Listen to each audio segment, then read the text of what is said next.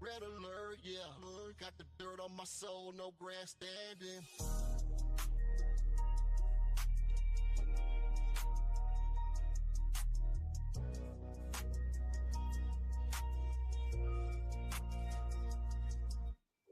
Yeah, in this thing.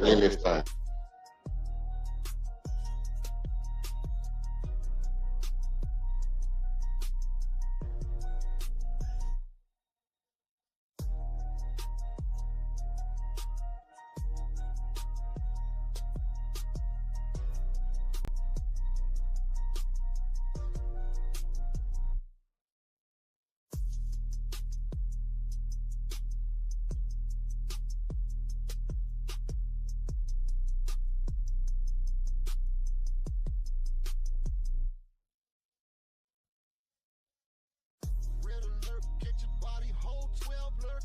If I shoot, I murk, get yourself so touched. Red alert, where the angels clutch heat, where the halos rust, and the ops rush, but the prayers ain't much. Red alert, get your body whole 12 alert. If I shoot, I murk, get yourself so touched. Red alert, where the angels clutch heat, where the halos rust, and the ops rush, but the prayers ain't much.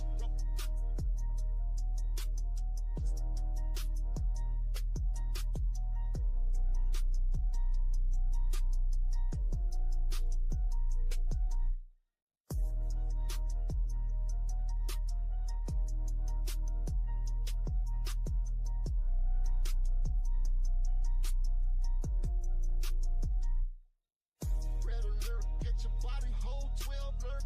If I shoot, I murk, get yourself so touched. Red alert, where the angels clutch heat, where the halos rust, and the ops rush, but the prayers ain't much. Red alert, get your body whole 12 alert. If I shoot, I murk, get yourself so touched. Red alert, where the angels clutch heat, where the halos rust, and the ops rush, but the prayers ain't much. Don't ask. Yeah.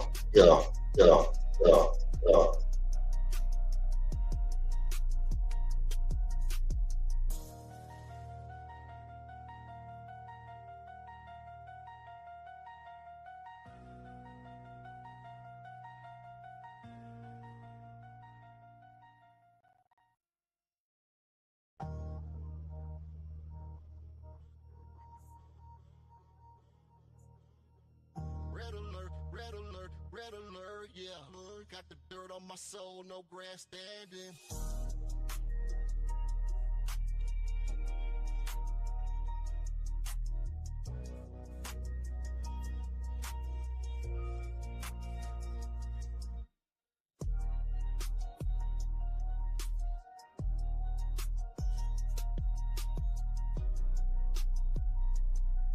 Okay. I don't know. Why am I headphones?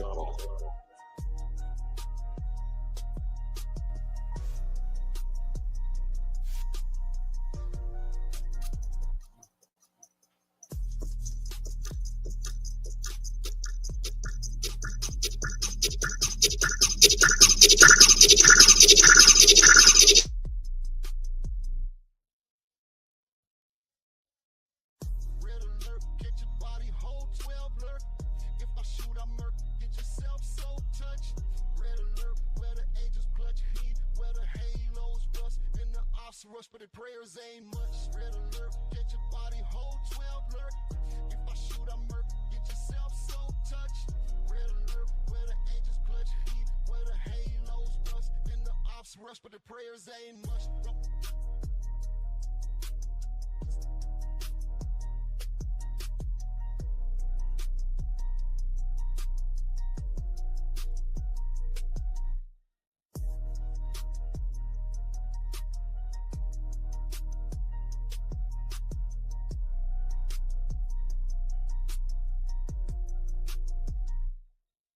Red alert, get your body whole 12 alert.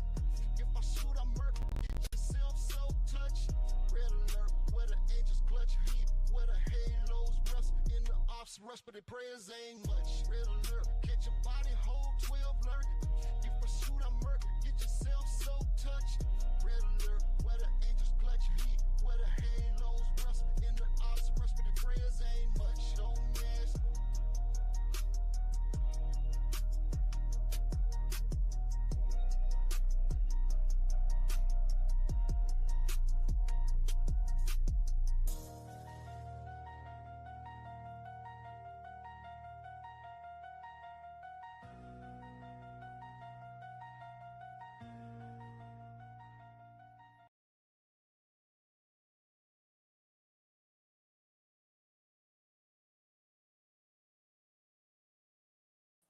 Okay. I don't know what that is. Let me see. Okay. You know what I sound like?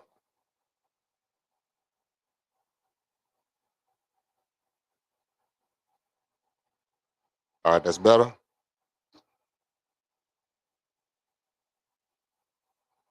That's better.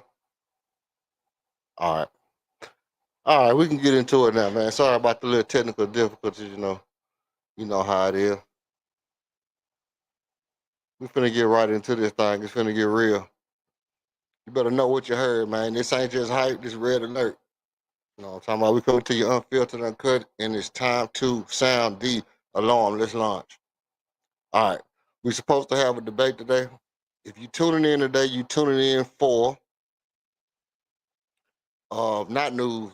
You tuning in for a hard hitting pause, um, back and forth, knockdown, drag out, if you will, debate from two top tier Houston Rocket enthusiasts.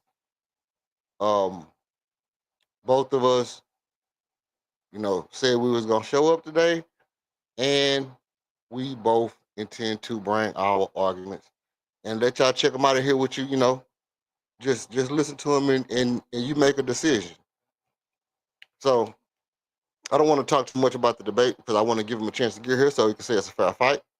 I don't want to prep nobody, but if he don't show up, then I'll just, I'll give y'all what it is. But so this where we at. While we waiting on the challenger, I'm I'm taking questions in the chat. If you got any questions about, what the debate format gonna be, any of that, I can chime into some of that. If you are, wondering just what we're gonna be debating about, it's in the titles in the topic. So feel free to chime in on what you think about it. If you have a preference, you can chime in. It's not gonna sway my argument any. I don't think it's gonna sway King's argument any. But so all this there. After the debate, if anybody wants to come up and tell what they think about the debate, or you know whatever the case may be, come up and talk about your own preference about the topic, then I'll probably open up the lines. If anybody want to come up, I'll probably open up the lines after the debate. So, um, yeah, man, we chilling, we waiting. You know what I'm saying? We holding on the challenger. He might be ducking. Sometimes you just gotta call him out before he pop up, so we know how that go. Um, but it's gonna be a fire debate. It's gonna be a fire debate. And I think overall, you know, yeah, there you go. I think overall um it's gonna be entertaining. It's gonna be informative, you know, and it's gonna be one for the ages.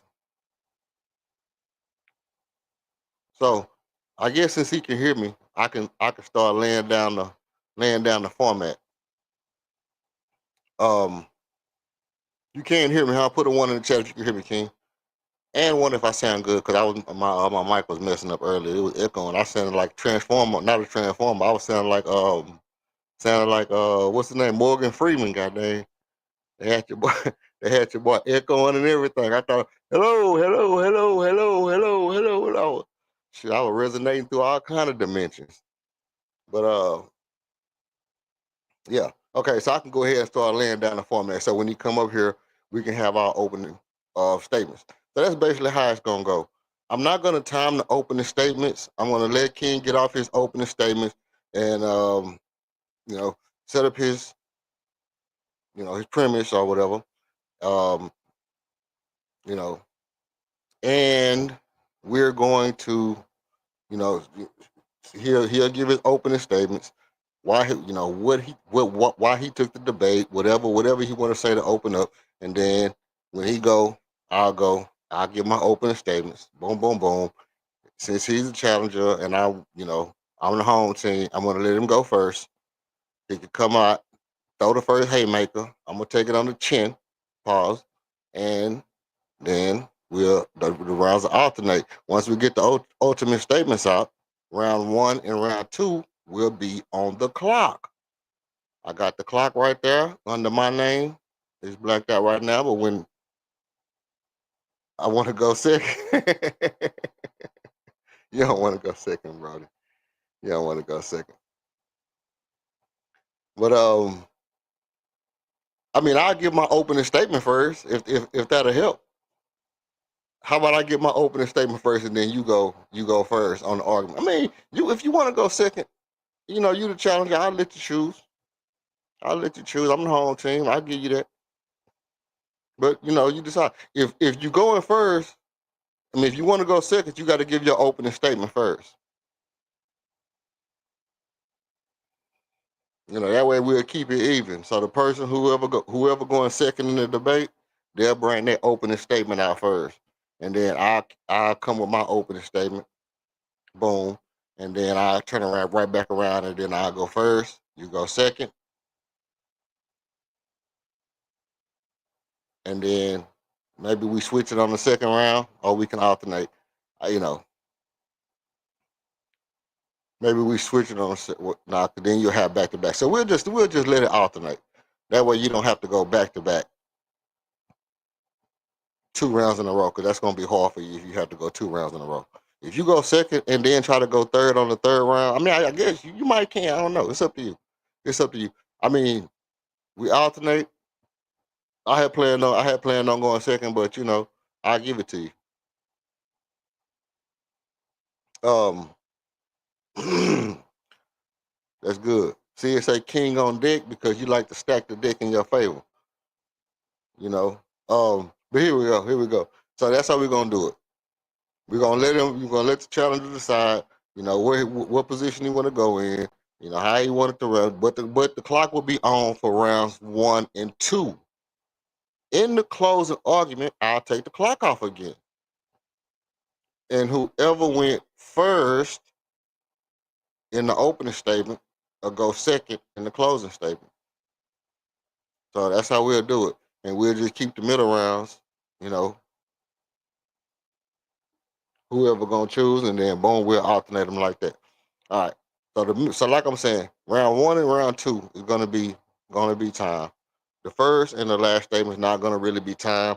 I don't think there's too much you can say without hurting yourself in this situation. So we're gonna just let it flow in those opening and closing statements. Also, what we kind of want to do is we kind of want to grade it on a scale. You know, I'm gonna try to look at it from a scale performance. You know what I mean? Um, your opening statement really not being judged, but then it'll be 3 rounds after that. First round, second round, and closing argument. It'll be 3 rounds. Boom. So that way we'll know somebody's gonna have less rounds than the other person who won the first round, who won the second round, you know, who won the third round. So that way we can kind of keep it judged.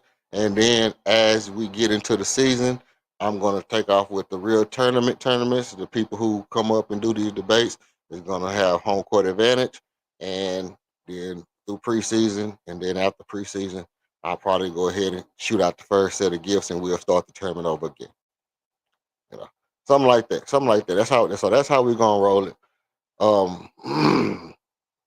Yeah, and it's gonna be fire. It's gonna be fire. He threw me off guard. I wasn't ready to go first. I mean, you know,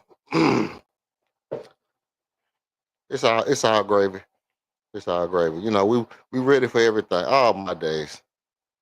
Money done changed up the logo on me. What it do, King? Then what it do, man? Can I hear you? You saying something? I can't hear you at all. Yeah, you can't hear me? Yo, yo, yo. Yo, yo, yo. Okay, I can hear you. You saying something? Nah, it's an echo though. It's echo on your side. Nah, I just hear you echoing. What about that? You hear me echoing now? No. That's crazy. There's something about. Let me see something. What about that? Say something now. Yo, yo, I'm yo. super loud. I already know that. I don't know why it's doing that. But are we both echoing? Because I can't hear him at all. Hold on, let me see if I can. Now it's something on my end. Because when I turn you up, all of a sudden I start echoing.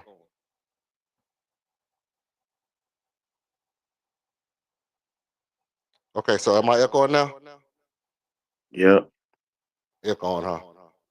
Yeah. What's up, impressive? Let me see how to fix this. Um, crazy work right here. Let's see.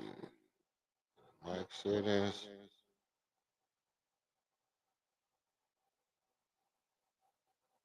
Mic volume. Reduce mic background.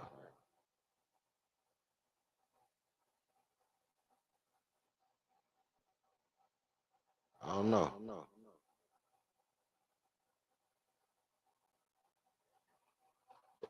Turn that off. Okay, what I sound like now? Echoing still. Yeah. Yeah, bad.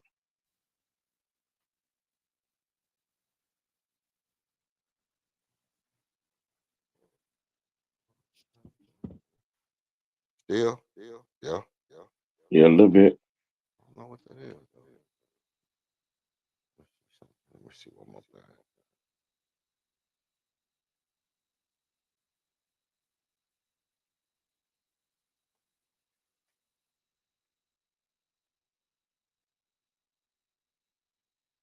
Let me see something.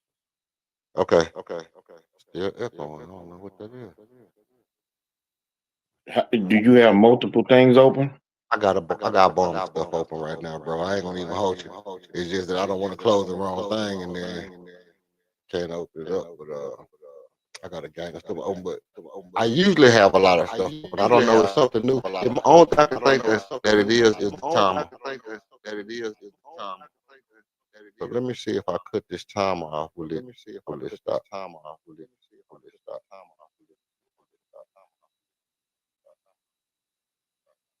Let's see. Let's see. Mic check. Mic check. Mic check. Mic check. Still going. Still going. Still going. Yeah, damn, sound like you in a cave where that shit going.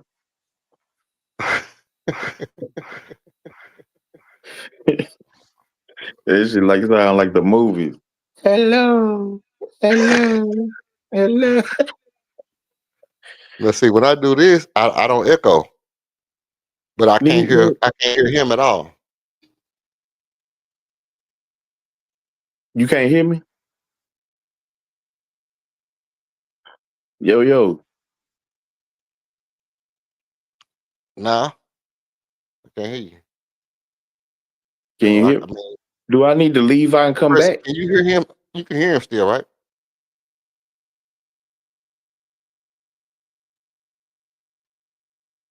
I don't know if it's you, bro. I think it's on my end, really, to be honest. I think it's on my end.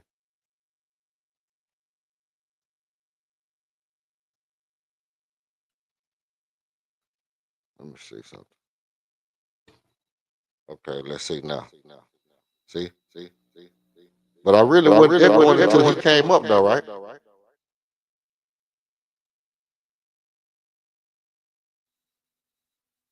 Because that's my back. Okay, I know what to do. I got it. I know what I got to do.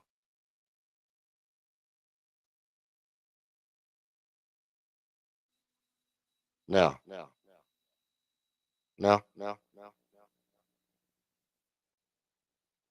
No, you still got to echo.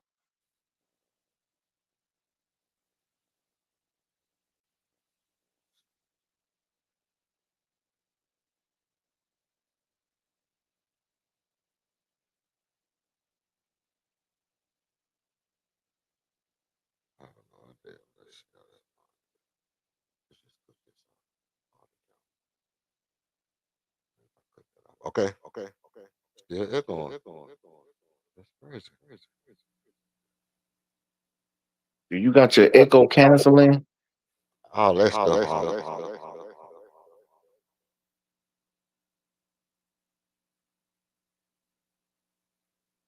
Let me try this. Let me try one more time. Okay.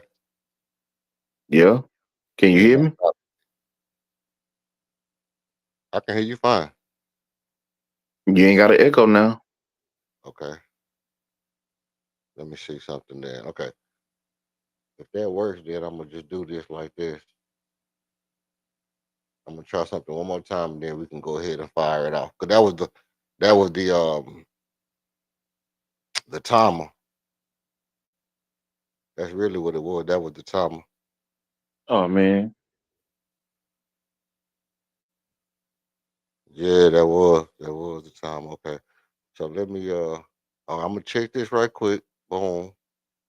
And then if I don't, I think I got it figured out what's wrong, how to fix that.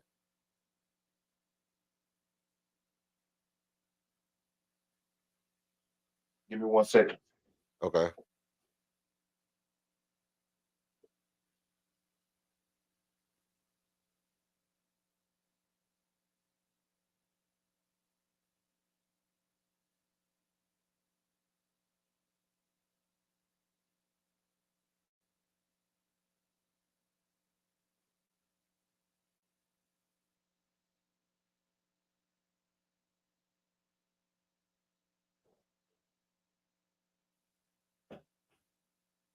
All right. Okay. Um, let me see. Boom. So as of right now, it's still an echo on. So when I go here,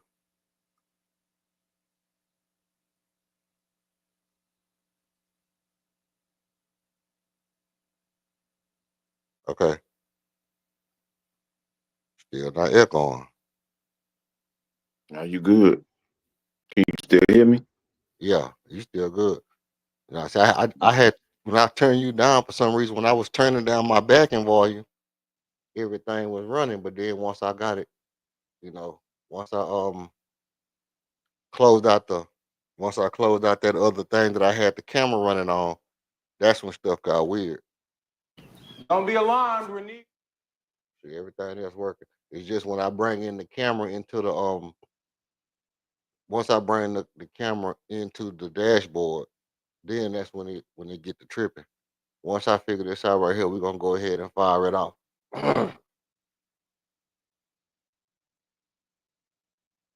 Which I had did some little testing on it, but I never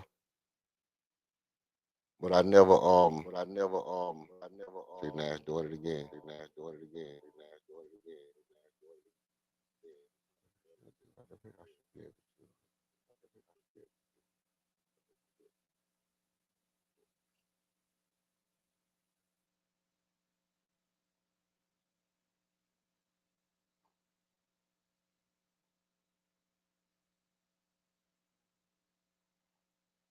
Mic check. Okay. All right. All right.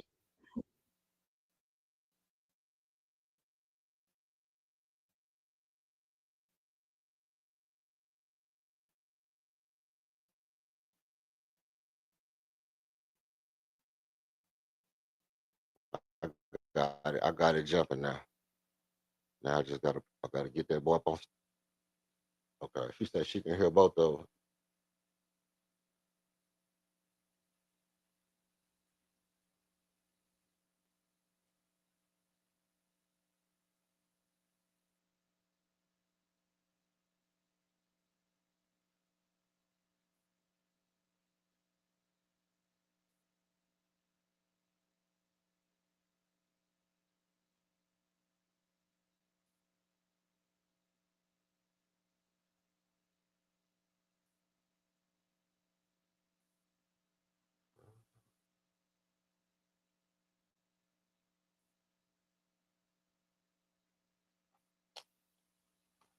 Somebody texted me right now.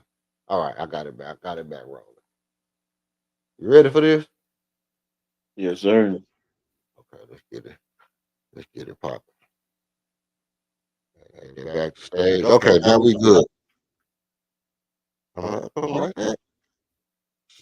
Okay. All right. Now we straight. Okay. So we can get into it. Now, how you said you want to do this? You gonna take the opening statements, and then I'm gonna start the debate first. That's how we gonna roll. Right on. So, all right, we're gonna get into it. Anybody in the chat, let us know. Ones if we sound good. Twos if you hear anything glitchy. You feel free to chime in on the conversation. We won't be stopping and taking questions at the end. We will take questions from the chat and take off, King, whenever you're ready. Salute to the host, first of all. Salute to the chat. I welcome y'all to this public execution, to this public beheading. The argument, the debate that I will be squashing on EF's channel, on this great platform, is that James the Beard Harden is without question, without a doubt, the second best player in the franchise history of the Houston Rockets. I'll show that by stats. I'll show that by accolades. I'll show that by pure performances. Anything less would be uncivilized. There's only one person who comes close to James Harden in this argument, in this debate, and that's the late, great Moses Malone. Moses Malone's stats don't hold a candle to James Harden. He didn't spend enough years in the foxhole to be able to compete with James Harden for that title neither.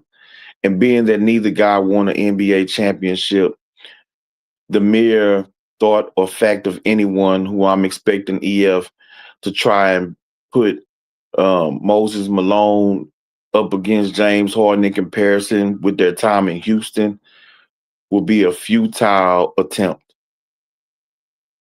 That's all I got.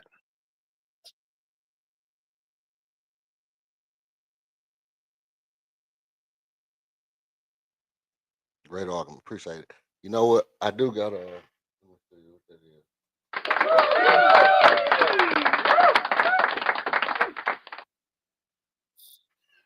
Okay, let's get down to the nitty gritty. I do think what we have is we have somewhat of a controversy between ranking players in sports in the NBA and in Houston Rocket culture because of the fact that we are in the idea era. We're in the era of enlightenment. I think it's more to be said about what it takes to be the best of something or the best of some people's desires or the best of some people's fandomship. When it comes to the point of being the best of a franchise or the second best of a franchise, I think it goes more to the legacy. What defines greatness? What defines greatness? And so, what I want to do is, I think it's important that we look at how can you call somebody the best or greatest of something, and if he is the best, does that make him the greatest? And if he's not considered the greatest or the second greatest, then can we look at, you know, is it clear that he's the best? So this is the argument that I really want you to pay attention to. Is it clear that he's the best if he's not the second greatest? If there's an argument about his greatness overall to where we can look at it and say it's not clear that he's the second greatest, then it's not clear that he's the second best. That's my argument. Okay, that's where we at now. So since I'm up first, I'm gonna hit the timer and I'm gonna get right into it. Let me share my screen. because then once I hit the timer, I want to go ahead and get it to pop.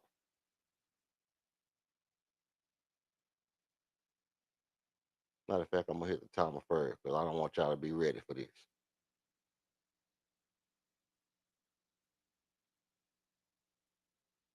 All right.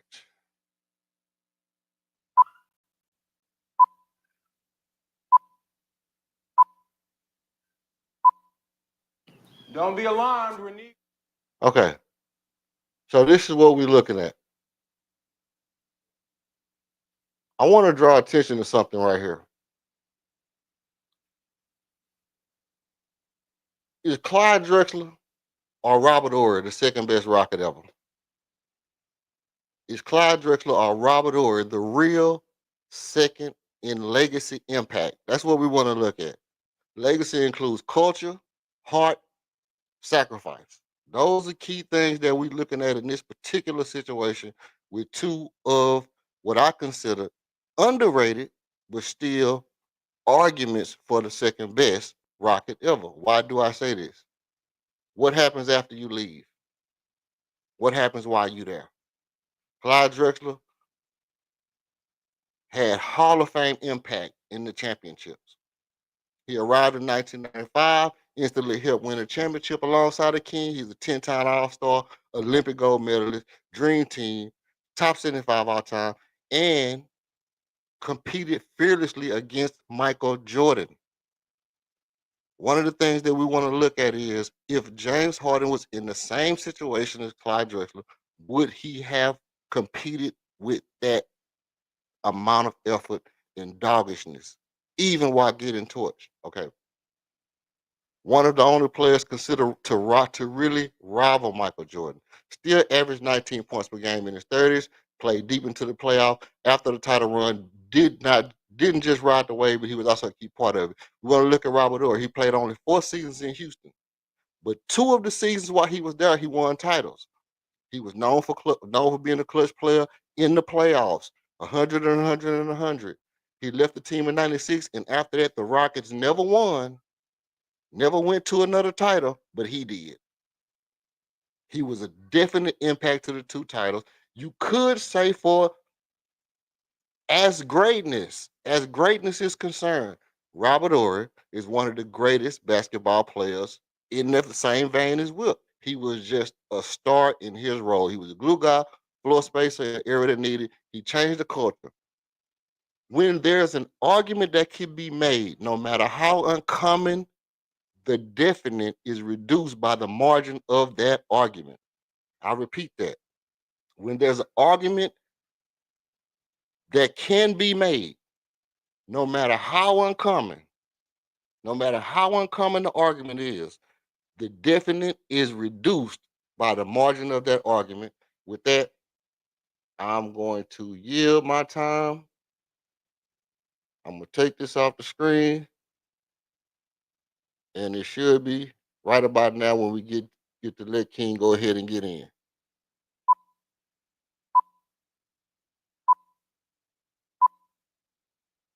Don't be alarmed.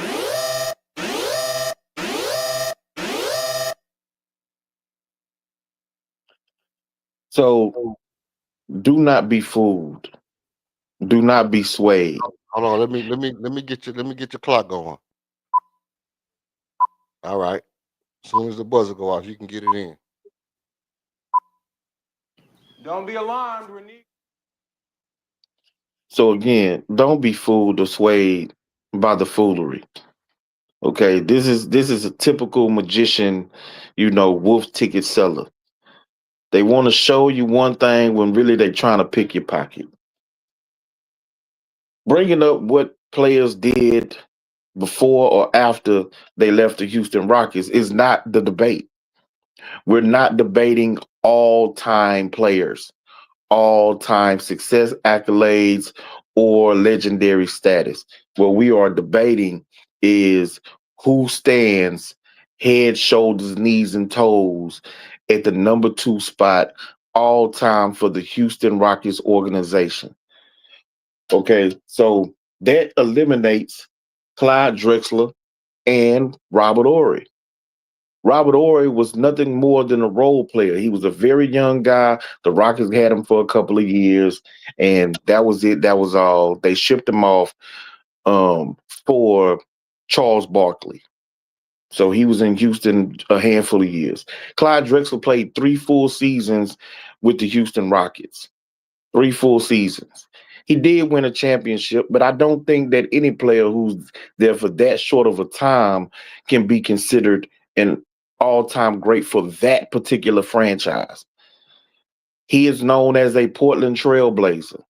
That's where he did his most damage. That's where all his numbers was. He was in Houston 3 years. He never scored more than 20 points a game his entire time in Houston.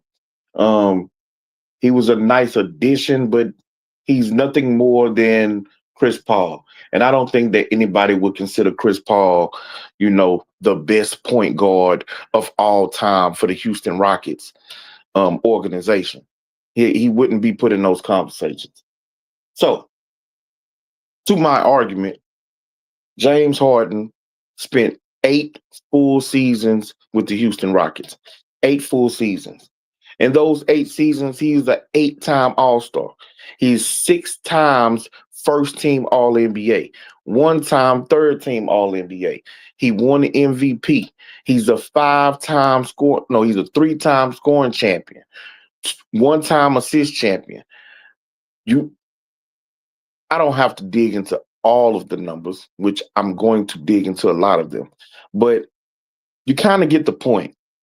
When you compare James Harden, his time in Houston, the amount of numbers that he put up, the games that he won almost 400 games, 391 games to 200 losses.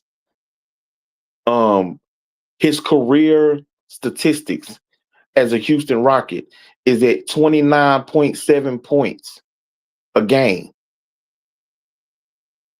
All time, that is number one.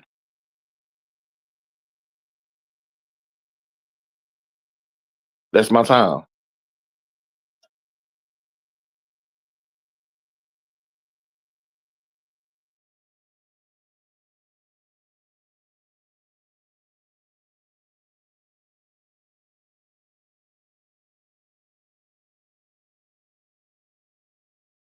Okay. Let me hit my joints, and then I'm gonna go ahead and I'm gonna kick though.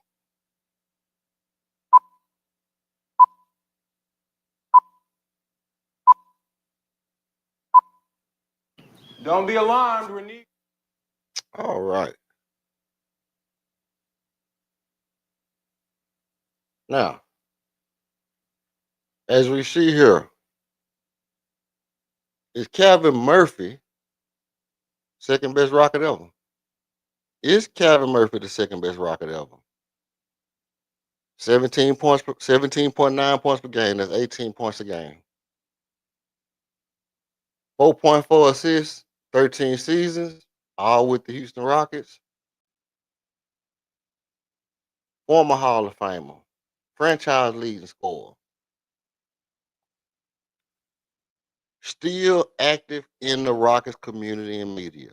Ultimate loyalty, ultimate team player, ambassador, career free throws 89.2, among the all-time leaders in free throws, including James Harden. Rockets all-time leader in games played. Rockets all-time leader in games played. Okay. Kevin Murphy scored 57 points versus New York in 1978.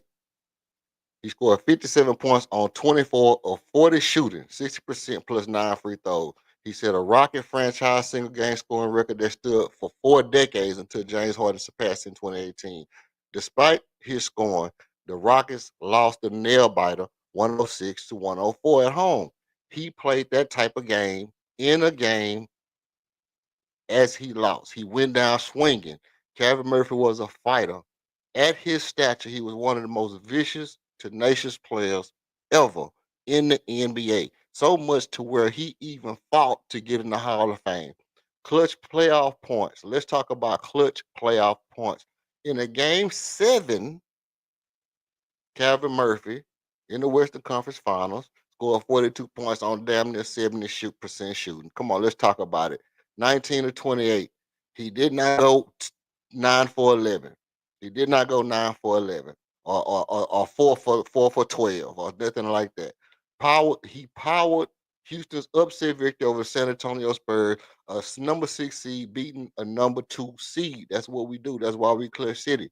Finished 105 to 100, sending the Rockets to their very first NBA Finals. NBA Finals. Let's talk about what that word means, NBA Finals. This remains one of the most iconic elimination games performances in Rockets history. Peak efficiency, performance versus Atlanta Hawks, 38 points, 3 steals, had no turnovers, giving him a career high game score 49.1. All right. Boom. My core claim is that the greatest teams in history are always they stay loyal, either by spending their whole Don't be career one alarmed. team or leaving when it's best interest of the team. All right, boom. Now I spent a little extra on Calvin Murphy. I could have went on ahead and chopped it up. Let's get back over here.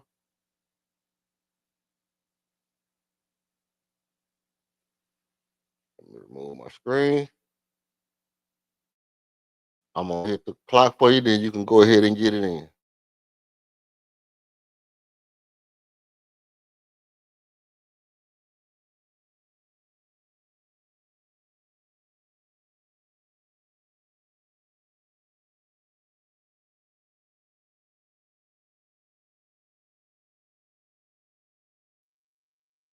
Okay, well I seen go. So I kind of spoke on this a couple of days ago. So, it's predictable. Um, he would try to tap into people's emotions as opposed to sticking to the facts of the argument. So, all time as a Rockets player, um, just overall, James Harden for the franchise is second all time in points. He's seventh all time in rebounds. He's first all time in assists. He's sixth all time in steals. He's eighth all time in blocks. He's first all time in 3-pointers made. In a per game stats, points per game, first. Rebounds, 40th. Assists, second. Steals, sixth. Blocks, 40th. 3-pointers, first. In the playoff stats, per game, first. Rebounds, 38th. Assists, second. Steals, third. Blocks, 31st. 3-pointers made, second. And so the first one, total stats, just as a Rockets player, he's second in the playoffs all time. Playoff points scored. He's second all time. He's first all time in assists. He's second all time in steals. He's first all time in 3-pointers made. Overall, regular season, he's first in free throws made, first in 3-pointers made, first in 3-pointers attempted, second in free throws attempted. He's sixth in games played, first all time in 40-plus point games with 98, first all time with 50-plus point games with 23, first all time with 60-point-plus games with 4. James Harden's numbers and fingerprints is all over this organization. He still has the Harden Day routinely, annually in the city of H-Town, even though he's no longer with the Rockets and haven't been with the Rockets for about 4 years. He still has his impact within the community. His jersey is going to be raised into the rafters. He's a first ballot Hall of Famer.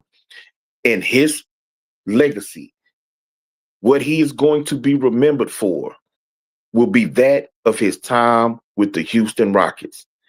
With far less talent, never playing with another superstar in a prime, right, in the Western Conference.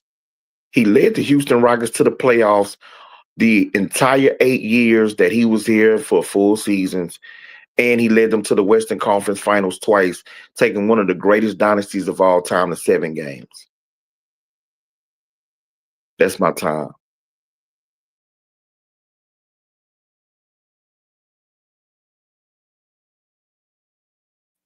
All right, like I said before, great. Yo, hey, look, it's fire. The fire smoking up in here. We getting it warmed up. This how we finna do. We finna do the closing round. King took the opening round first, so I'm gonna do the closing round first. We're gonna keep it going like it is, and then he gonna go ahead and give you the closing round argument, and then after that, we'll take questions from the chat. We'll do some little sparring back and forth, you know, and we gonna chop it up. And then what we gonna do, you know what I'm saying, after we do this right here, we're just going through our regular show unless King got something to do, and then we'll come back and do a review on this right here, on another stream. So I wanna, you know what I'm saying, I wanna come back and do a review where we can pull it up and then we can talk about it at face value. Okay. So this round the clock not gonna be going. So this what I'm gonna do. I'm still gonna keep it kind of brief. I ain't gonna drag y'all along too much because this is a simple argument, bro. This is a simple argument, Brody. Look at this. King said out the gate. King said it out the gate. That there's an argument that Moses Malone could be the second greatest Rocket ever. He said it out the gate. He made the argument for us, people. We don't even have to question whether there's an argument because my challenger told y'all that there was an argument. He brought that to the debate. He said, hey, look, listen, y'all, I'm finna argue something that I already know is wrong. He gave y'all the argument. Listen, why do I say this? Because what we're talking about is it clear? Like, why do people crown somebody the greatest of something just because they just to say something out their mouth? Is greatness defined by just skill set, or is loyalty a defining trait of greatness? Legacy is more than just stats, it's culture, impact, identity. All that matters as much as just the statistics. What my man's is trying to do, my man's is trying to overload y'all with numbers. This ain't Scientology, bro. We don't do all the numbers. We not 5%ers. We not know none of that, bro. This ain't a algorithm. We is fanatics. We want to know about the legacy. We want to know about the loyalty. We want to know about the commitment, the passion, what it is that makes you you. Moses Malone began his prime in Houston. 2 MVPs, 17, 18 rebounds a game. I don't even have to go through the stats. The reason why the stats is here, because I knew he was going to bring up Moses Malone to try to deter you from the fact that there's an argument. So he wanted to shoot the argument down first. Let me get this off the screen so we can knock this out and get y'all out the way, man. We're going to go ahead and let y'all get on about your day.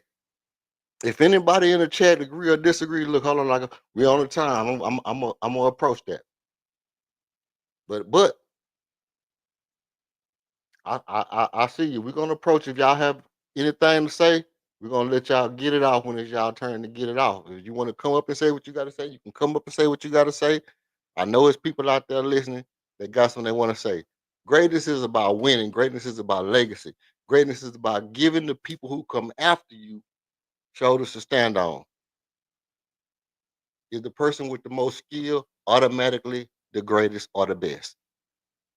If Kyrie Irving is widely regarded as the most skilled point guard ever, is he the greatest Cavalier? Is he the best Celtic? Is he the greatest Net, the New Jersey, Brooklyn Net, or Maverick? Have we gotten to the point today to where Lamar Jackson is going to be compared above the greats in Baltimore? We even have to ask because today we are forced to define and redefine what greatness is. Look, I'm gonna be honest. I'm gonna be honest with y'all. I want to be clear. James Harden is great or was great, but does he exemplify greatness? Only reason I only ask is because it's not clear. It's not clear that Harden has the greatest heart. It's not clear that Harden made the greatest sacrifice. It's not clear that Harden showed the greatest dedication or loyalty. Is it clear to you? Is it clear to you? Is it clear to you? Nobody can say it's clear. Because as for me, as a Rockets fan, somebody who remember the losses, shortcomings, playoff heartbreaks, the way he left, even if he intended on coming back, it's not clear it was for the team. It's not even clear it was the best thing for the team.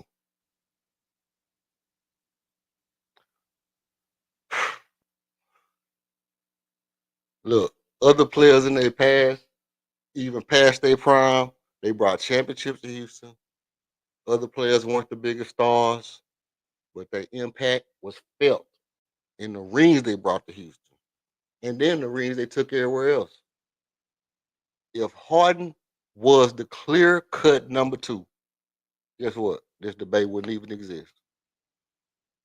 Debate wouldn't even exist. He would have never brought up Moses Malone. The debate would have never even exist. The fact that we having a debate says everything. The only thing I can say I'm clear, the only thing I can say I'm clear of, the only thing I can say that is absolutely clear to me is that Harden should be considered for the second best. He should be considered for the second best Houston Rocket of all time. But the second greatest is out the question. The second greatest is out the question. That's a title that I still reserve for high standards. I yield.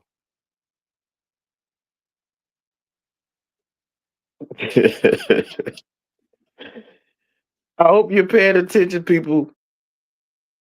Do not let this man near you. On Malcolm X, there was a scene right before he died. A dude stand up and say, "Take your hands out of my pocket."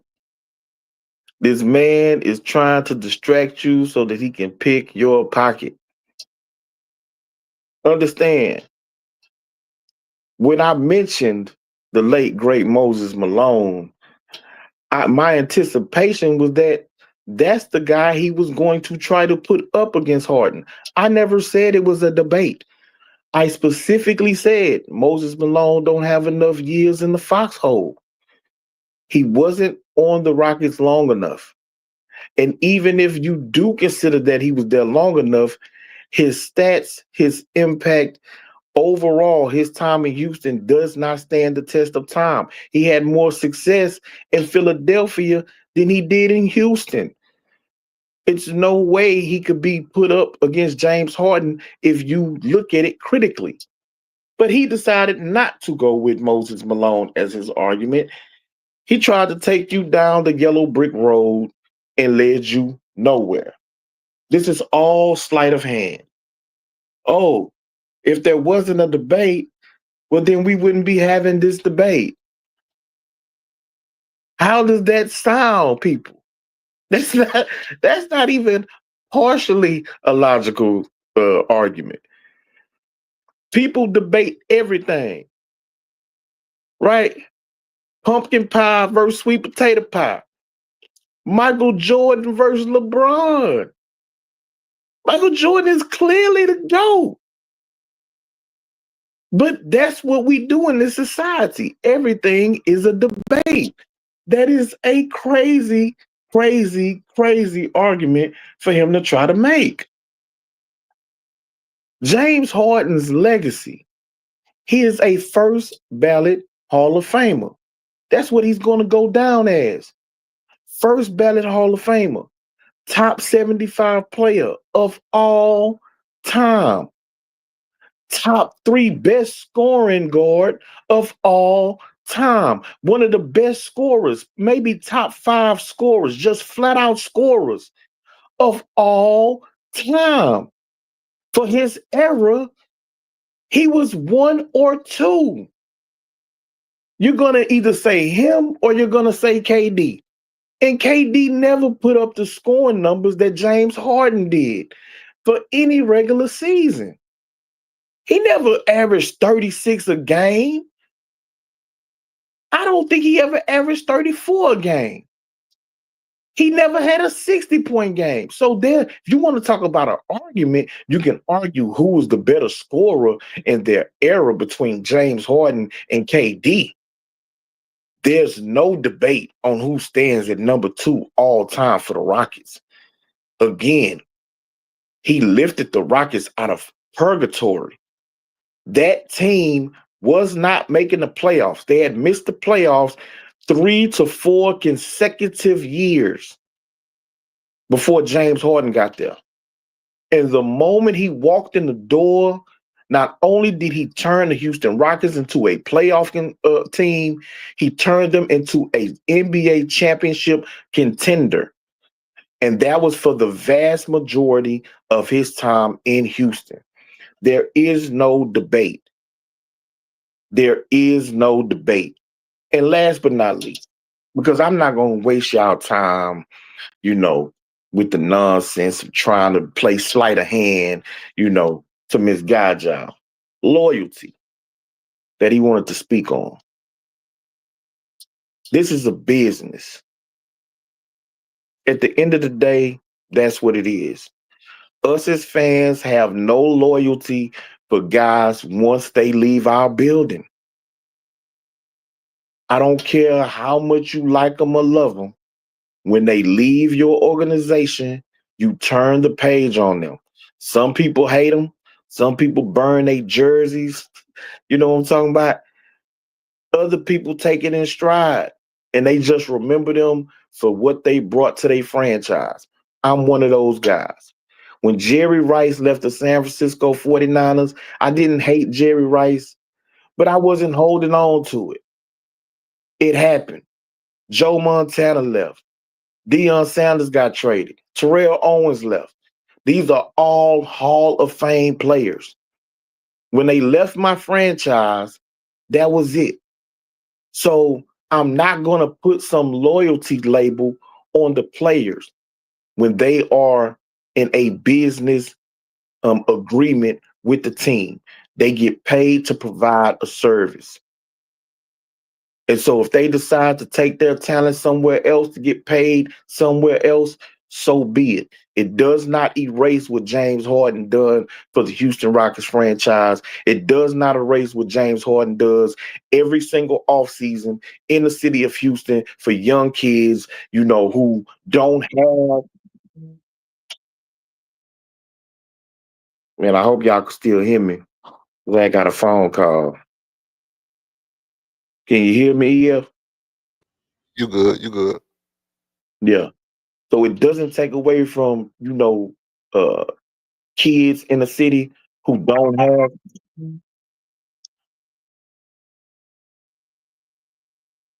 from kids in the city who don't have or for the opportunities with his camps that he helped those kids try to learn fundamentals of basketball.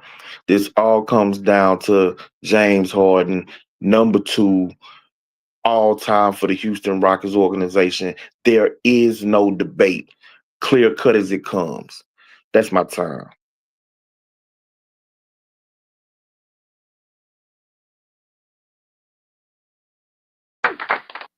All right. That was a good one. That was a good one. You had me over here rolling, bro. I'm over here dying. Okay, let's get into some of the comments. We're gonna go up a little bit. Matter of fact, let's start from right here. We'll go up.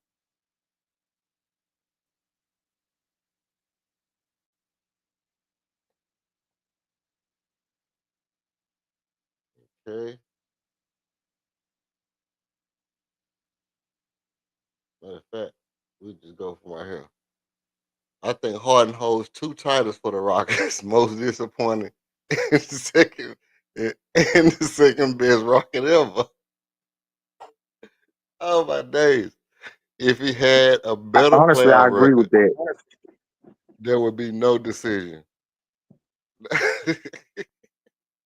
Okay, we sounding good. Okay, bet. Appreciate your impressive voice.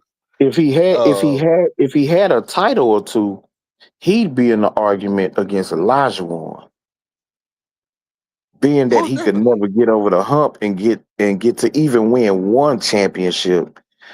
That kind of hurt him. That killed any debate for him being in an argument with Elijah Warren. If he'd have got over the hump, and I'll give you this, I'll concede this, that I feel like Harden's intention when he left was to leave, go chase the title, and come back to Houston. I think he'll still come back to Houston, but I think that was from a I love Houston as the city place and a little bit of a selfish place, as in I want to go have my cake, eat it too, which I love having my cake and eat it too. I think that's the stupidest statement ever. That's the most cliche, dumb shit I ever heard in my life. But I think that was his kind of idea is that I'm going to leave. I'm going to go over here, do this with my boys.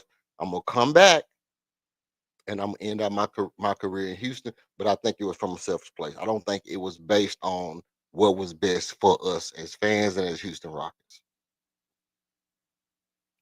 Um, But at the time, the roster was kind of messed off, and so once Russell wanted to be traded, well, then it wasn't no need for him to stay.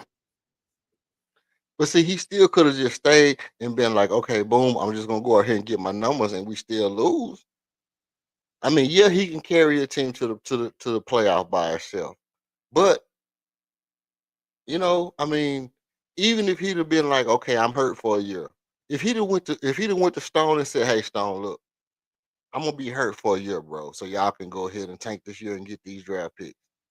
I don't think nobody would have had a problem with that. But I don't have a problem with him going to New Jersey or to Brooklyn to go play with KD and Kyrie and thinking that he was going to come back. My argument is, if he didn't come back, it was a reason. Tell the people the reason why he didn't come back. Keep it a bean. Ma didn't want Thank you.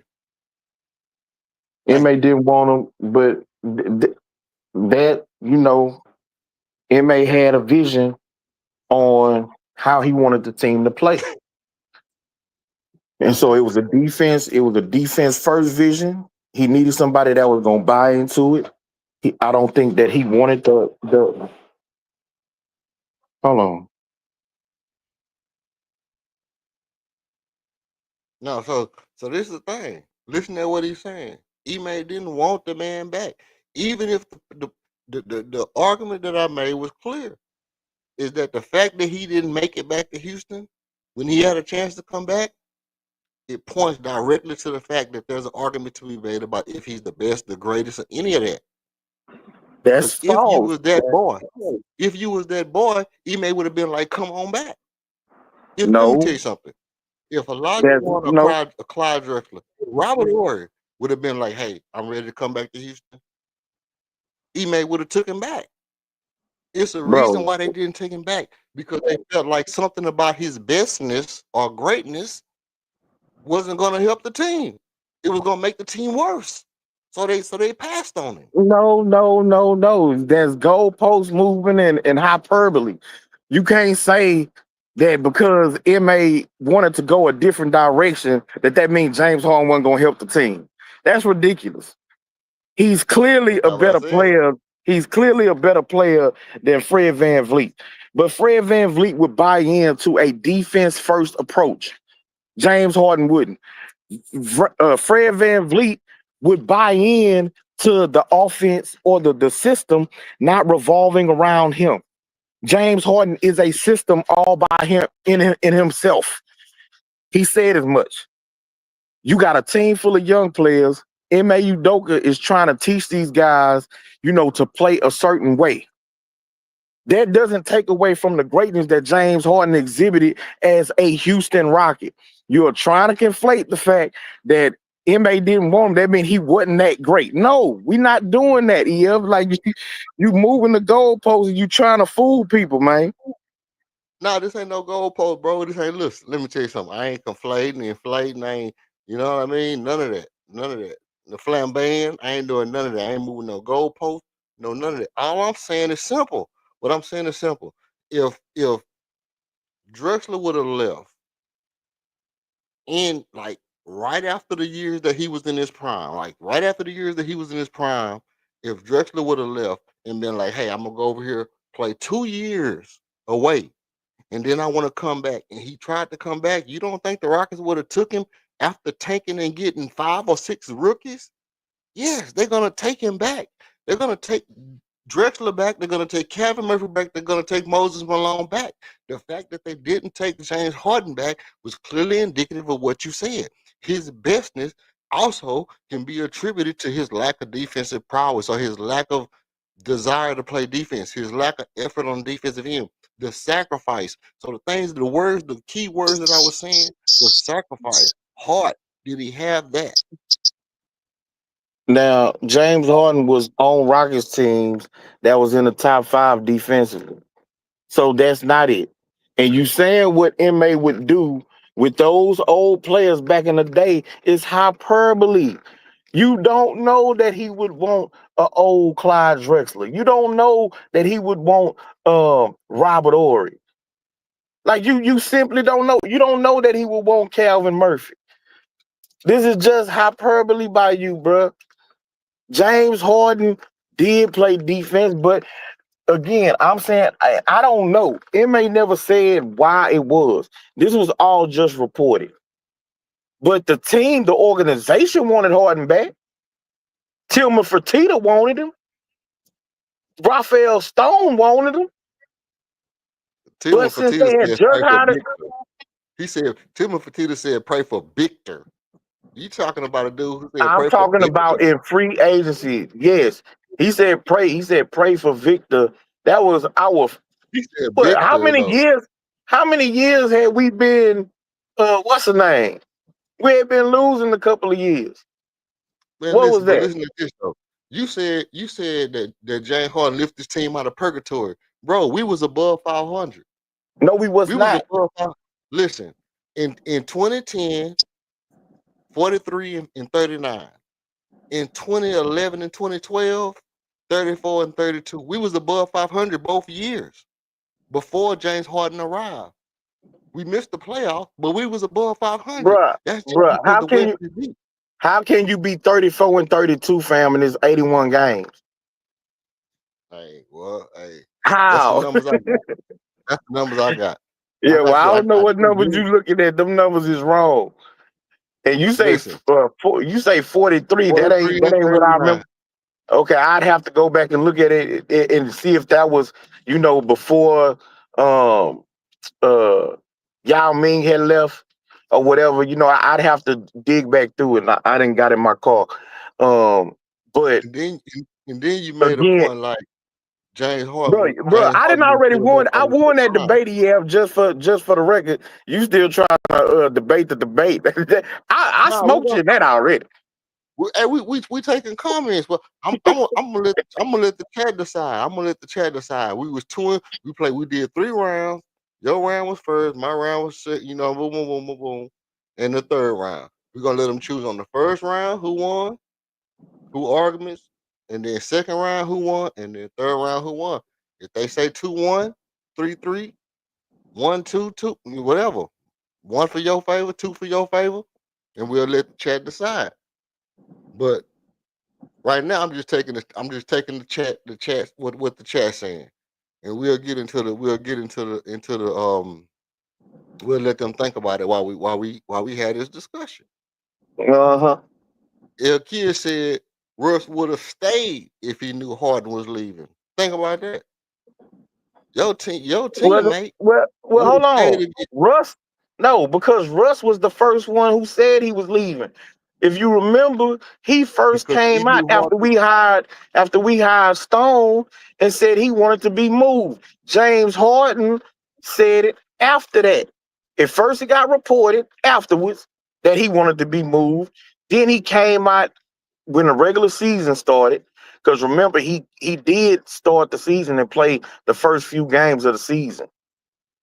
And then after a loss, he said that the team wasn't good enough. That No, he no, wanted to be moved. Yeah, that's what he said. no. You're right, but I'm saying, look. But what the comment is saying that basically what I'm reading from the comment is, if James Harden was so the best, and now we got to look at the best from an ebonic standpoint. We the best music. If James Harden was we the best music, would Russ have left? You on the team. You on the team. I'm on your team right now, King. Right now. If I ain't cold on this debate shit, and you be like, "Hey man, you know what? I'm gonna go ahead and get up out of here because EF ain't keeping it. You know, he ain't what it is on this thing. I got to look at myself as not being what it is. That's what the What? comment is saying. The comment is saying that King wanted to leave because I'm still here hosting the show and I'm doing my thing on this debate thing. And so you want to leave. If Russ said, "Hey, look, I want to bounce because Harden is there. Harden is on the team. Harden is the leader of the team." If he'd have knew that Harden was gonna leave, Russ would have said, "Hey, now I'm gonna go ahead and chill. I'm gonna stay here." Okay, so I thought the message said that Russ left because James Harden left. No, Russ left That if because James Harden would Harden. have stayed, then Russ would have stayed. Now he's saying Russ No, I'm would have saying read the stayed. comment. Read the comment exactly what the comments say. Russ would have stayed if he knew Harden was going to leave. If he knew if he knew Harden was gonna leave. Okay, so why in the hell would the Rockets want to trade out Harden for Russ? It ain't want to. Is that your I your know, but that is player? a dumbass, bro. That's a dumbass comment. No, the Russ comment would have is stayed. Russ would have stayed if he would have knew Harden was gonna leave. yeah, So why yeah. in God's name would the Rockets ever want Russ to stay and let Harden leave? Because if Harden was gonna leave, if Harden said, "Hey, look, I'm going to Brooklyn, go play with KD and Kyrie," and then Russ was like, "Oh shit, hey, well since he's leaving, I might as well stay then." Because the only reason I'm leaving is because he's here. Is what the Bro, comment is saying. The comment okay. is saying Russ is leaving because James Harden is there. Okay, so I disagree with such an idiotic statement. Not only from the team aspect, but Russ only got his way to Houston because of James Harden. Him and James Harden was homeboys. They was friends. They had already played together before. The reason why Chris Paul got shipped out for Russ was because Harden wanted him there. They had already played with each other before. It's not like Russ got to Houston and was coming off the bench or nothing like that. Remember, they shipped out Clint Capella to appease Russ because he could not perform with a big man in the paint. So you telling me that the dude who brought you over, that you didn't play with for 3 years, y'all got all the way to the NBA Finals, y'all can't play together?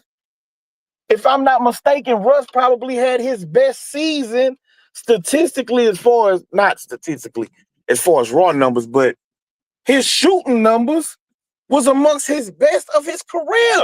He was playing center. He was He was playing playing, that's center. right, but he was playing next to James Harden.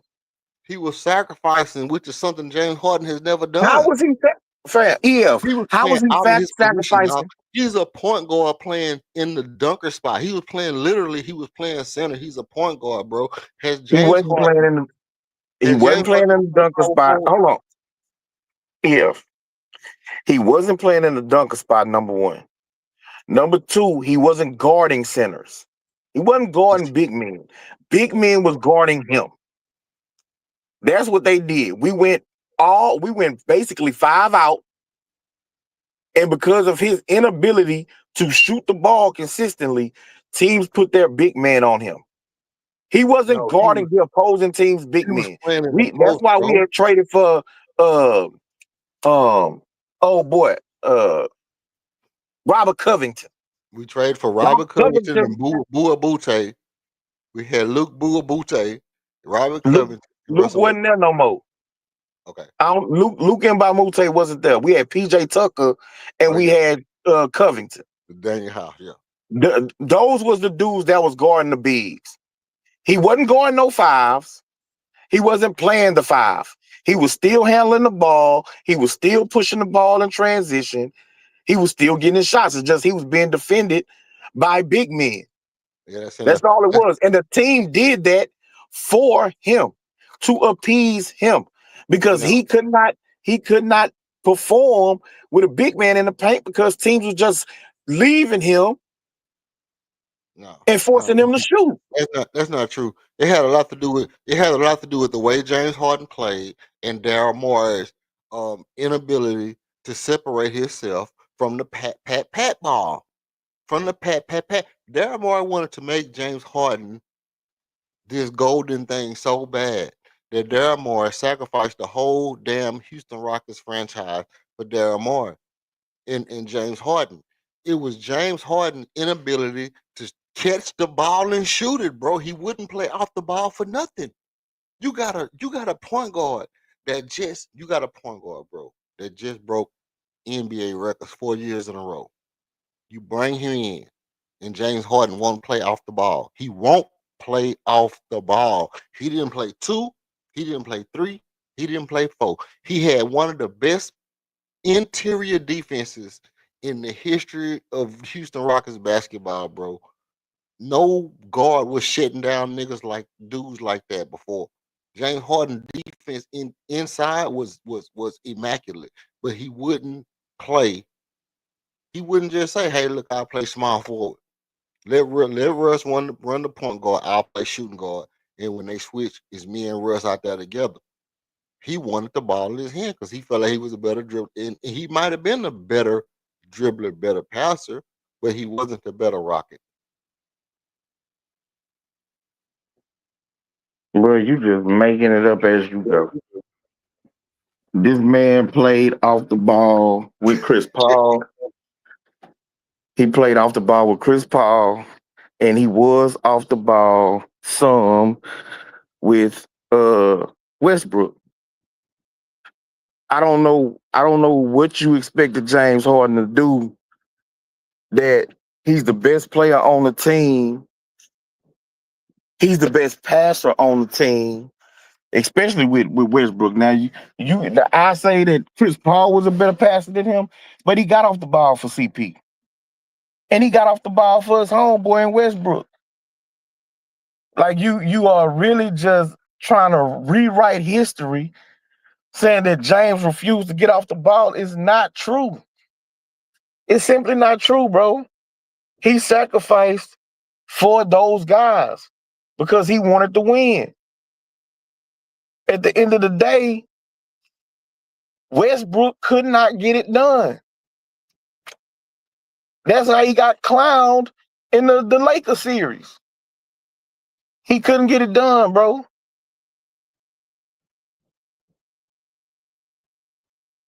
He ain't ever been able to get it done, no matter Okay, where he's okay, been. okay. Look, okay, if you're still in the chat, we're not gonna keep y'all up all night. What we want y'all to do is y'all done heard some of the little back and forth. We're gonna still get into some. If y'all want to stay, y'all don't have to leave. We're not gonna shut it down right now. What I want y'all to do is I want y'all to think about not the open argument, but yeah, the opening argument, but the opening argument as in what was it that we said we came here to prove? He said what he came here to prove. He made a very compelling argument that is clear cut. It nothing got to do with nothing about arguing this point about James Harden. My stance was the exact opposite. That there is holistically and callously, I believe there's an argument to be made about whether James Harden is the best. How can you be the best if you're not the greatest? That was my argument.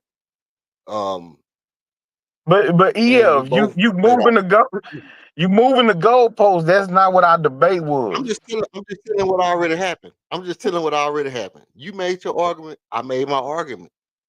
Now, what I want the people to do is this. I want the people to say, based off of his what he said his premise was going to be, based off of what I said my premise was going to be, we want to rank the arguments. Whose first round won? Who proved their point in the first round?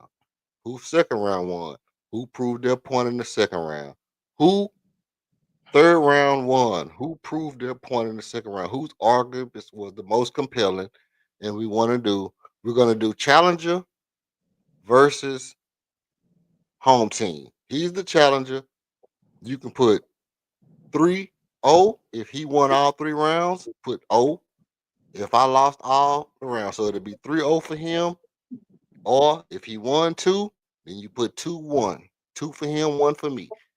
If he won 1, you put 1 for him, 2 for me. And we're gonna base it on the first, second, and third rounds. How do y'all feel like we did in this debate? Now, while y'all do that, drop that in the chat. You can put 1, 1, 2, 1, 3-0, whatever. Put that in the chat, and then we're gonna continue to look over the comments and what the chat is saying. Um, this comment in particular right here says Silas was still there when Harden left. Silas was still there when Harden left. Now, I'll take off on this right here. I believe Harden left because they got Silas. I believe Harden left because they got Silas, which I think was a punk move. That was a punk move. That's one of the things that I dislike about Harden the most, because Silas had a chance to be the person to help this young brother have an all-star player coming into the league. Now the white coaches, they get all-star players when they come in the league. And we talk about, you know, social injustice and the system is against us and woody wop. But Harden had the opportunity in himself to say, you know what, this young black man finna get a coaching job. He's coming in. I'm gonna stay here to help this young black man succeed. This is something that I feel like the majority. I think this is the thing that bothered the majority of the core Houston Rockets fans that I talked to, is that when Silas came in, Harden could have stayed there and exalted him to the level he was supposed to be at, because Mark Jackson had them guys and lifted them up, and then they kicked them out. Harden had the chance to be there while this dude was coming up early and could have been there to help him. Hey, look, like I said before, they drafted Jason Tate. You put Jason Tate and James Harden on the same team, you got your scorer, now you got your defender, somebody that, and we still had a good team, because just like all the rest of the teams, we was above 500. And Harden chose to leave because he didn't feel like we had to. Harden left because Russell Westbrook was there. Russell Westbrook say, well, y'all, you gonna leave? I'm gonna go ahead and leave. And then if Harden would have been like, okay, man, this new coach coming in, I'm gonna go ahead and stay. I'm gonna go ahead and stay to help this young coach out. That would have been, to me, the greatness that we look for in the Houston Rockets. Take off.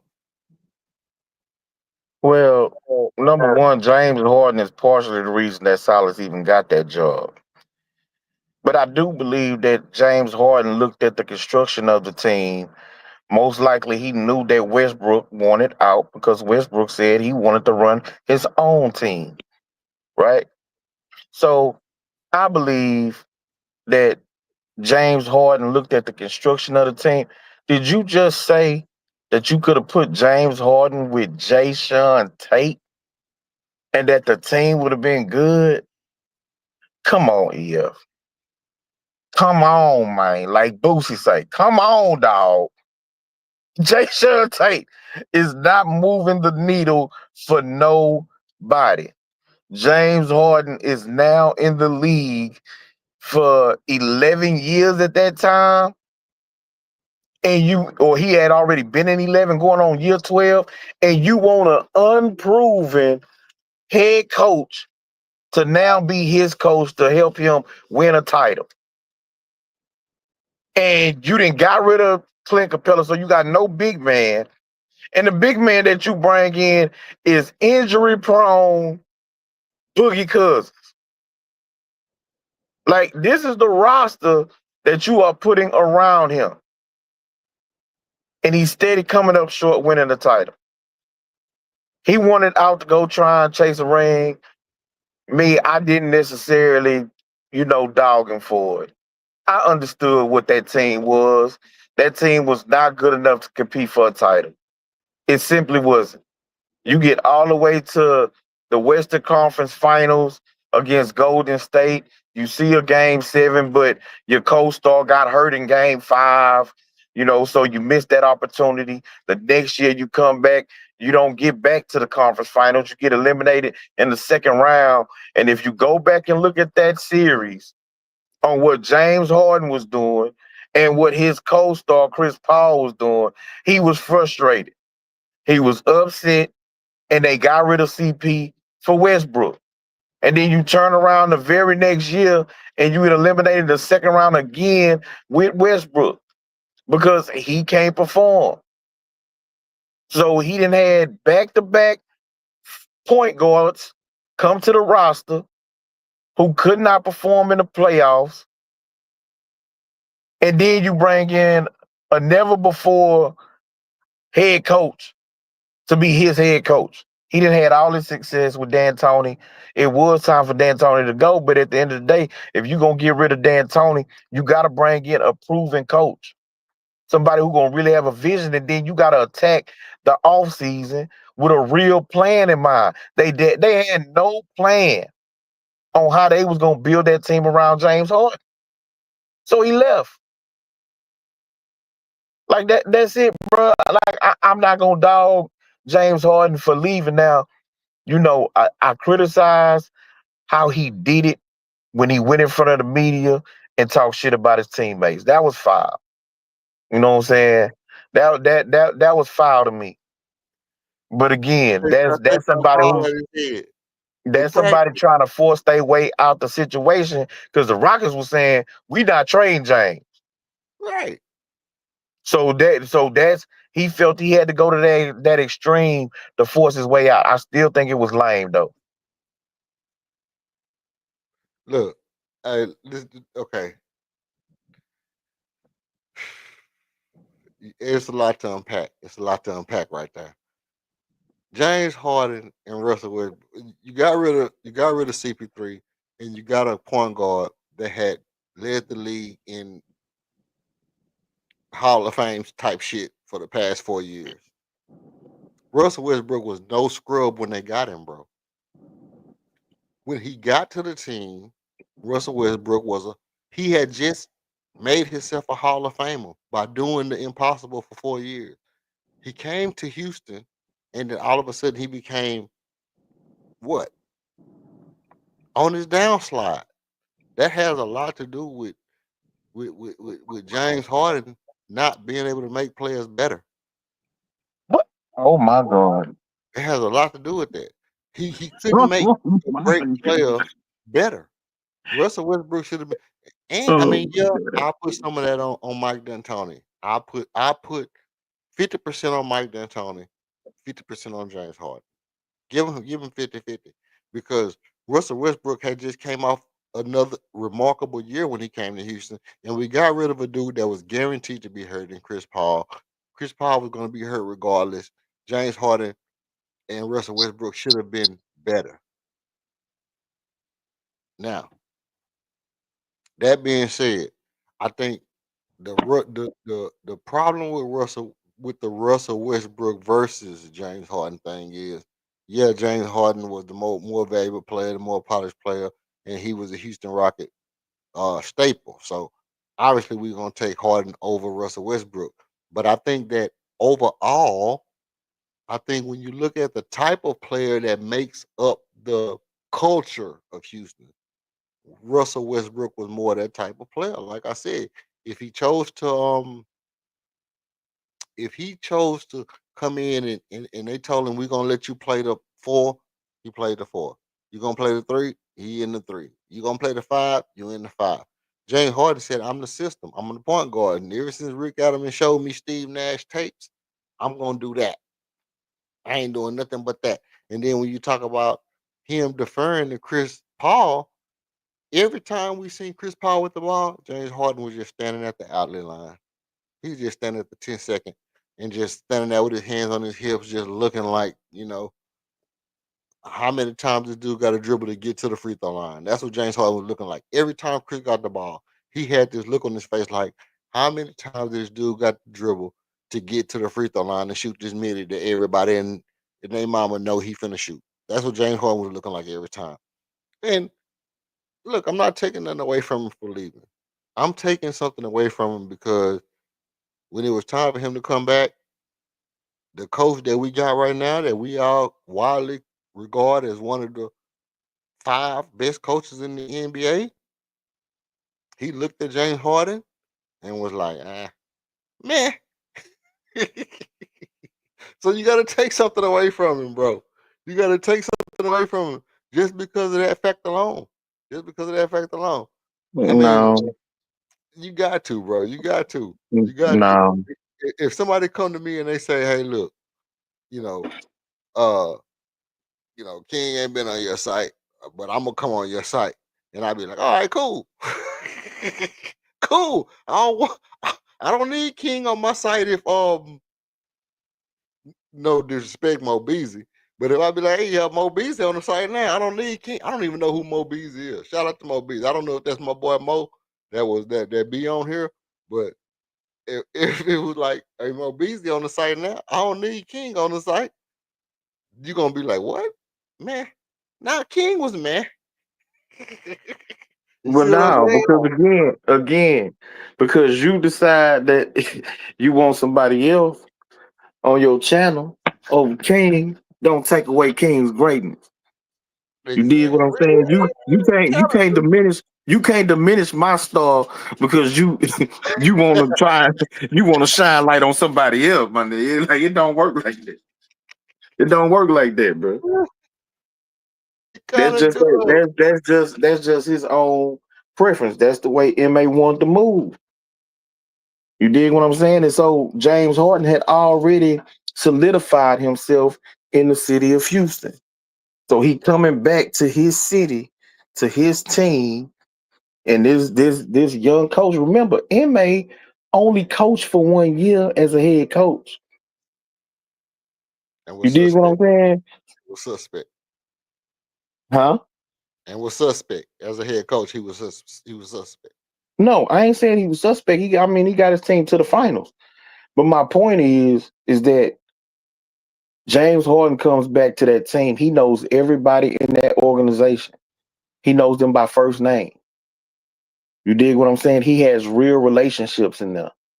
So inmate may not necessarily have the same type of um authoritative pull with James Harden that he would with a Fred, with these young guys, with a Dylan Brooks, who was a castaway. No. James He Harden could possibly go to Tillman Fertitta and have conversations behind his back. He can go to Raphael Stone and have conversations behind his back and maybe tilt them guys away from the head coach, especially if he's not getting his way and he's the center point of this young team that needs to learn how to play a different way. I'm just saying there's possible reasons that MA didn't want him in the building. I don't know the specific reasons. But I'm just saying that don't take away from the greatness of James Harden with his time in Houston. hey, what about this Like though? that's in the history books. That you can't rewrite it. It's etched in stone already. What about this though? Look at what else. Look at what else I read out of what Mo Bees is saying. They both said, "Hey, yeah, okay, yeah, hire Stone. I mean, hire Stephen Silas." So they tell you to hire Stephen Silas, as in, yeah, come over here and get the job, and then they bounce and leave him to fail. How is that great? How can you So consider that so great, so they bro? don't hold on. So How this can you so this consider black that man, top? this black man who been trying to get a job as an NBA coach for a decade has two young black players go to the front office and say, "Yeah, man, go on to give that man a shot. Give that Yeah, man an but you gonna left him opportunity." to fail. Okay, they left him, but they got him the opportunity though. Come Now on, it's bro. up to I him. know It's up to him on what he does with the opportunity. But they help provide the opportunity. Would you have rather them say no, don't hire him, and that man is never hired as a head hell coach? yeah, I would. Hell yeah, Well, I I say mean, don't hire him. I'd be like, man, look, look. Let me tell you what I would have said, King. Hey, look, bro. I plan on bouncing, bro. Don't hire that man over here and get that man no head coaching job, and y'all know y'all finna tank him and make him look like the dumbest nigga in captivity, and we know so who his daddy is, so and we so know why he couldn't do what Mike Brown did when he had a young team? Or Kenny Atkins when he had a young team. See, the thing is, now it's their fault that he failed. But bro, your daddy was a coach. You didn't been attached to coaching for decades. You can't blame the fact that he failed on the dudes that helped him get the job, get the opportunity to be a head coach. man. Like that's crazy to me. That's crazy. You go to somewhere to get a job, somebody say, yeah, man, go on and get that young man an opportunity. You Listen. failed. Now it's his fault that you failed, that you didn't put in the work. It is. No, it's not that I didn't put in the work. It's that I thought I was getting a job where I had the proper tools to do the job. You can't send me up on a roof and tell me to lay these shingles, bro, when I don't got the proper boots. I don't got the proper hammer. I don't got the gloves. This burning my hand, bro. You can't send me up there up on no roof and tell me to lay these shingles. So that when if Why it's not if on you if you if you why not if you tell me that you a roofer? Mo Beasley said this. Excuse me. Mo Beasley said Salah's not taking that job if they told him they was leaving, regardless if he took the job or not. Listen, facts. Facts, Mo Beasley. You spitting facts, bro. How is that facts? We don't know if he would have took that job or not. Because That man Salas, had been trying to get the job. because of He this, had been trying to get a head Salas coaching got job. And scapegoat. Yeah, I'm you not mean to tell quoting. me the first team that actually offer you a head coaching job, you gonna turn it down because you can't coach the superstars? Nah, that's not it. Is that excuse me. Hold on, give me a second. It's not that I can't coach the superstar.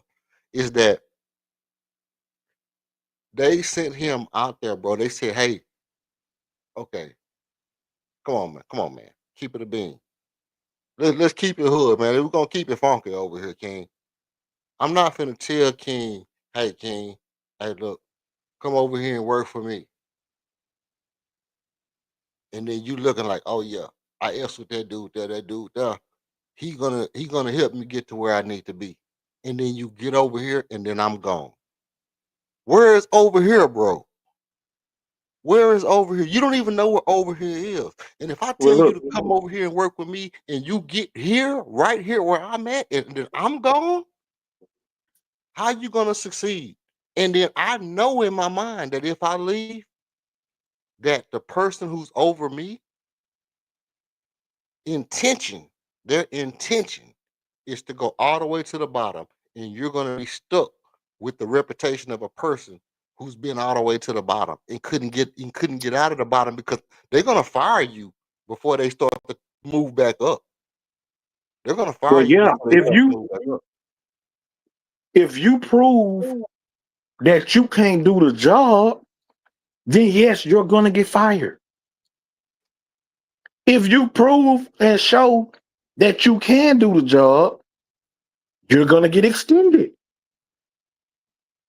Mo Like Beasley, that's the way that this thing works. Mo Beasley If you said tell Silas me that, kind of got scapegoated. huh? Do you agree that Silas kind of got scapegoated? Hell no. Look at the players. Look at every single player that was under Silas. You tell me, did he teach them? Did he emphasize defense to this roster? No. Did he He's an offensive emphasize coach. teamwork? He emphasized Steph Curry, emphasized Luka Doncic. He emphasized No, that. He emphasized I coach bruh. these great offensive players, No, which no, no, accomplish no, your no, no, goal. no. Listen, he was a coach on a coaching staff.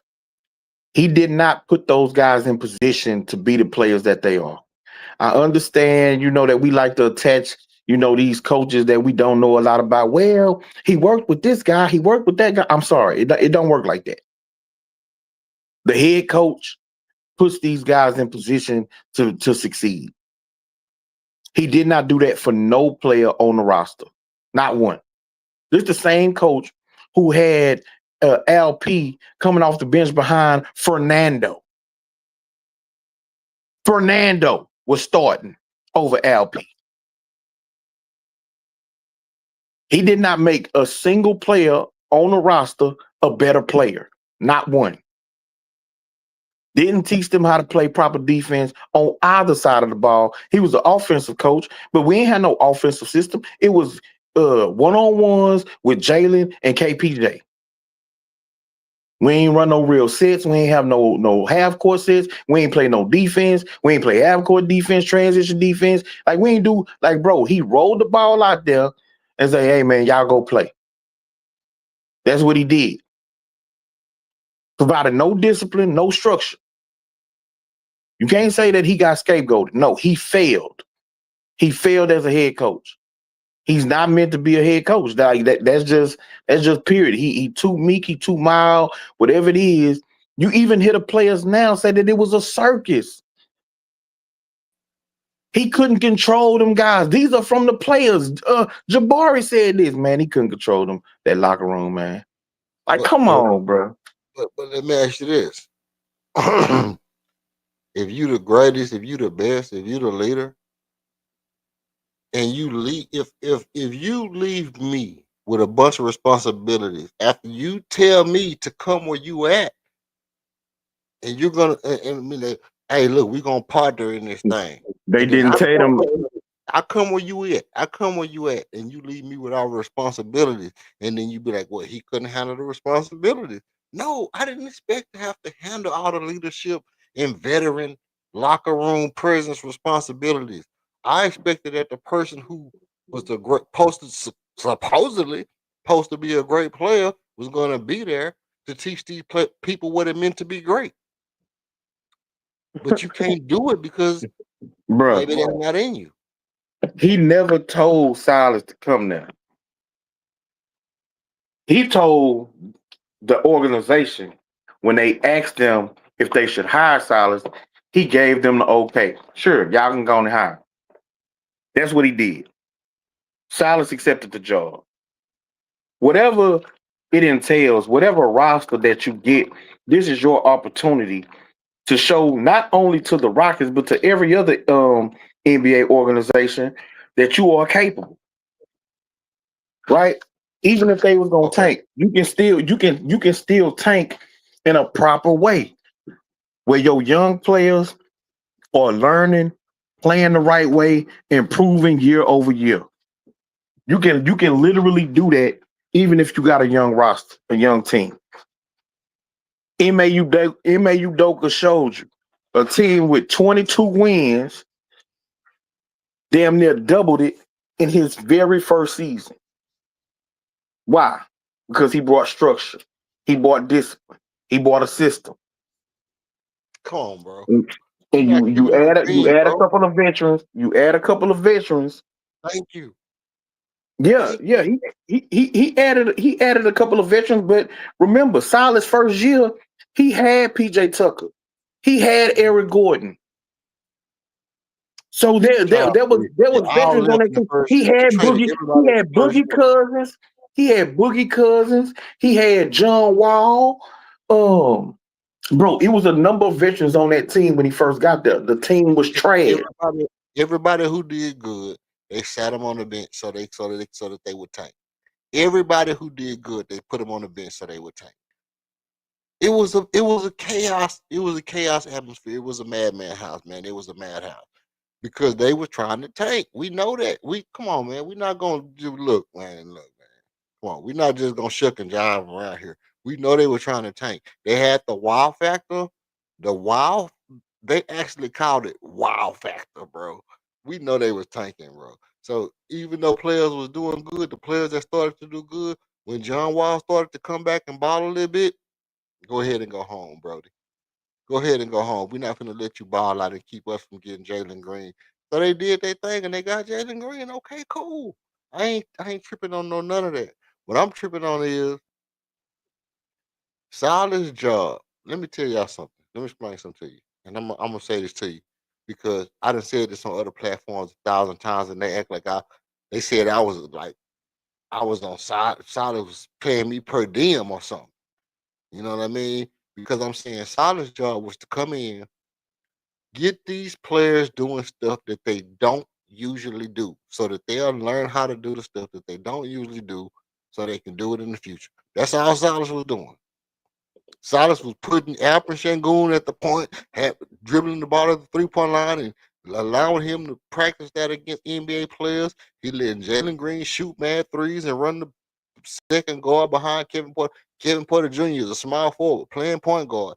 He had everybody playing out of position, just allowing people to do whatever it is you can learn how to do in these years. Because I know for a fact that if I allow y'all to do stuff that you don't know how to do, we gonna lose. And that's what Silas' job was. His job was to let these players do stuff that they don't know how to do so that we can lose. But you can learn, and it's gonna help you in the future. The reason that was Silas' job, listen, the reason that was Silas' job is because the people who had already learned how to do that stuff, James Harden, Russell Westbrook, we already know what you can do. You already gonna do what you can do when you come in the game. There's nothing to teach you right now except for you being the best. Those dudes left and left Silas with the job that he ended up getting. That's facts. That's nonsense. That's facts. He let them do whatever they wanted to do. Facts. That's right. You failed as a coach. Your job is to put guys in the best position to succeed. Your Yes, he job did. is to get. No, he did not. He You did in the can't be putting future. them in the best. It's no way you can say that he put Alperen Sengun in the best position to succeed, bro. There's no way he did. There's no way you can say you put Jalen Green and KPJ in the best position to succeed. Or Jabari. Like he simply didn't. These dudes should have been far further ahead by the time Ime got here than they was. These dudes couldn't run simple half-court plays. Couldn't make simple rotations on defense. You are a coach. You are supposed to be a teacher. You understood very early on in the process that you was gonna have a young team, a very young team. You was gonna be ahead of a rebuild. Why aren't you teaching these guys how to play basketball on the NBA level? Instead, you roll the ball out there and you just letting, dudes just do what they want. Take whatever crazy shots they want, not play defense. Like you say, have LP just coming on up the court with the basketball like he a point guard, looking goofy as hell. This is what you allow them to do. And you sit your goofy self over there on the sideline watching, and you The ain't guy checking getting nobody, you accurate. not correcting nobody or nothing, bro. No, he failed as a coach. And that's why he got fired, and that's why he did not and will not ever get another head coaching job in the NBA. Oh, no, no. I mean, I get your point. Listen, Wild is a thing. That what you're saying is a real life thing. I'm not gonna deny that. But all this points to the fact that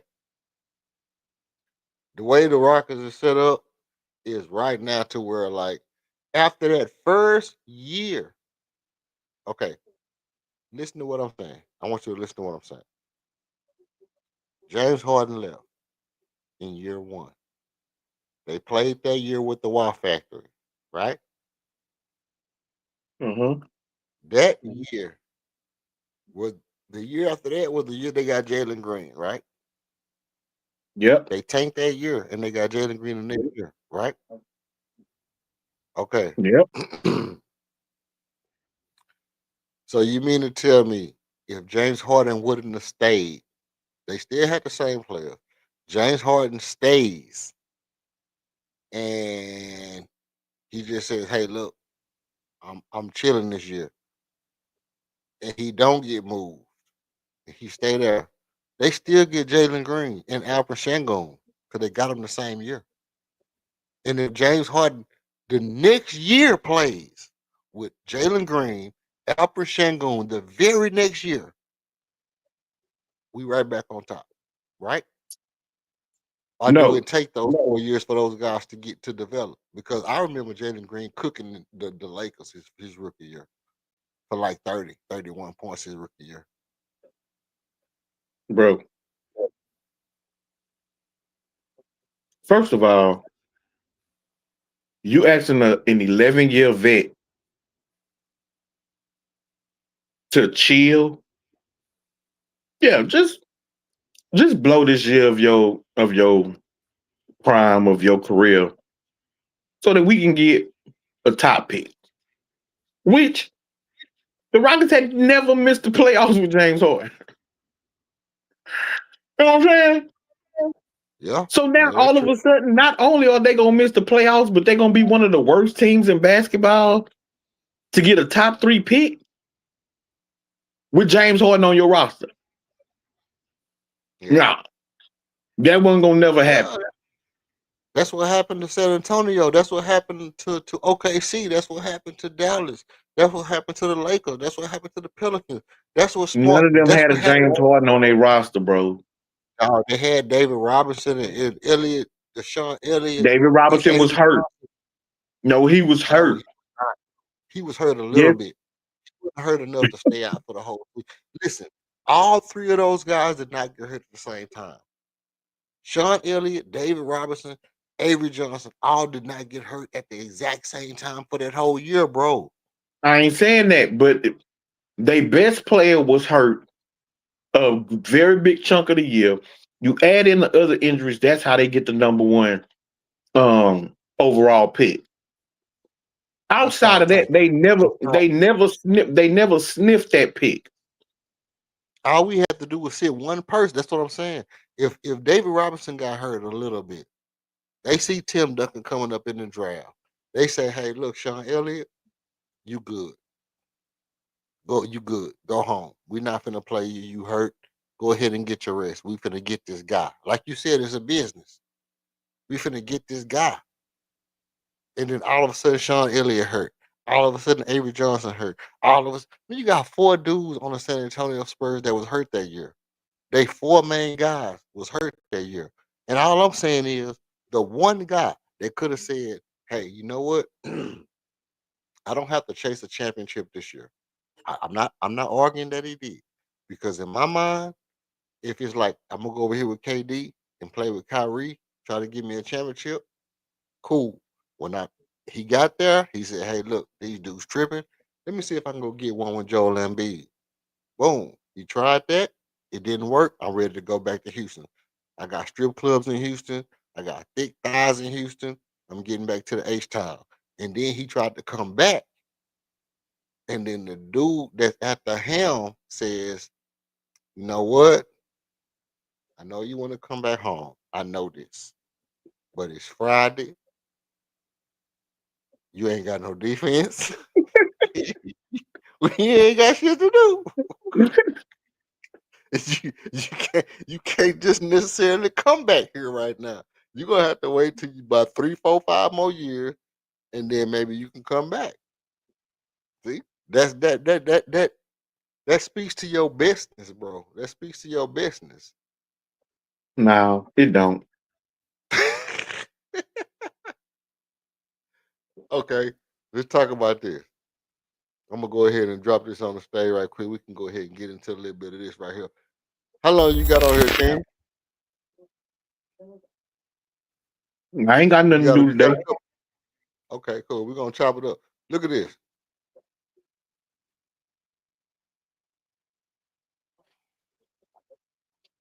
Do you see this? You watching? Mm-hmm. Euro, bang.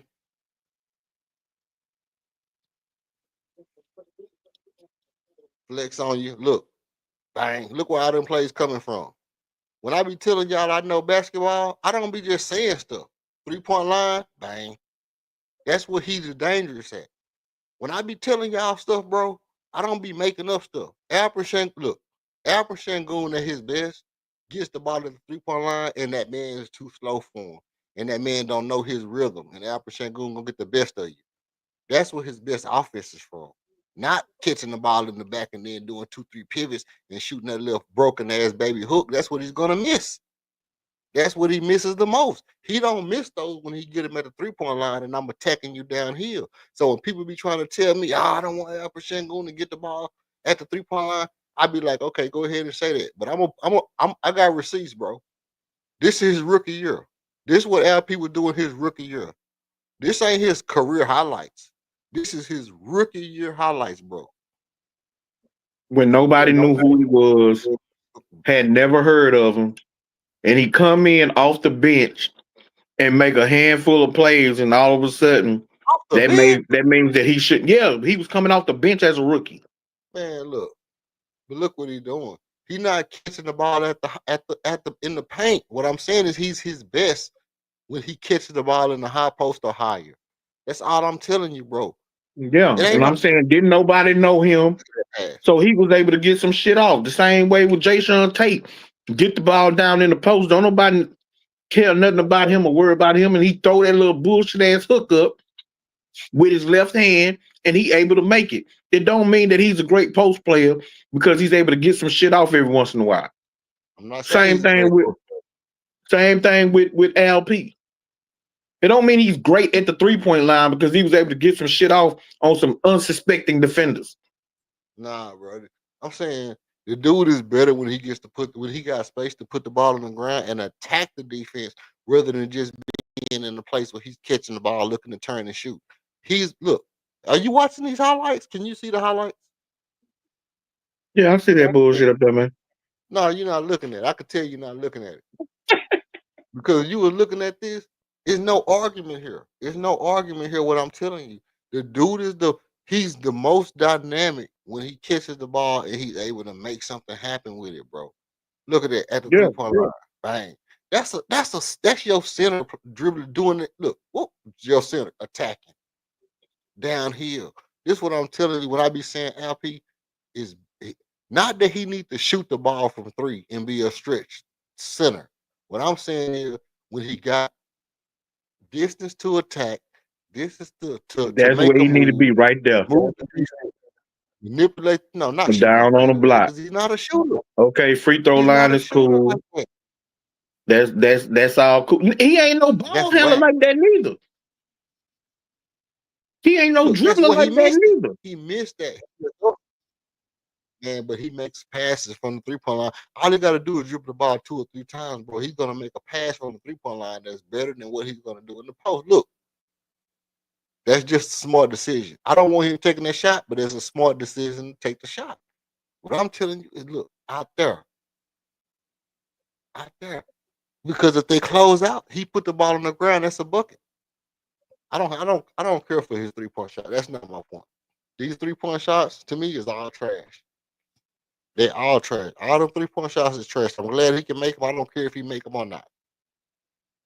I don't care if he make these or not.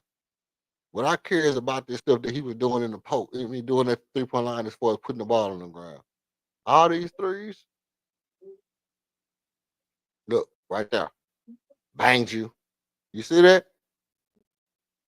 Look, 3-point line. Where you at? Banged you. That's all I'm telling you. Look, spin move, got you. It's I'm not making this stuff up, bro. This is what he Bro, does. I got the ball on the no, ground. I can like I do told it. you, You can get that. You can get those types of things off as a rookie. Ain't nobody paying no attention. That's not his game. That's not where he need to have the ball at. I mean, it's just not, bro. He's much more effective if he can get on the block. He needs to really hone in on getting a 15, 17-foot jumper. That's gonna help space the floor. That's gonna give more room for Armin and for KD. If he can hit a 15 to 17 footer, that's gonna open up the floor for those guys. That still gives you enough room to be able to put the ball on the floor. You can, punish smaller defenders. You can shoot your J against bigger defenders that you can't move. So that's where he need to be. These got doggone highlights of his rookie season. Didn't nobody know who he was. Hey, we ain't know who he was. Them NBA players don't know no dude from Turkey or what he can do. If anything, they think he maybe have the ability to shoot the three because he's a European player.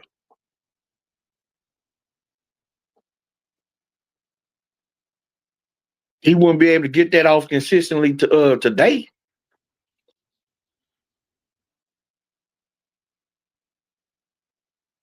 That's why he's spinning two, three times trying to get to the rim and losing the god doggone ball. Let's just look at it. Let's just look at it for what it was. Cause I'm putting this on here. I don't know if they're gonna flag me, but if they flag me, so what? So be it. It is what it is. You know what I mean? So we're gonna keep it funky. I'm done for the night. All right, impressive audit. Look, I appreciate you stopping by. I appreciate you, um, checking out my little technical stuff. You know what I mean? Appreciate your ear. Good vibes for the night. You know what I'm saying? You ain't never give us who won or who lost, but I know you trying to keep it easy. You don't want to run my co-host off, man. You know what I mean? Got good vibes with King. I know y'all don't want to hate on him. Listen, don't hate on my boy, man. He put up a good fight. He lost. He lost well. I appreciate y'all for coming in. Good night. Hey, You know King, how bro, y'all know I beat him? He changed up the argument for the debate about 2, 3 times. That hey, I boy kept it kept funky picking all that the way goal through. post up. He kept picking that goal post up, moving it all kinds of ways. You know what I'm saying? So No, listen what I'm telling you, bro. When I put the debates up there last month, I already had my arguments for every debate on the list. I got my argument already pointed out for any debate I want to. so that's why If you I want lost. to pick, no, listen. If I want to pick, he is the best. I got a debate for that. If I want to pick, is not the clear cut best, the best. I got a debate for that, and it's set on what my perspective is about the argument, and I can debate either side either day. I can debate either side either way.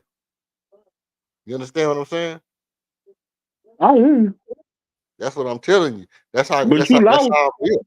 You Huh? lost today, so maybe you should have went back and You got to rethought your game plan because what you tried to use today didn't work, bro. Nah, And you got to. anybody who's neutral, who hear the argument and understand what the debate was, they gonna understand you lost. You No, bro. didn't make a compelling debate. You didn't make a compelling debate that he's not the second best. You didn't combat no point that I made on all 3 rounds, and you didn't even make a clear cut point for any one player to be number 2. You feel me? I mean, you went You from feel you me went now? from Clyde Drexler to Robert Horry to You feel Calvin me? Murphy to Moses Malone, and you didn't make a compelling argument for either one of them to be the second best. You feel me? You feel me now? Hey, I do. impressive. Boy, say EF is wild. King on deck is passionate. But you feel me now? And now you see what I'm telling you, bro. This ain't listen. I'm not no Rooney Pope in this debate stratosphere, bro. I'm not no Rooney Pope. You can't just come up here and say, "Hey, I'm gonna beat this dude in the debate because I know something about somebody." You got to beat me in the debate. Yeah. You Well, got to debate me. I I did that, You but came up here and said some stuff, bro. Let me tell you something. I'm gonna keep it a bean. This ain't only. Hey, look. Like I said before, it's uncut and unfiltered. You better know what you hear. Know what you hear. Listen, this the mantra of this right here, right here. Know what you hear. Listen, I knew 2 weeks ago if I debate King exactly what I'm gonna make my argument, exactly what he's gonna do per round, and how I'm gonna end my whole argument. I knew that 2 weeks ago. I knew if it was dialysis, I said, look, if dialysis come, I know what his argument's gonna be. I know what I'm gonna do per round. And I thought about every single person that I know, if they brought a debate, what I would do per round and how I would approach that argument. It's not one person that I thought that I know that talk about basketball in our circle. Greenleaf, shout out to Greenleaf. Chop Shop, shout out to Shop. I William agree. Bretto, shout out to William Bretto. Jackson Gallon and Madman Leaks and Roosh, shout out to all of them. I thought about every person and how I would approach the argument if they wanted to break this topic. All four topics that's right now, I got PowerPoints on how I would debate everybody. Whoever come with whatever argument, I'm gonna show you how I'm gonna debate. That's how I study. So you was cooked from before you knew you was even gonna take the debate. You was already cooked, King. Bruh, you can't manipulate me, and you can't manipulate your subscribers to thinking you want to debate just because you say so. I'm sorry. That shit is on tape. And anybody who's been paying attention know what the debate topic was. For you to try, you want to move the goalposts, you want to do sleight of hand, you want to sell wolf tickets. Oh well, the debate was if Harden's the second best, but that ain't really debate. I mean, the debate is kind of like it could be anybody. I mean, it could be him, but it could be anybody. I mean, it's not sitting stuff. Like, come on, bro. You try to move the goalposts. You lost because you now say that you won. Don't mean you won. I'm sorry. That's on tape. And unless you delete this here live from the archives, people will forever be able to go back, listen to this live, and say, damn, King cooked shit out you, my nigga. Even people Nah, brother. who got a They'll question never hear on that. if James Harden is second best will listen to my argument, listen to that bullshit you threw out there, and be convinced that yeah, James Harden is the second best. You couldn't even make an argument against my argument on why he ain't the second best. I didn't have. That I never had to. kills your whole debate strategy. I never had to. That's the whole thing. The whole thing is this. The whole point. I never had to make a point whether James Harden was the second best or not. The only argument I had to make was, is it clear cut that James Harden was the second best? Clear cut. Which means is Vince Carter the best Toronto Raptor to ever live? Bam. He was the You most. have to Yeah, he was make the an most. argument. You still have to make an argument against James Harden not being the I don't second have best. If no. you want, if your point is to argue that it's not clear cut, there has to be an All argument I, against James all I gotta Harden. do is prove that Kawhi Leonard exists. All I gotta prove is that Kawhi Leonard played basketball and Vince Carter was Vince Carter. Vince Carter is Vince Carter, but Kawhi Leonard played in Toronto. Who's the best Toronto Raptor? One has nothing to do with the other. Come on, man. One has nothing to do. And the reason why you had to so-called go to another team is because you can't make that argument against James Harden. Not in Houston. I did. No, I you didn't. did. You didn't, fam. You lost. You lost the whole debate when you mentioned Robert Orr and Clyde Drexler. You lost. That's what won. That's what won the You debate, bro. lost, bro. That what won the debate, brother. Because You you can't. lost, bro. Let me tell you what you can't tell me. You can't make me believe that Moses Malone or Clyde Drexler was more skilled. I mean, when I say skilled, I mean both sides of the ball. all aspects of the game. Who had the most abilities? Who impacted the game the most? Neither one of those is an argument against James Harden. Child, please. See, again, you lost trying to do this in the debate. This sleight of hand, this movement of the goalpost, this wanting to curb the argument into all-time achievements, all-time accomplishments. You want people to look at the legacy of these players and then hope that the bad taste in their mouth about James Harden in the playoffs will give you the W. It don't work like that. I'm sorry. Now you're talking about skill. It's not about who's number 2 in the rankings for the Houston Rockets franchise. No, it's who's more skilled, who played better defense. It don't work that way, bro. You got to take this loss like a man, EF. You have been trying to re-argue this debate since you lost 45 minutes ago. I came home, ate my dinner and everything, and you still trying to re-argue a debate that you already lost. I clearly won the debate. Don't nobody believe that, bro. I clearly won the debate. Now, whether or not, let me tell you something. Whether or not a person believes James Harden is I can't even finish what I'm saying. Whether or not a person believes James Harden is the best, the second best Rockets player,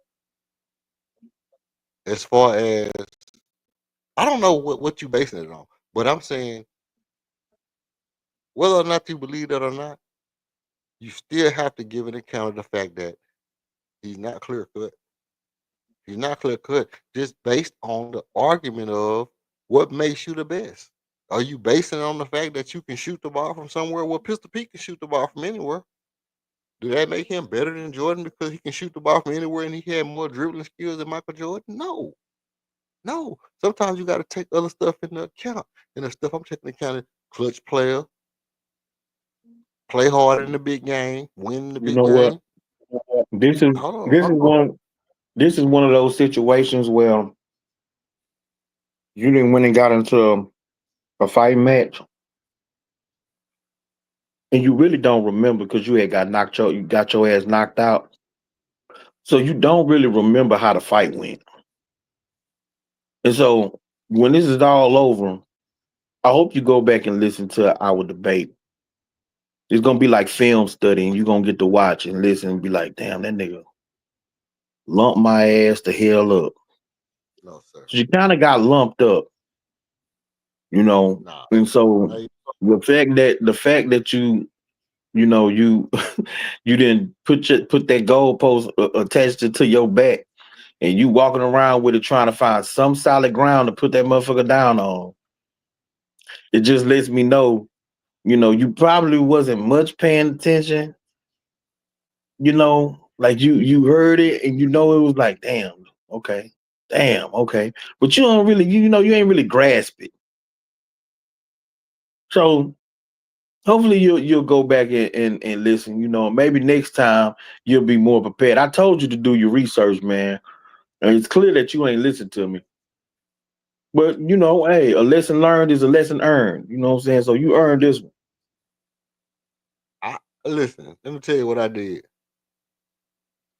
I already knew beforehand what your arguments were gonna be, how you were gonna like. You don't even understand. You had no idea what I was gonna say. You had no idea what you was in. I knew exactly what you was gonna say when you came in. I knew you were gonna have to call out his stats. I knew there was gonna be a round worth of information. Once you say he scored a bunch of points, that's a round of information. You can't say it again. Now all you can do is rebuttal what I said. This is not only a great debate. But the thing is, the reason why. Hold on. Let me say this to the people. This is not only a great debate, but this is a lesson in how to debate. Because not only did I know what position he had to take and how long his information could go, I knew off the rip that once he gave you those stats in one round, once he put all the stats, he was gonna have to rebuttal my argument part of his round or most of his round. So the essence of my debate was formed around this. He's gonna have to rebuttal me at some point. I'm never gonna rebuttal him. My rebuttal is Yeah, like I'm two or three sorry, other. bro. This ain't this songs, bro.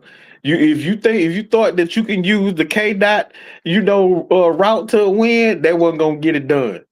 In a real debate, in a real debate, you have to be able to spit facts, not emotions, not feelings, not your own perspective. You got to be able to spit facts, and you have to be able to shoot down the argument of your opponent. I'm sitting here watching right now The Great Debaters. I don't know if you ever seen that movie. It I is know it. I okay, know. so in The Great Debaters, they did both. In every single round, I did both. You did neither. You didn't spit no facts outside of the one time you gave statistics for Calvin Murphy. That's the only time you gave any facts. Other than that, you spit no facts, and not once did you rebuttal any point that I made. You didn't even rebut that James Harden was number two. There's no way you won this debate. It wasn't close. It was a landslide. 3-0. Hell, I'll even say my opening statement beat yours. No, sir. And No, sir. closing statement. Listen, You know what I'm saying? my, huh? No, I'm I thought saying, bro. Go ahead. no, I thought somebody had came up. I thought somebody had popped up. Go ahead. Cook Oh for a no, minute. yeah. Go ahead and So cook for a minute. yeah, man, it really wasn't a competition. I'm kind of disappointed. I thought you was gonna actually put up a fight. I had told you to do your research, and then I went back and watched that video that I had did, and when I was going back and forth with my kinfolk, and that debate was strictly on James Harden's playoff performances. His elimination game performances, his playoff performances overall. And he got smoked. And he a Rocket fan. That you would think is the easiest thing to attack on James Harden. I put on a masterclass. It was a thing of beauty. You know what I'm saying? Almost made me want to go back and watch it again. I was so vicious. But at least he put up a fight. You know what I'm talking about? I mean, at least Kinfolk had a legit argument, that made me think, made me pull my computer up. You know what I'm talking about? Like this here, man, I could have stayed in the bed and did this. I could have did this laying down. I could have had baby watching the movie. You know what I'm saying? I could have been half watching the movie and debating you at the same time with this argument you put forth here. Shameful, shameful shit.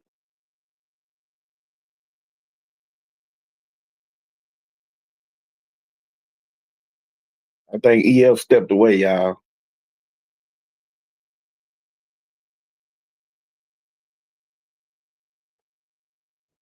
Let me see what this here say. Somebody's handing out wood nickels. This EF, right? I bet that's him. Another EF disagree. He just creating an argument on it.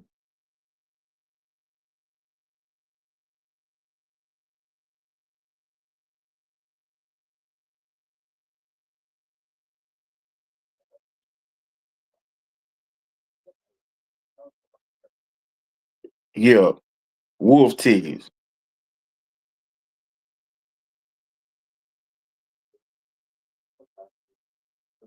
That's a fact, Art.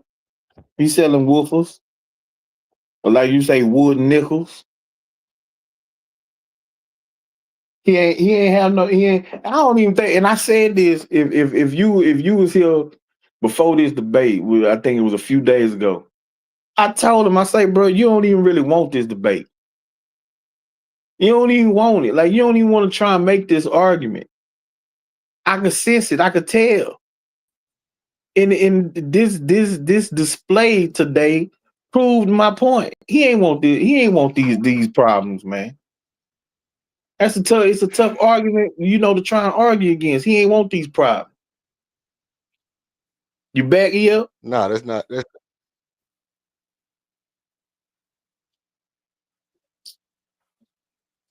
That's We can't that hear you. that look. That ain't all what it is. Now listen. No, that's not. That's not really what it is. Yeah, I'm back. Appreciate it. Um, no, that ain't really what it is. What really happened was exactly what I said. Can you hear me?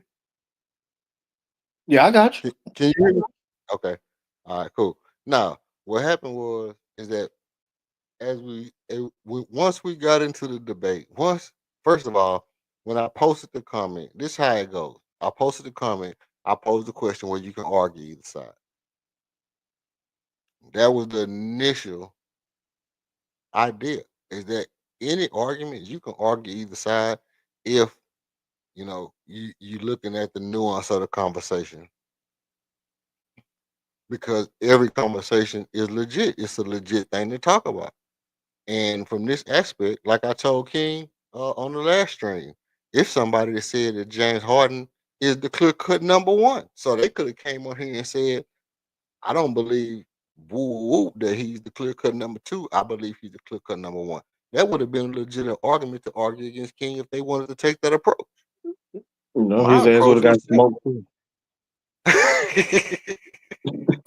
you see, but that would have been an argument because his argument is that No, it James wasn't. Harden No, is it wasn't. the No, it wasn't. he, It wasn't an argument. Now, again, like I told, hold on. I'm sorry to interrupt you. I just want Go to ahead. say, I told you this before. In this country, we debate everything. So just for a conversational piece, barbershop talk, in the barbershop, we'll debate anything. There'll be somebody who will take the devil's advocate, which I don't advocate for the devil, but somebody will take that side of the argument. You know what I'm saying? So we debate everything. Everything we debate. So that's not proof of concept. It don't prove that Right. there's a legitimate argument because you argue about something.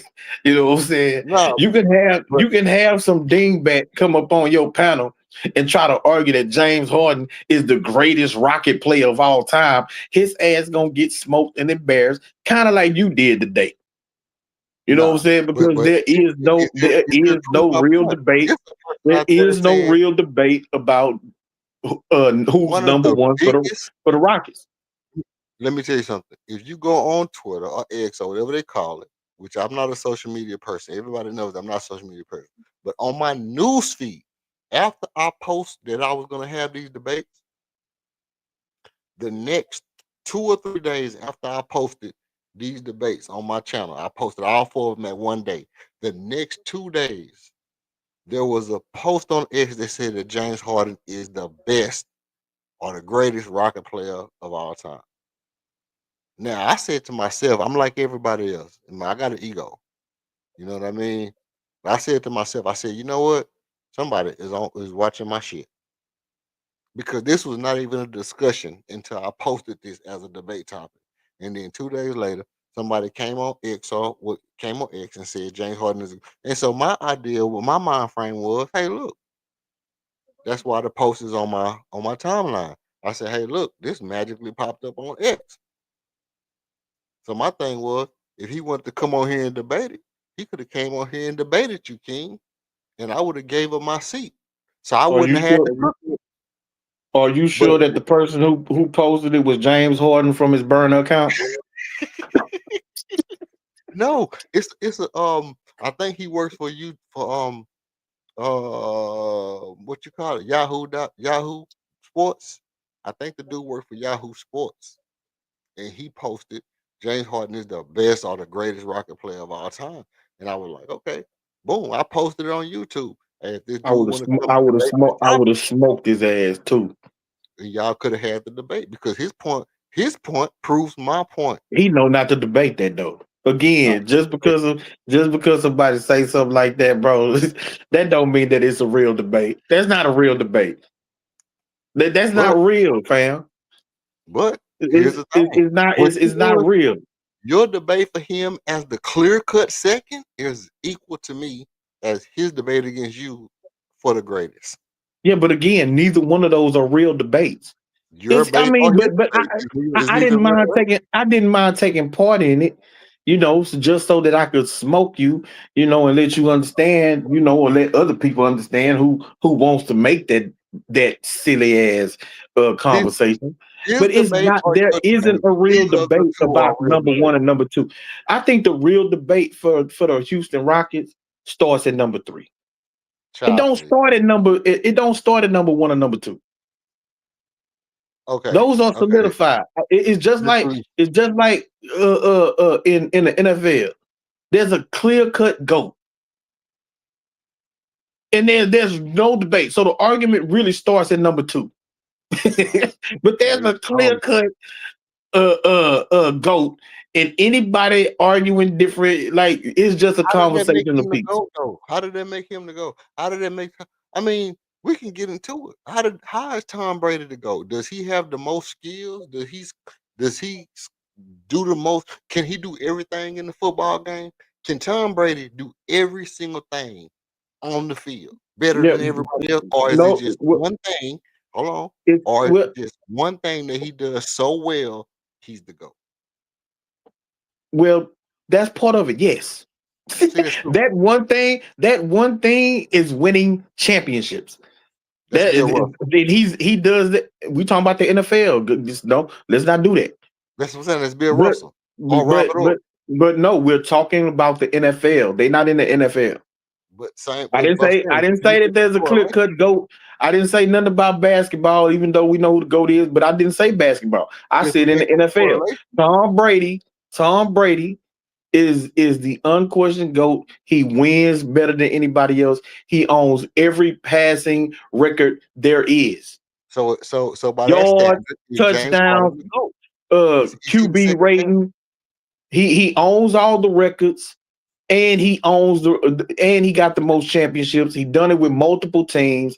He's an MVP. He's a Super Bowl MVP. He has everything that you need to be the GOAT. He is the GOAT. There is no question about it. There's nobody close. So okay. So by those standards, by the Tom Brady, Bill Russell standard, is James Harden the second No, GOAT? we're not talking about no. I'm not feeling. Put the backpack down, EF. Put it down. Put it down. It's a Sunday, man. Put your You won't backpack answer the down. question. Just answer the question, bro. Answer No, the I'm not. question, bro. I'm not gonna entertain because you trying to skew this two different arguments into one. You trying to manipulate these people. Put the No, backpack down. all I want to I you. never All said I want to nothing do about. is, I did not equate Tom Brady to the NBA. but you, I never did it. Bill Russell. But you said Bill Russell. I never said So Bill by the Russell. You said Bill you said Russell. Bill Russell. You I said never Bill mentioned Bill Russell. Russell, bro. Go play it back. What? Hold on. Let me see how much time we on right now, so I can look and tell you when to play it back. Yeah, I never mentioned Bill Two Russell. You twenty did. six at 226, 225. At 226, 225. I want you to go back and listen that you mentioned Bill Russell and equate Bro, the Bill Russell Tom you Brady mentioned type to James Harden. And I said, how is it correlated? Correlated to the James Harden. If we correlate Bill Russell and Tom Brady as winners. Listen, Tom Brady did one thing. He could not tackle. He could not intercept the ball. He could not catch the ball. He could not run routes. He could not block. He could all the assets of football. He did one thing: think and throw. Think and throw. Think and throw. so That's so one. so you saying that there is no goal in the NFL. What I'm saying is Because the players that. there is no one player that does everything. But listen, listen. Keep it a bean. I'm gonna tell you how I feel. The player that I believe could have did anything on the No, field. ain't no could have, is did you? Okay, Because listen. that's the question. No, And I'm talking you wanna about. make this I'm talking about. I'm talking about false argument. if Oh, he listen, couldn't do everything. He didn't do everything. He didn't run, he didn't catch, he listen, didn't I'm throw, he smarter didn't than you. tackle. I'm smarter than your So average girl. Listen, I'm smarter than your average girl. If Jerry Rice was an athlete, he could throw the football. Every brother Jerry that you Rice know, was an athlete, bro. listen, every brother that you know that can run that fast and catch like that can also throw. You don't know no dudes that went to high school that can run like that and catch like that. 6'2" or whatever he was, that couldn't throw the football. So Yes, my I mindset did, is bro. See again. It's not that you can throw the ball 30 yards. Can you throw the ball with accuracy? that's the Can thinking you throw part. with anticipation? Can So you I put the say this. ball on the money? Can you put the Coach, ball on the money on the outside shoulder down the sideline 45 yards down the field? Can you do that? so listen, No, so he listen, couldn't, or else so he listen. would have. Right. So listen, I'm not taking that away from Tom Brady. What I'm saying is the ability for a regular athlete to do what Tom Brady did compared to Tom Brady doing what that athlete did. That's all I'm saying. Can you say he's the best football player? I didn't say Come he was on, the man. best football player. Again, put the goalpost down. I I said am. he's the GOAT. I didn't say he's the most athletic. I didn't say he's the best athlete. I didn't say he's the best football player, regardless of position. I didn't say that. He's the Exactly. GOAT. Now you said The now you most said important what's the most important position in football? people that say the I'm quarterback. asking you a I said the question. coach. What is the I said most the coach. important position in Coach. football? What's the Coach. most important position? Coach. Coaches don't play. Now y'all see this, y'all see this foolery. Wide receiver. Running back. Y'all see this foolery. Tom Brady not winning no championships without his running linebackers. Do y'all His see running this backs and foolery? his linebackers won them First he say championships. it's the coach. The coach is the most important position in football. In Then he turn football. around and say, that the running back is the most important position in football. The same position that had been getting devalued for over a decade in the NFL. How many great running backs have won Super Bowls? I'll wait. No, but listen, it's I not even will about that. can Listen, wait. listen, listen. Okay, I give you that. I'm gonna give you that. I'm gonna concede. You ain't I giving me accept. nothing. Okay, you took it. You won. You cold. You cold. Hey, my nigga, you cold. Now let's get back to the section at hand. Perfection is perfected, so I'm gonna let them understand from a young G's perspective, right? Okay, if Tom Brady is the GOAT of football, you're giving him the GOAT because he can do one thing very well because it's the most important position in the game. That's what your argument is as far as Tom Brady being the GOAT. Not that he can run, catch, tackle, block, intercept, play defense, backpedal. He can't do nothing. The only thing he can do is throw the football. So to you, and and Tom and Brady's and read wrong. and read the defense. And read the defense. So there's two things. Out of all the stuff I just named, kick, any of that. Read the offense, blitz, attack the pass rush, nothing. He can do two things that you said. He can throw the ball, he can read the defense. That's it. He ain't running, nothing, none of that. So out of 10 things, he can do two. That is your reasons for saying James Harden is the second best rocket ever. Because he can do two things instead of the 10, 20 things that other people can do. No, that's Like not true, like bro. be This is dedicated, I like did it. be dedicated, um, show aggression and determination on both sides of the ball. Also, can he be active when he don't have the ball? Also, is he a consistent? Does he consistently play determined defense? Jalen Green even competed on the defensive end of the ball. James Harden never showed that kind of aggression as Jalen Green on the defensive end of the ball. All I'm saying is Lies you James tell. Harden in the post, yeah, in the post, but that's because he's fat as fuck, bro. Excuse my language. Fair use. Fair use. I had to teach y'all how to use the word appropriately. Listen, Listen, man, bro. Come on, let's keep it a beam, bro. Keep it a thou out with your boy, man. I ain't saying James Harden ain't great. All I'm saying is that for the things that James Harden did or didn't do, he did two things very well. What was Offense, that? offense, and offense. But you got Moses Malone who did great offense, great defense, great rebounding, ran fast, jumped high, rebound the ball, play defense, score high, MVP as a rookie. How That's many all. times you gonna say the same thing, bro? All I'm It's saying is, bro, fam, fam, oh, fam, fam. EF, go ahead, EF. take off. I think you gotta let it go.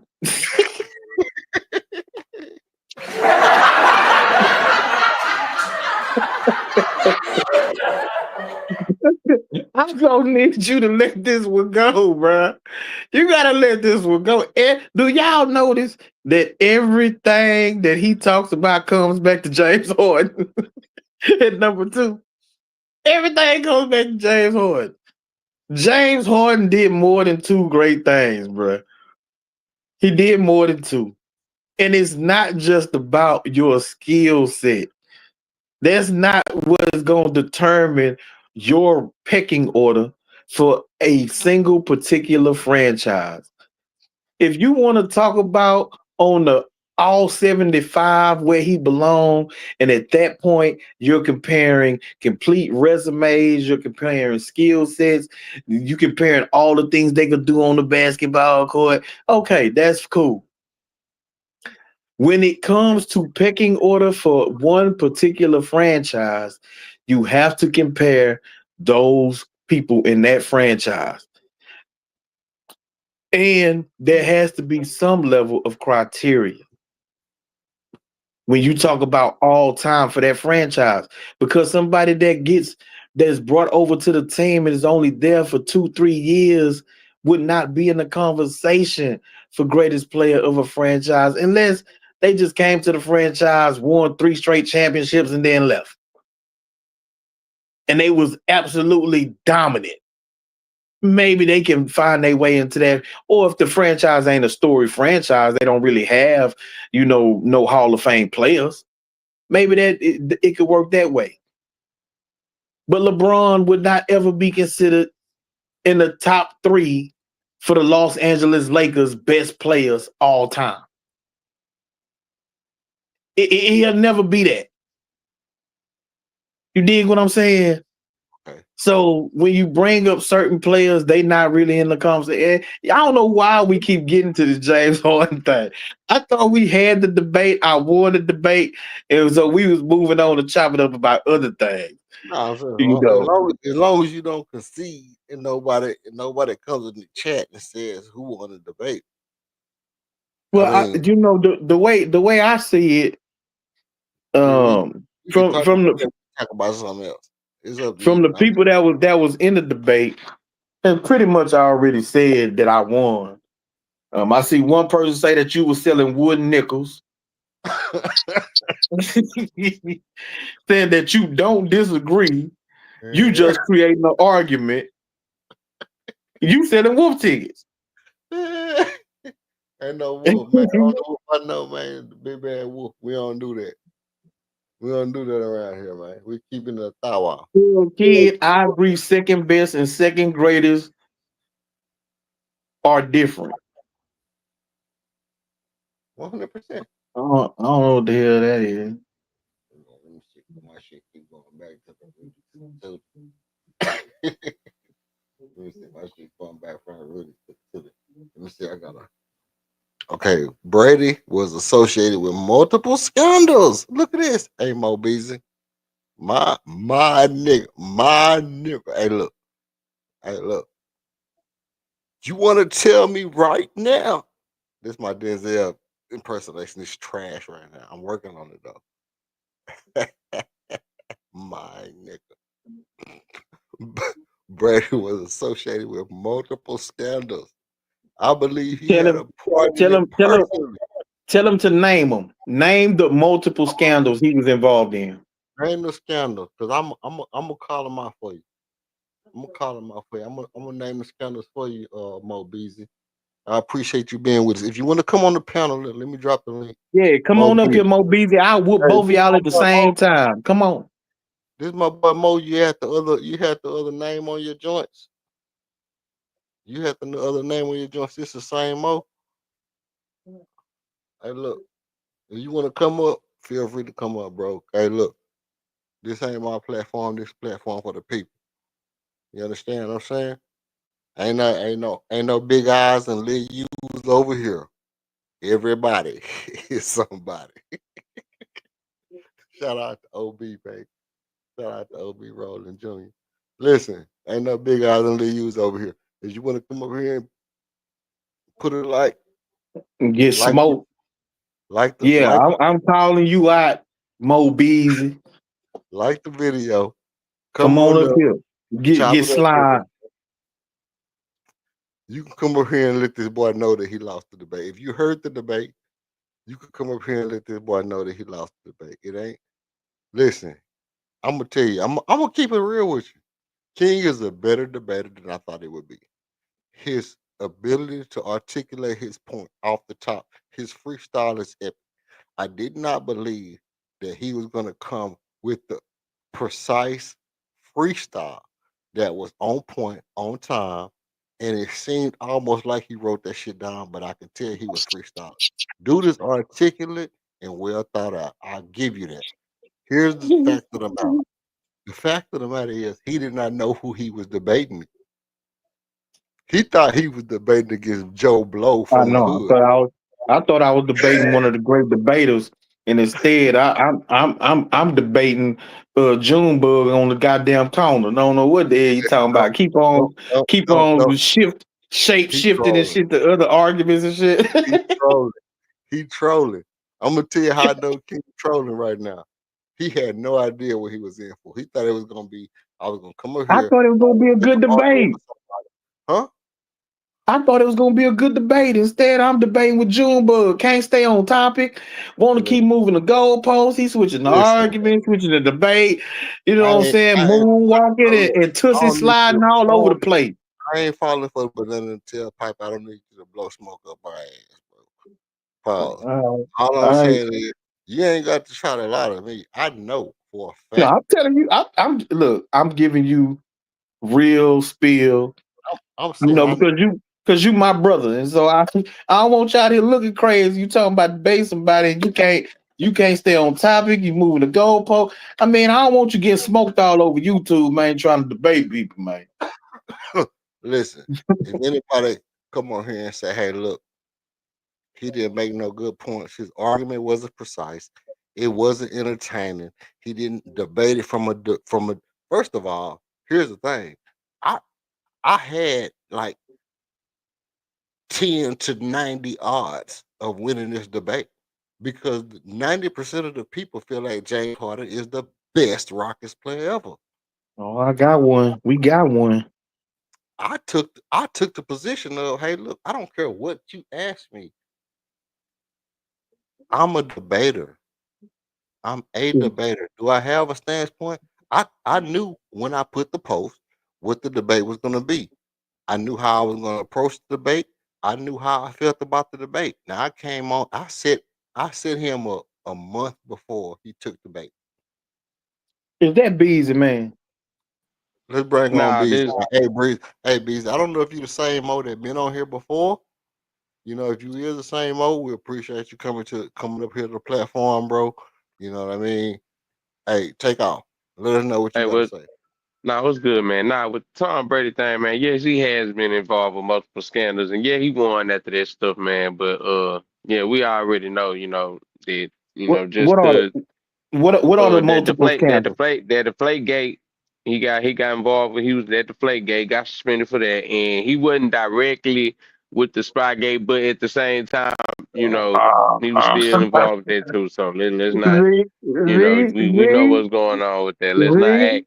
No, no, We no, gonna keep no. it. We let No, what no, OG no, say. no. We gonna keep it funky, man. We knew Okay, what was so going hold on with on. this one, man. Hold on. If we keeping it funky, don't come up and say he's been associated with multiple scandals and then turn around and say, well, he wasn't directly connected. Like, come on.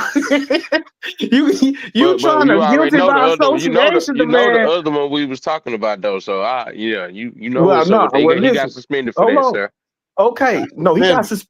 he got suspended for refusing to hand over his phone. And we knew what was in that phone. So yeah, that's what he No, took we that don't know suspension what for was because in the he know phone. what we knew what was. Yeah, No, we yeah. Of don't course you ain't know. want to For know. all I know, Of for course, all I know, Remember he of for that, course. all I P?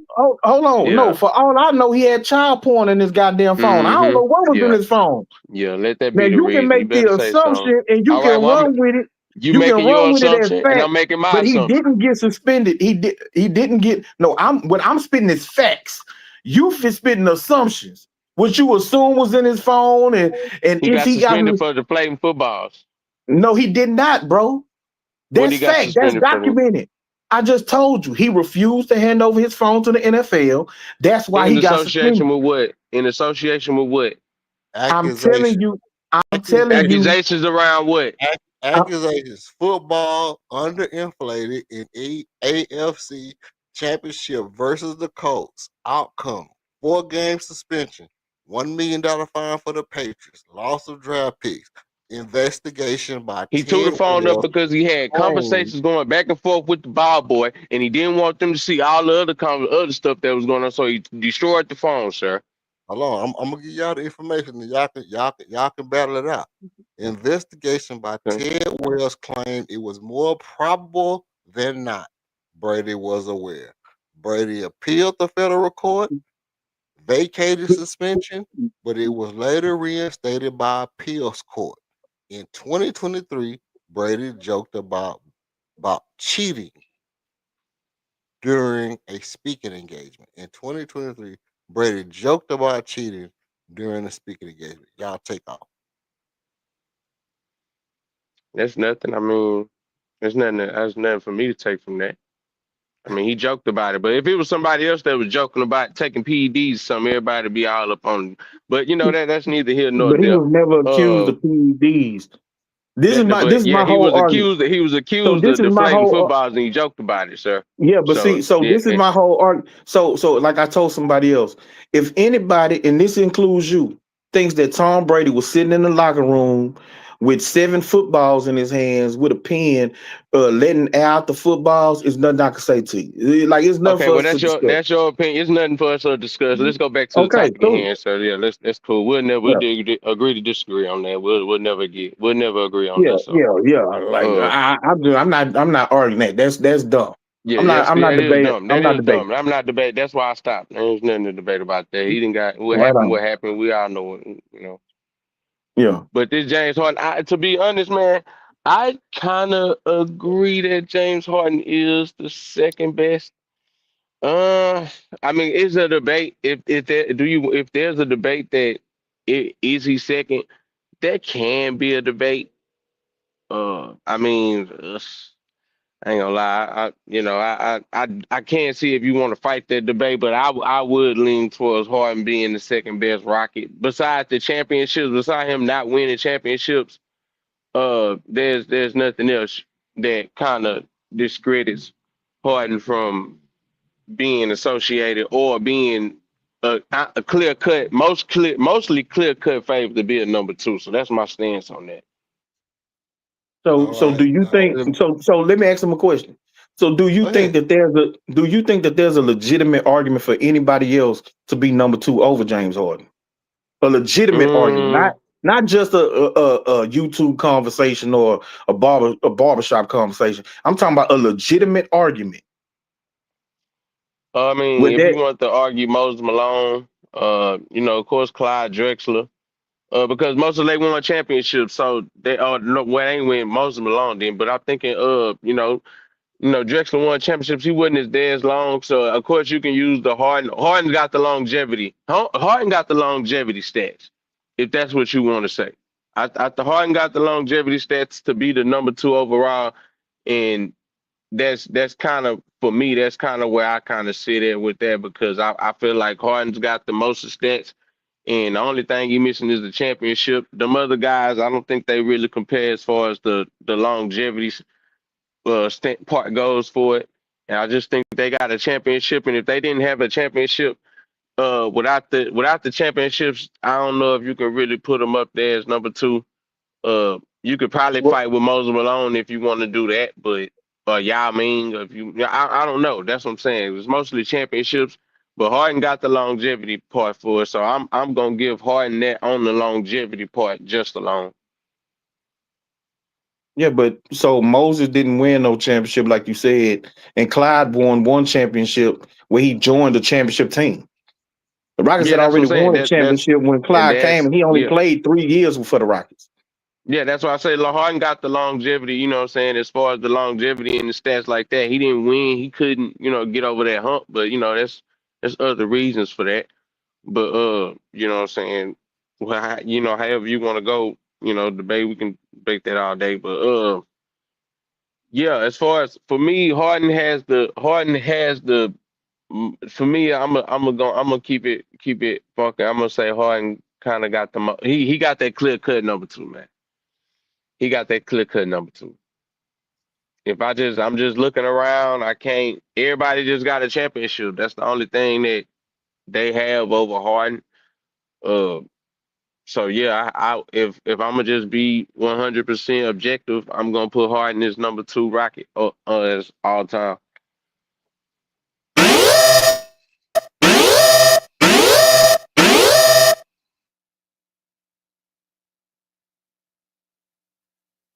What All was right. that? So basically, hey, y'all there?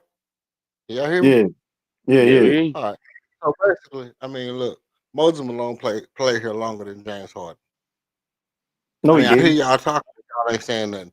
Moses Malone played here longer than James Harden.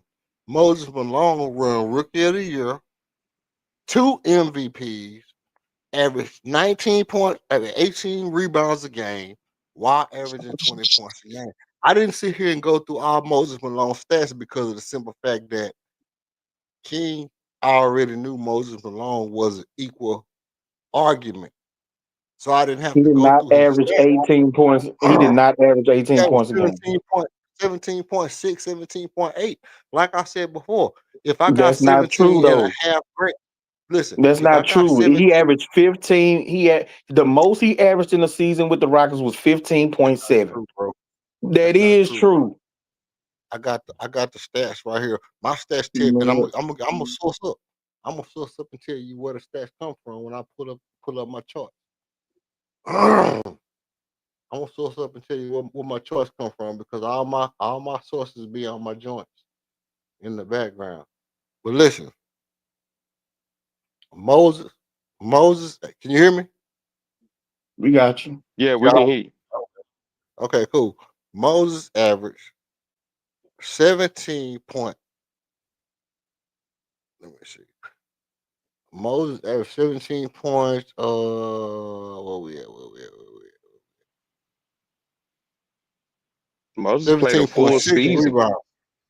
Moses averaged 24 points and 15 rebounds per game, right? He averaged 17.6 rebounds in 78, 79. What King is talking about is after 78, 79, where he averaged 15 rebounds a game. And that might be his stats in Houston overall.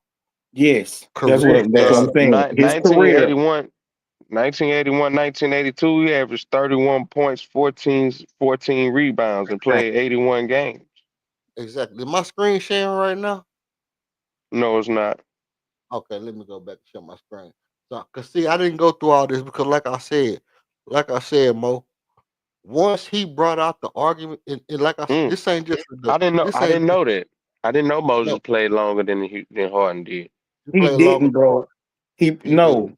no. He First of played all, the he same won amount of rookie of the year. He won rookie of the year with the ABA.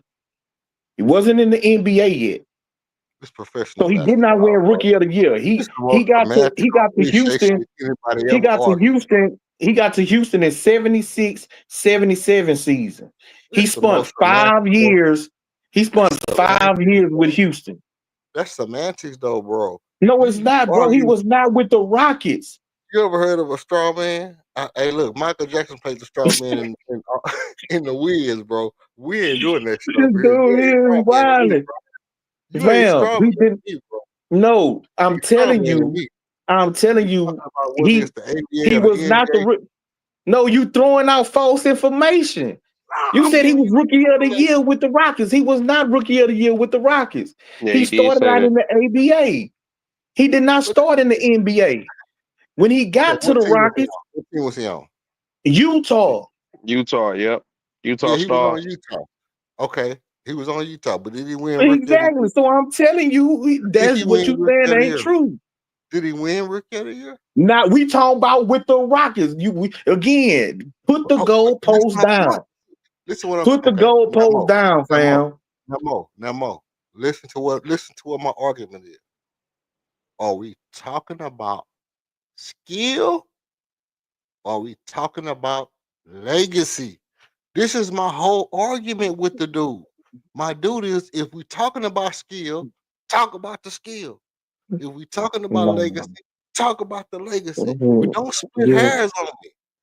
Don't split hairs. If Nah, we this talking is about This is who was the best bullshit. skill wise, if No, that was not the. That was hold never the on, debate. hold on. Yeah, that's the debate. That is the It was debate. never. This is Go the ahead. debate Go ahead. with the Jordan and Tell LeBron, me when with it's my Jordan and turn, yeah. LeBron. Okay, I'm gonna let you know. With Jordan and LeBron, with Kobe and LeBron, with Jordan and Kobe, with Will Chamberlain and Bill Russell. This is the whole overall point of this particular debate. If we talking about skill, talk about skill. If you're talking about legacy and greatness, talk about greatness. But don't parse hairs on me when they come to all of a sudden saying Jordan was better than Bill Russell and Will Chamberlain. Both. You can say he better than one or the other based on your subjective opinion. He better than Will Chamberlain because he had more skill. He better than Bill Russell.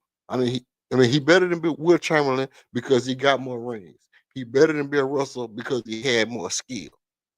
This is the argument that I have. You can't say Jordan is better than both. He got to be better than one or the other for one or the other reason. He better than Wilt. He got more skill than Wilt. He looked more pretty. He made more money. Better efficiency. He better than Bill because he got equal amount of rings and he looked pretty doing it. But one or the other, you got to make an argument. And when it comes down to James Harden, you got to look at the same argument we make for Jordan over Bill and Wilt. The same argument we take for Jordan over Bill and Wilt. Take those same arguments all in compartmentalize them, and then say, how do we compare James Harden and the Houston Rockets organization? And when you do that, you say championships, legacy, skill. Dude can do one thing. Dude can do everything. Dude does everything. Dude does this, does it. Okay, take off. I want everybody to understand, man, that just because you lose is not the end of the world. You know what I'm saying? You can come back from a loss. Now, yo, this debate was about the Rockets franchise, the Houston Rockets franchise. It wasn't about individual players throughout the history of the NBA, ABA, the Basketball Association. That was never the debate. It was the Houston Rockets organization. There is a pecking order. Number one, greatest, best player of all time for the Houston Rockets is Hakeem the Dream Olajuwon. No debate, no argument. The conversation was, is James Harden the clear-cut number two player in Houston Rockets history? That's what the debate was. So every player that played on the Houston Rockets, you would stack them against James Harden. Like the brothers said, there's some guys where you look at, they wasn't really there long enough to be in the conversation, which is what I said earlier. Chris Paul would never be added into this conversation. Why? He was only with the Rockets like 2 years, 2 or 3 years. Same thing with Clyde Drexler. He was on the Rockets for 3 years. Yeah, he won a championship on the back of Hakeem Olajuwon. They had already won a championship before he got there. So he can't even get credit for bringing a championship to Houston. So when you're looking at this, you're looking at guys like Tracy McGrady while he was with the Rockets, Yao Ming, Steve Francis, like you said, Calvin Murphy, Ralph Sampson, Otis Thorpe. Like you can look at those guys who spent time with the Rockets and see where do they stack. Rudy Tomjanovich. Where do these guys stack on the Houston Rockets for all-time lists? Is James Harden clearly the number 2? That's what the debate was. So for you to now want to go to when Moses Malone played for Utah and add his accolades to this debate is nonsense.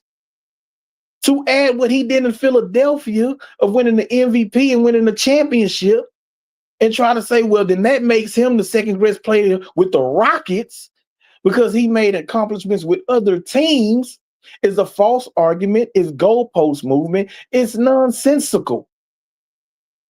We got to stick with the debate. All this goalpost moving and tussie sliding is not going to work.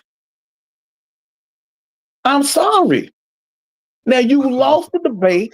You steady want to tussie slide and Harlem shuffle and do all these other dance moves and goalpost movement to make yourself feel like you really had a chance in this debate when you clearly lost and you can't let it go. All right, let's do this.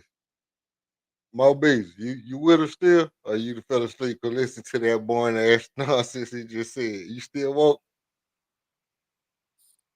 Look, you done put my man's asleep. Mo Bees, you with us?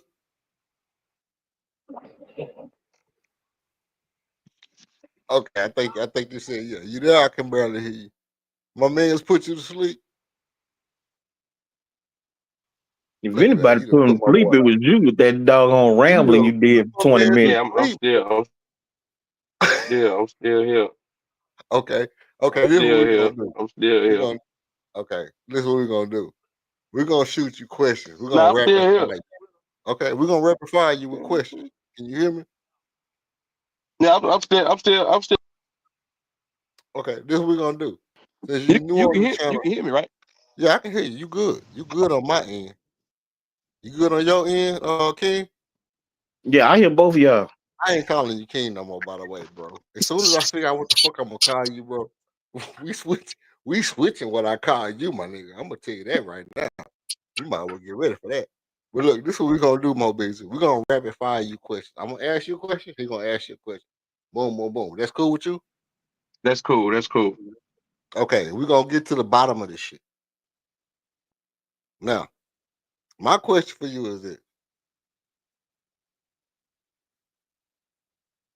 if James Harden skill level is better than a player who skill, okay, let's say James Harden is a 10 on offensive skill level and Hmm. let's say 5 on defensive skill level. And you got a player who is a 8 on offensive skill level and a 9 on defensive skill level. Which player is better? I'll probably take the second one. I ain't gonna lie. Okay, go ahead, King. It's on you. Okay. So if the second player accomplished less than the first player, I'm talking about statistically and accolades, which player was more impactful for that single organization? Well, of course, it's James Harden. He was there longer. No, he wasn't Okay. that longer. He was there longer, bro. Wasn't the one with that longer. He Okay, he he. but go ahead. Now I'm saying he was there. He was only there from what 77, 78 to 81, 82. Yeah, he was there 5 years. Yeah, he was there James five Harden was years. there for 8 full seasons. Okay. All right, I'm gonna take y'all. I'm gonna take y'all. I'm gonna take y'all on. Uh, I'm gonna take y'all on their face value. Okay, boom. Okay. if the second player, let's say, okay, Moses Malone. No, this is my question. Is 17.6 rebounds and 25 points better than 36 points, 7 rebounds, 6 assists? Or seven assists and eight assists and 6 rebounds. Because James was 30. If I'm right, James had 35 or 36, 8 assists, and 6 rebounds, if I'm right. Moses Malone had 27 and 17.6 rebounds. Which No, one you, is you said better? you said 25. It was 25. Was it 25 or 27? Yes, 24.8. And you say 78, 79, right? Yeah, that's a 17.6 rebound season. Yeah, yes. He's 24.8 and 17.6 rebounds, and that's 1.8 blocks, almost 2 blocks, or 2 assists a Okay. game. My bad, 2 assists a game. Okay. So you got James Harden best season? Was it that 30, 35 or 36 pointer?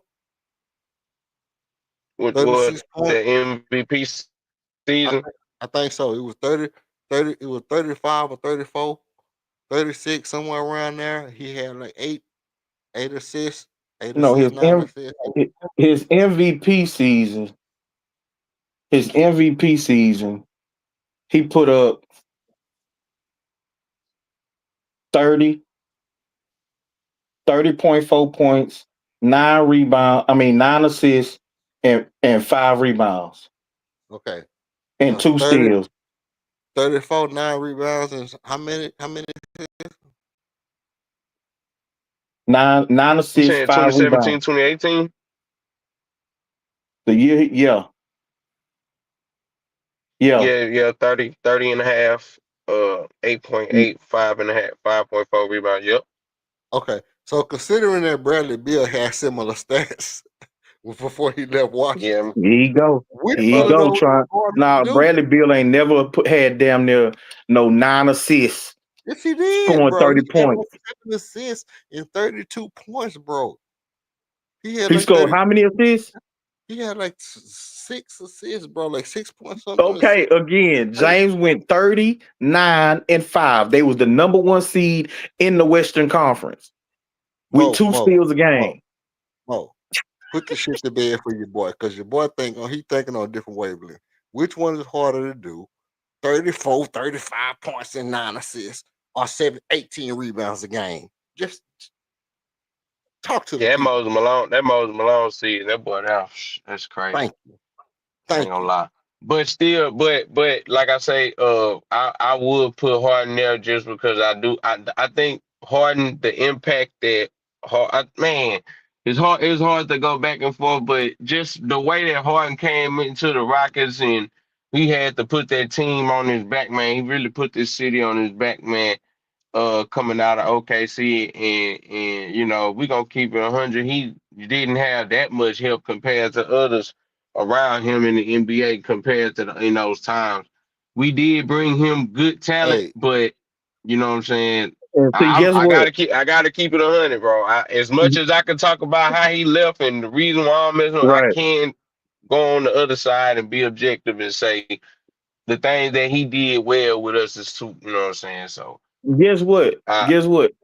My opponent was so poor at arguing against James Harden. I didn't even have to get to the meat and potatoes and go through the rosters that James Harden had around him from the moment that he got here to the moment he left. Now I will say, he did have, even though he had those rosters, he had opportunities to overcome those rosters He and did. be the hero and win games, and he did not do that. So I He do had some. understand. He had some moments. I do understand the sour taste because he done left a sour taste in my mouth plenty of times, Paul. You know what I'm saying? That Ginobili block, that Ginobili block, Paul. y'all are taking it up I crazy, can bro. never, I can never forget that Ginobili block. That's just me. That's Thank just you. me. That's a scar that's gonna forever live in my because I don't want to be personal. I don't tell too much of my business. But I was somewhere where it was full of San Antonio Spurs fans, and when that happened, man, I had to take that on. I said I had to take that like a man. But pause. But man, it was that. Yeah, he had a lot of opportunities to overcome those deficiencies with those rosters, man, and he just didn't. He wasn't able to rise to the occasion, man. So. Okay. So boom. Who question is it? Yours or mine? Uh, do y'all have a question? My Y'all really, have a rapid question? Cause I have James Harden number 2. You Rocket got a all number time. two. yeah, I I don't get even it. have to ask Everybody no got a more number two. questions, man. I didn't seal that debate, so I ain't even got to talk about that no Because more. In person. Everybody got a number two. But what I'm trying to find out, Mo, this is why I'm picking your brain. Because I'm trying to find out, are people saying number two based off of just offensive skill set? Is that it? Is that what no, we basing it on? no, I What else think like I does he said, do? for me, it's the skill set, it's the longevity, it's the impact that he had on the team, the city, and really the game, man. Because he really impacted and switched up the game. He changed the game. You know what I'm saying? As far as when he was with the Rockets, getting to the free throw line and step back, everybody doing this stuff. So Facts. the culture, it's not just so much of his game. Yeah, you want to look between the numbers, but I think it's more so of a cultural impact that he had on this city and his team along with the play. And I just don't think Moses Malone has that. He don't have that part with him. He has the stats. If he would have stayed equal amount of years to James Harden and was able to get the because he won with the Sixers. So that year he would have stayed with us and kept going with those stats. I could give him third, but I would probably give it to him then, but he didn't stay long enough. And the fact that Harden stayed the longest time he did, he only got one MVP. He should have got two, but you know what I'm I saying? think He he should should have got three actually. Because if have you could have look, two and a you half, had you know what I'm saying? you had a 4 year, you had a 5 year stretch, right? 1, 2, 3, 4, 5, 6 year stretch. 5 out of the 6, he finished in the top three of winning the MVP. But that first year, that Steph won the MVP, Steph's first MVP, when the Rockets got the Yeah. number 2 seed, Dwight Howard missed 41 games that year. Um, Patrick Beverly missed a lot of games. Monty Eunice missed a lot of games. Like we picked up Corey Brewer and Josh old Smith. boy from Atlanta, yeah, Josh Smith off the street, and we won, and we was the number 2 seed that year.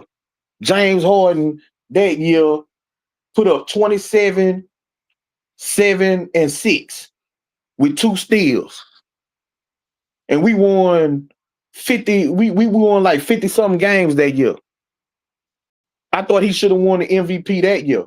The year Russ won it, when So James Harden put up 29, 11, and 8 with 2 steals. And Russ was a 6 seed, and they but gave him the MVP because he won, because he had the triple double, but he got the triple double by less than 2 rebounds. no, but Br- this is the Uh, thing. You gotta this Bradley what you Beal gotta has never realize. averaged 9 assists in the season. But this what you gotta realize. Listen, my brother told me this like I'm gonna say almost 15 years ago. My brother told me this. He said the person who's supposed to win the MVP this year or win next year. Yeah, Simple. but they skipped over James. They skipped over James Now because at least the at year that least James two was supposed two. to win it, the year that James was supposed to win it, Russ was supposed to win it the year before. So they had to mascara that shit. They had to No, make a listen makeup. to me. Listen to me. James Harden first time was in 2014, 2015. He should have won the MVP. They gave it to Steph. The next year, he put up Steph was supposed 29. to win it the year before that. See, this is the thing. Steph was supposed to win it the year before that.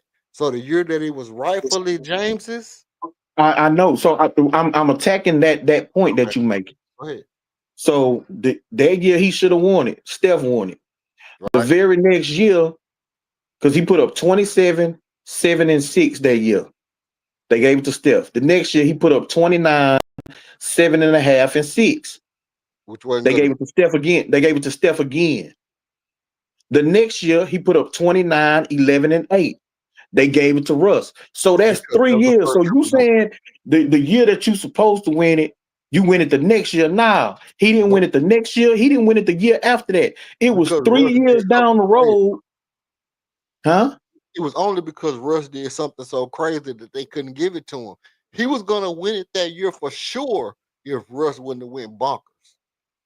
But fam, at the end of the day, James Harden team had more success. He put up basically the same numbers as Russ, except Russ had two extra rebounds. James Harden had one extra assist. I think James Harden averaged two extra points because I think Russ that year put up 27. James put up 29. He put up 10 assists. James had 11. He had 10 rebounds. James had 8. But the Rockets was a higher seed. James Harden shot better from the field, better from the three. Team more success. They still gave it to Russ. The very next year, Russ still had another triple double. Russ wasn't even in the top 3 for MVP. They finally gave it to James when he put up 38 and 5, which his overall numbers went down from the year before.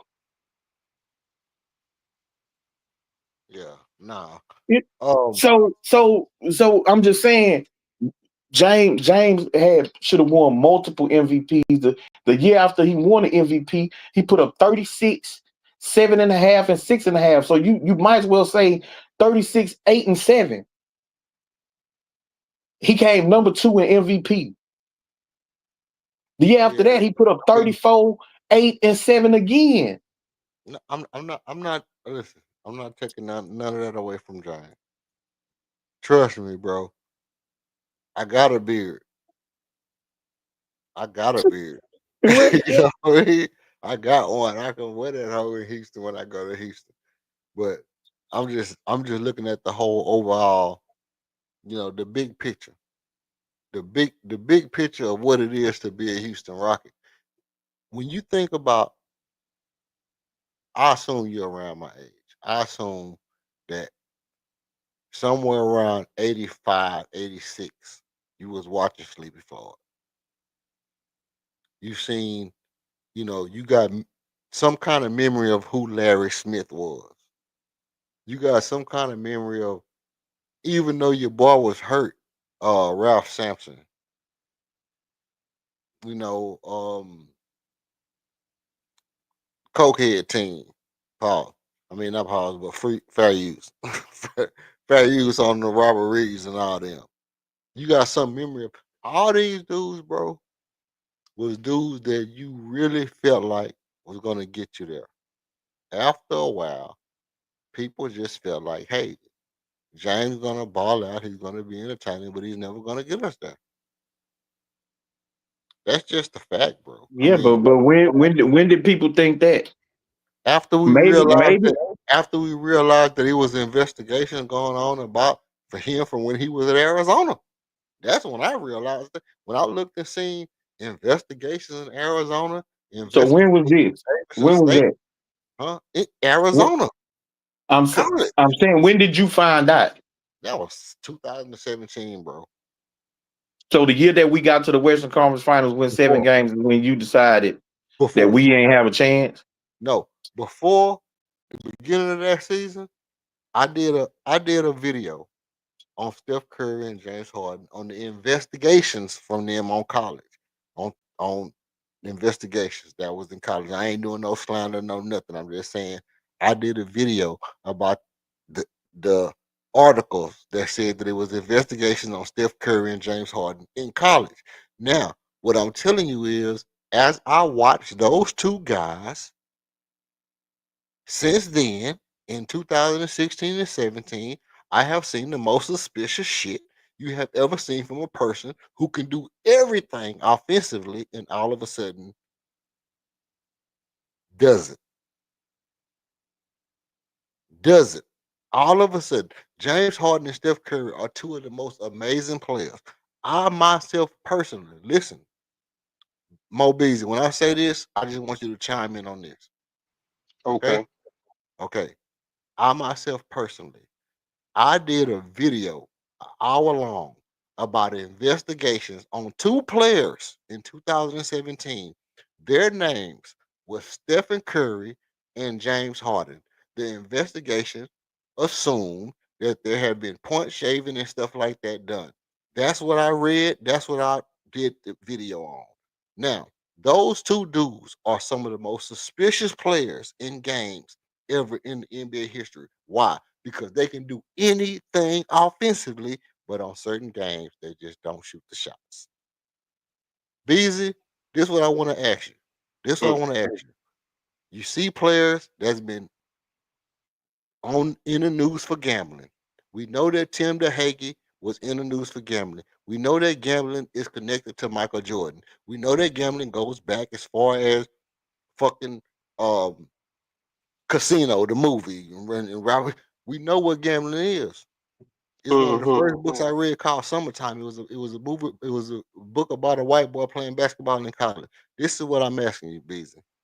If I tell you that I did a whole video in 2017 about James Harden and Steph Curry about the ineffectiveness of their games in these weird ass games, does the nostalgia of weird ass games from two people who can shoot the ball from anywhere, can get to the hole when they want to, can draw fouls, shoot three, step back three, amazing offensive players.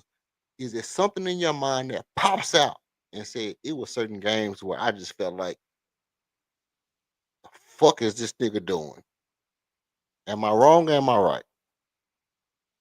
Yeah, that's crazy. If you have all that, you know what I'm saying? I ain't know, you know what I'm saying? I didn't even know that was even a thing, you know what I'm saying, back then. So you opened my eyes to something else if that was going on. That's crazy. So that's what I'm saying, King. When I talk about this stuff, when I talk about whether or not I feel like the dedication of that was it, I know I'm a conspiracy theorist. I'm a 10-4 hatter. I am. I'm not gonna lie about that. But if I'm telling you I did a video about when after I did the referees, you their job says this. Their job in the description says control the pace of the game. I did a video said y'all don't supposed to control the pace of the game. Tim DeHage and all that shit. I had Scott Foster, Tim DeHage, all the referees, and the And fact that Donahue, in there, huh? Yeah, but right. Tim Donahue, I know you're talking about. Yeah, he did the book, right? Yeah, and that Tim DeHage. So I had a video about that. I looked up what the job description says. It says control the flow of the game. I did my video. I said they don't. I don't feel like the referee should control the flow of the game. If I'm a point guard and my job is to control the flow of the game, and the referee got the same job, it's a conflict of interest. I did that in 2016. Um, I did the James Harden Steph Curry shit not too long after that, and the whole thing was based around the fact that I had just done all these studies on these referees that was throwing games. Hey, the first person blow a whistle got to pay for lunch. That's how they fixed the game. An old referee got two, three referees around him. He said, "Hey, we're gonna let them play today. First person call a foul, buying everybody lunch, whatever they want." You look at your shit and you say, "Damn, I'm a young referee. I don't want to pay $600, $700 for lunch." This is what Tim DeHage said was going on. I don't want to pay $700 for lunch. I'm not calling no fouls. So that changes the flow of the game. That means that the people that's controlling the game have different. That's what was been going on in the basketball for you. Basketball is scripted like wrestling, y'all. I'm just keeping the stick. I'm keeping the stick. And what I'm saying, when players like Michael Jordan come along and they get all these free calls, you got players like James Harden. I seen James Harden dribble the ball, lift up a dude arm, put it around his neck, Euro step with the dude arm locked on the side of his shoulder, and then they call a foul for James Harden. Do I like James Harden? Yes. Trust me, man, he was one of the most entertaining players ever. When we got him, I celebrated. I love James Harden. I got a beard. But if I'm just saying it's 32 points harder than 18 rebounds. That's Is it. what? It's 32 points. James Harden, most great asset is that he can score the ball, right? That's what makes him great, right? Well, Talk no, to me. That's not his scoring alone. It's the fact that basically, he'll fill up a stat sheet because he'll give you 32 points, but he also give you 11 assists. He'll also give you 7 to 8 rebounds. He'll give you 2 steals. So it wasn't so just my he gonna so like I score said, points. Go ahead. my question, my whole question is, if you're looking at somebody like Moses Malone, who giving you 18 rebounds, it's harder than 35 points, bro. That was for 18 1 year, rebounds, bro. He did it but he one also time. scored 26 points while he was doing it. He He scored also 24 scored points. 25, He 26 scored points while he was 24 doing points. it. He scored 24 24 points. point what? Okay. Point He what? did it one time. Point He what? did it one time. James Harden gave you 30. 24 point what? He gave you at 20. least I'm gonna say he gave you from 29 to 36.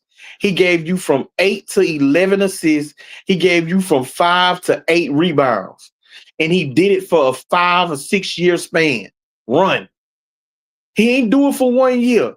He did it for 5 or 6 years in a Nah, row. you can't. Oh my Capping, bro. God. You Okay, capping, bro. He did okay. 25 and 10, 25 and 10 for 3 years. He went over 10 for 2 years. So for 5 years, he was down there double double. He was never a triple double. And I all didn't I'm say, saying but I is, never said triple double. I I said know, but he was all I'm gonna saying give is you that 30 10 20 points, from 39 to 36. He was gonna give you from 8 to 11, and he was gonna give you 39 5 and to 8. 36 what? Huh? 39 and 36 what, King? What you talking I about? didn't say 39 and that. 36? Listen, no, I said 29. So his scoring was gonna be from 29 points up to 36 points. In that That span was his high. for a 5 or 6 year run, his points went from 29, 29, 30, 36, 34. Like in that 5 year stretch. In that He 5 year could, he could, stretch, he gave you he he could, gave you he gave you anywhere from 8 to 11 assists over that 5 year man, stretch. Over that 5 year stretch, he gave you from 5 to 8 rebounds during that 5 year stretch. That's a that's stretch what I'm saying, that bro. he gave you those That's what I'm numbers. saying. Will Chamberlain averaged 15, 17, 14, what else? 13 over 5 year stretch. What I'm saying is, which is which is harder, bro? Which is more unusual? A dude that can score a bunch of points or a dude that's in the paint banging, getting almost 18 rebounds? What makes Dennis Rodman great? Why do we even talk about Dennis Rodman? Because of 18 rebounds a game. Guess what? Moses Malone averaged damn near 18 Well, rebounds a no, no, game. no, no. Dennis Rodman did it in the era of the Giants. There were That 7 footers. There were 7 footers on every single team, and a lot of them teams had athletic bigs. Moses Malone was doing his thing back in the mid to late 70s. It wasn't like and Dennis Rodman was undersized. they was on crack, bro. They was on coke, bro. They were coked up when Moses Malone was out there. They were coked up, bro. They coked up. He playing against dudes who coked up. He playing with dudes who coked up. He got double edged sword. Wasn't it? Them Everybody boys on geeked dope out up, there. man. Well, allegedly, fair use. Allegedly, right? Fair, fair use. That boy, hey, real big, real deal, Bobby. He's a fair use, man. All we trying to do is teach y'all something so y'all can know. Hey, listen, Muslim law was out there with them boy were yoked up. You know what I mean? When Jay Hart was out there, everybody clean cut. You got niggas out Clean here with cut my ass. braids and bangs. Them niggas Got sipping braids syrup, and popping bangs pills, and smoking weed, putting on dresses and heels, man. Stop it. Clean cut my let me ask ass. you who you rather play against. Who would you rather play against, King? A dude that sherped out, fingernails, Yep. dresses, That's who I'd or a rather play nigga who against. yoked up on coke, I'd rather play who against him.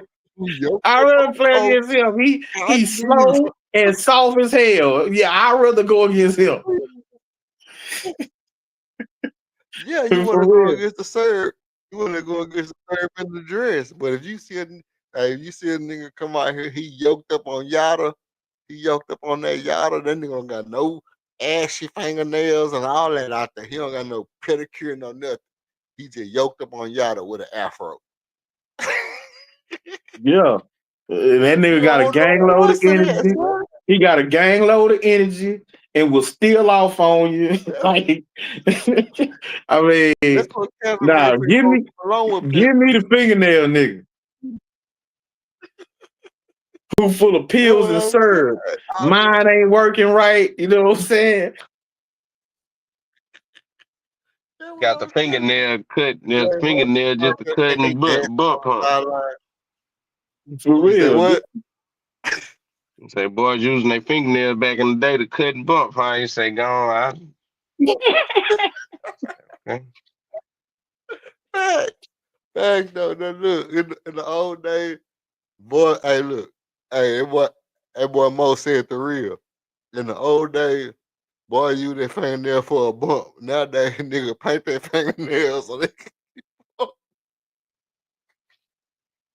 that boy got that fingernail painted, bro.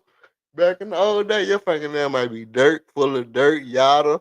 You got about 3 different kind of color chemicals underneath your nail. Now you in this bit pedicure, clean nails. You ain't got no problem, no with nothing. Nah, I ain't with that. This what I'm saying. James Harden, if you look at it overall, the shit James Harden doing, Pistol Pete did the same thing. Elgin Baylor, Jerry West, they all did that. The numbers offensively. But you got a person who put up 25, a person who put up 17, 16, 18 rebounds a game. That means not only is you going at it offensively, you putting up 25, 27, 24, 18, 19, 30. You putting up all these different numbers of points. Yeah, But at the same, you cannot diminish James Harden's I'm not diminishing James Harden. I don't do any you big. but you attempted to. You attempted I'm to because trying to disrespect you you. trying to peg him as a dude who all he did was score the basketball, but he did more than that on the basketball court. And his defense, when by the time he left Houston, his defense had highly improved. He was a solid defender. He wasn't Who was the somebody you better could just defender? pick on night after night, play after play. So I mean, you doing too much capping, trying to diminish James Harden and what he did in Ace time, bro. Who was the better? Who would you say committed to defensive more? James Harden or Wow, Jalen Green? James Harden. Child play. Jalen Green, Jalen Green, Jalen uh, Green only committed to defense for the last 2 years. man, Harden didn't play defense for like the first half of that for his tenure. Like he was, I'm gonna say what the Yeah, first but three, but 4 years. In a row. I'd agree for like the first 3 years he didn't play no defense. But then Mm, after that he did commit himself to the defensive end and play much better defense. So he you got talking better about in the the final? post. He did get way better in the post as a post Yeah, defender. He Everybody was wasn't because he just was he fat. was one of the best post defenders in all of basketball. He It's was six one of the five. fattest. He was one of the fattest niggas, He 6'5". was not fat. He wasn't fat until like his last year in Houston. uh Stop that shit, bro. That nigga was six Stop that five, bro. shit. 6'5", 245, bro. Man, 6'5", stop that shit. 245. The Stop same that thing that shit. makes us like Cam Whitmore made us like Mm. James Harden. 6'5", 245. Stop that shit, bro. 6'5", 245. Hey, Mo Beasley, Yes, sir. talk to me. What you think? Who who make most sense? James Harden on defense or Jalen Green on defense? We gotta talk about, because if you talking about when Harden was Olay, like Olay Harden defense, yeah, I would take Jalen Green. But even you know what I'm saying, after that I would say Harden is a better defender than Jalen Green is right now. Well, I'm gonna say, but back then, yeah, Jalen Green's best defense and Harden's best defense in Houston, I have to take Harden. Nah. Look, overall in the post, I give it to you. I give it to you. But I'm No, saying just the period. commitment. I'm saying the commitment and dedication and attention to detail and effort. Effort on defense. Jalen Green was doing. Let me tell you something. It took When Jalen Jalen Green Green more got time to snap into playing defense. I say that. It took Jalen Green more time to get, you know what I'm saying, up on playing defense. but I give you that one. If you no, just yeah, want you're to right. say that, because You're right. Jalen Green level of what he can do overall was probably 60% compared to Harden's 80%.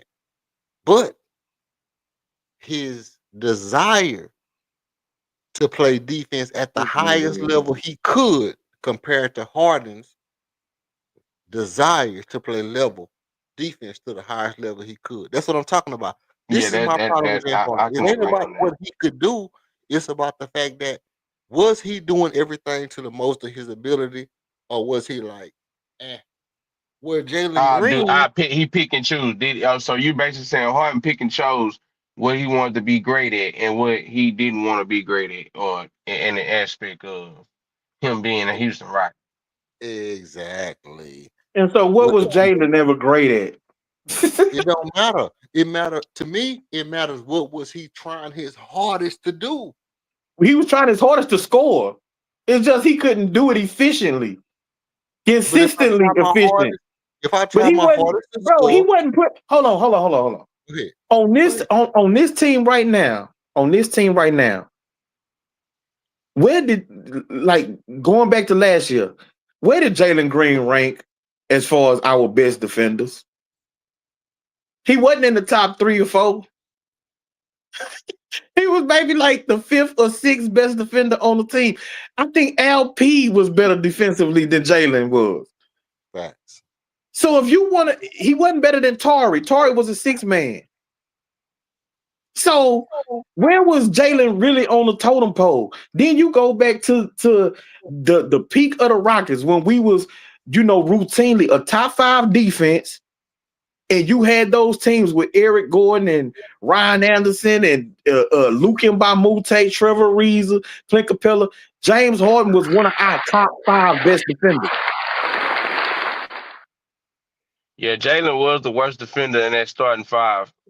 Come on, bro. So He's let's the not worst act defender in the like starting five.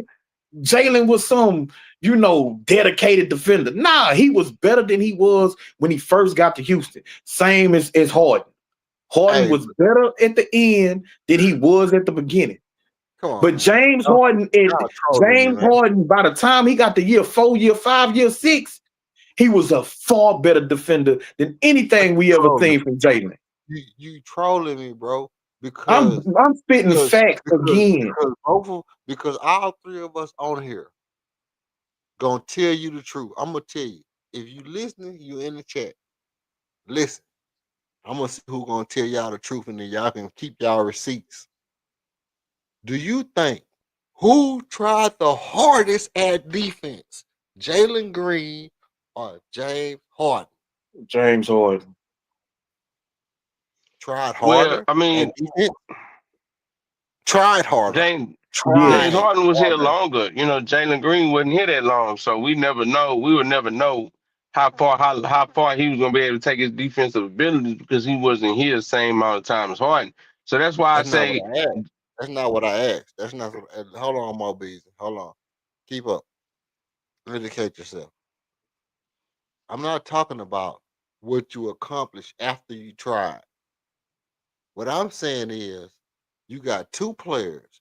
You got one who's a superstar athlete, James Harden, Hall of Fame, great at everything he does. Now compare what he did on offense to what he did on defense. His See, offense is a you 10. dude always His moving the defense, goalposts, bro. no, hold on. Let me land. Let me land. His offense is a 10. His defense is a 2. Now Now you look, look at Jalen. it went from a Hold on, 6 to a 5 to a hold on, 2. hold on. His offense is a 10. His defense is a 2. Now you said it was a Now, 5. You said it was a okay, well 5, let's man. say it's I'm a 5. going. Okay, well let's say it's a 5. Let's say it's a 5. I give you that. It Because you don't called change my Moses argument. Malone the 8 and the 9. It don't get okay. Thank you. Appreciate you holding me accountable. Cause we want to keep it a bean over here. I want Okay. you to stay on red alert. Know what you heard. That's my mantra. Now let's look at um let's look at on the other hand side. We're gonna look at what's his name? Jalen. Yeah, Jalen. There we go. Appreciate you. Jalen. His full potential for offense Oh my was God. 21 points a game.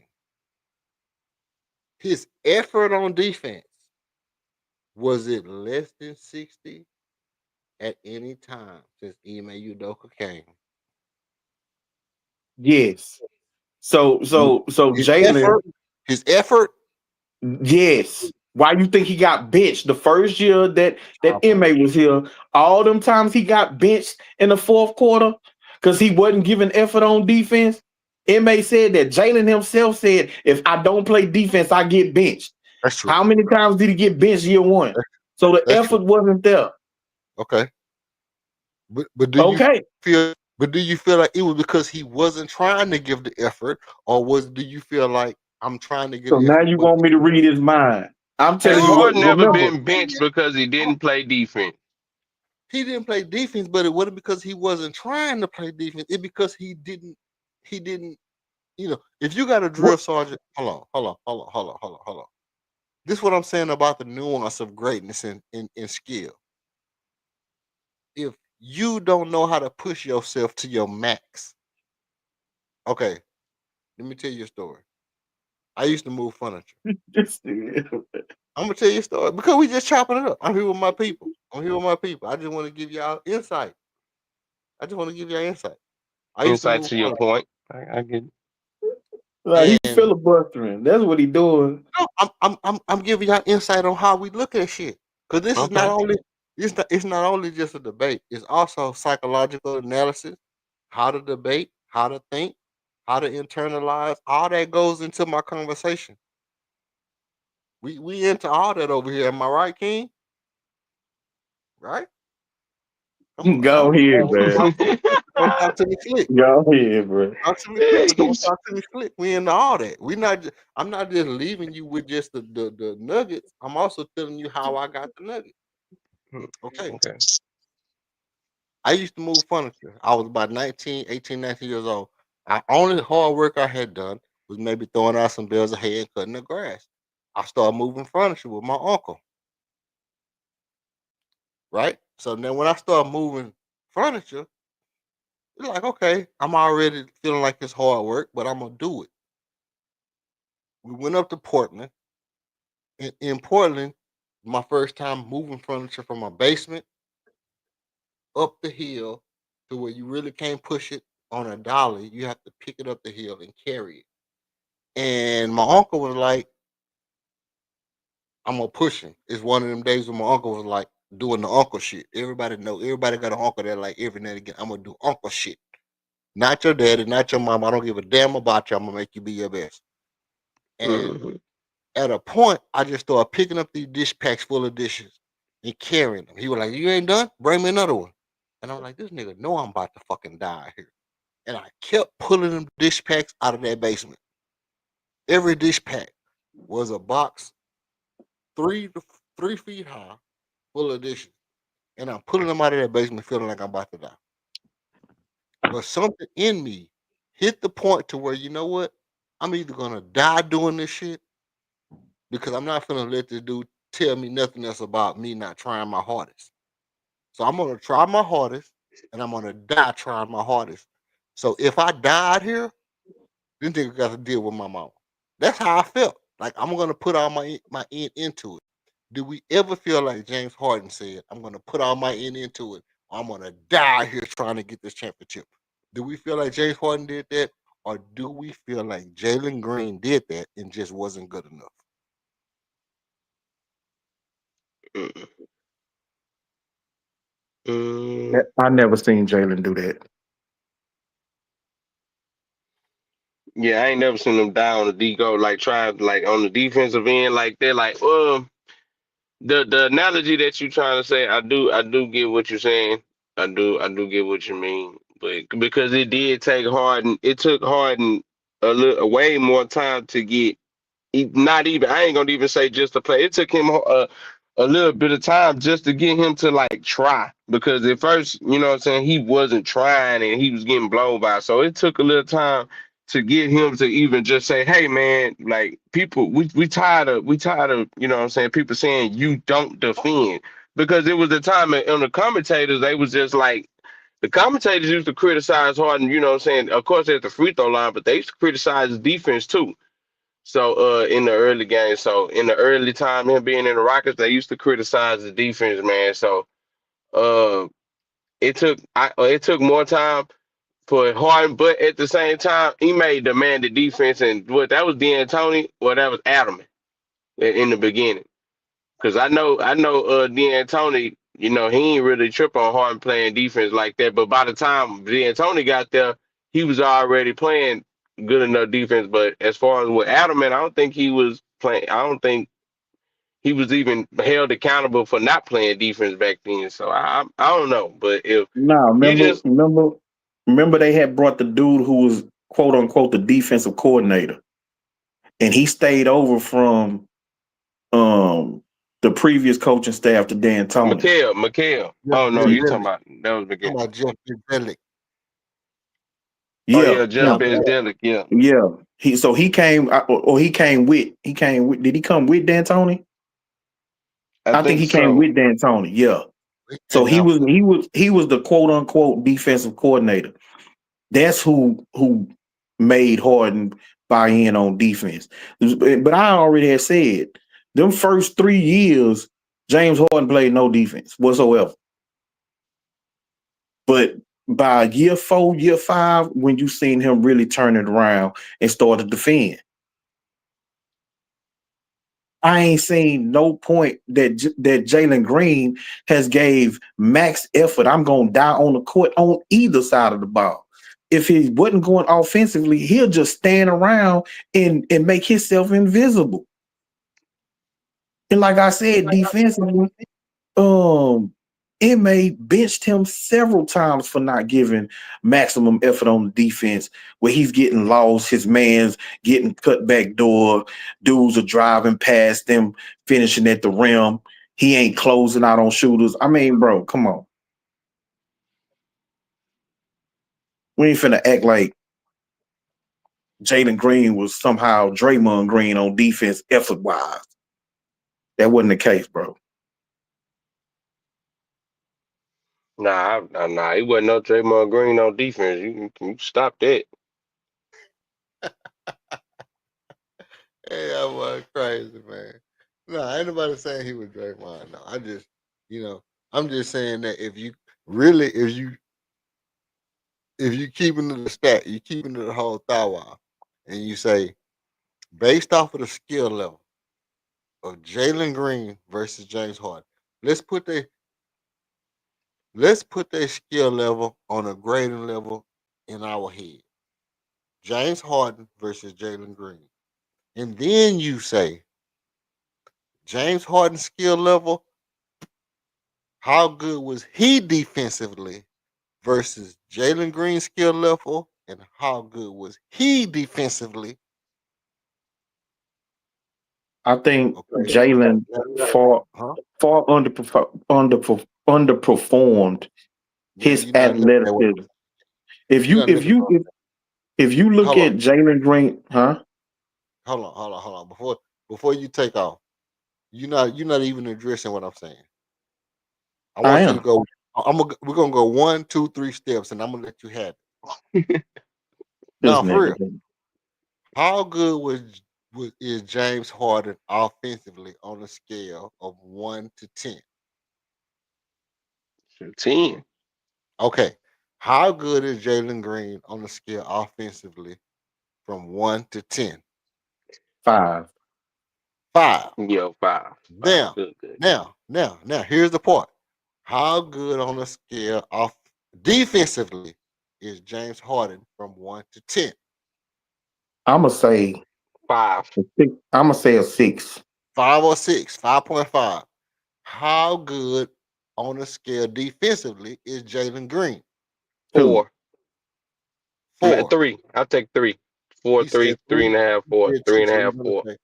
We're gonna say, so in your mind, James Harden was 200% better on defense than Jalen Green. To me, yeah. 200% better on defense. Yes. Defense is 100% effort, bro. And you mean to tell me that Jalen Green, I mean, you mean to tell me that James Harden is 200% effort more than Jalen Green? This how I know James y'all don't Harden, know James basketball. Harden, James Y'all Harden lying. guarded multiple positions. He Y'all lying, guarded guards and he bro, guarded bigs and he guarded wings bro. because we played a strictly switch defense and King, he was not somebody that defenses or teams could just pick on King, play Yes, after yeah, we play. did switch a lot. King. We switched a lot now. But I'm not gonna let y'all sit here on this channel right here, bro, and tell me effort wise, James Harden, effort wise, is 200% better than Jalen Green. All Well, defense, together, defense is Y'all because just said defense you is Olay all. defense. Defense is all you. Yes, but we talking you about James Harden once he started playing his defense. whole Has, career has as a Jalen Houston Green Rocket, ever had an Olay defense? Yes, he did under Silas. He I'm definitely gonna hold played y'all Ole feet he to the did. fire defense. on this one, bro. Listen, I'm sorry. I gotta hold y'all feet to the fire. I gotta hold your feet to the fire, bro. Cause we're gonna keep this platform. We're gonna keep this platform authentic. Crazy. Okay. Has Jalen Green ever been known for just saying "fuck it" on defense? Yes. Child, please.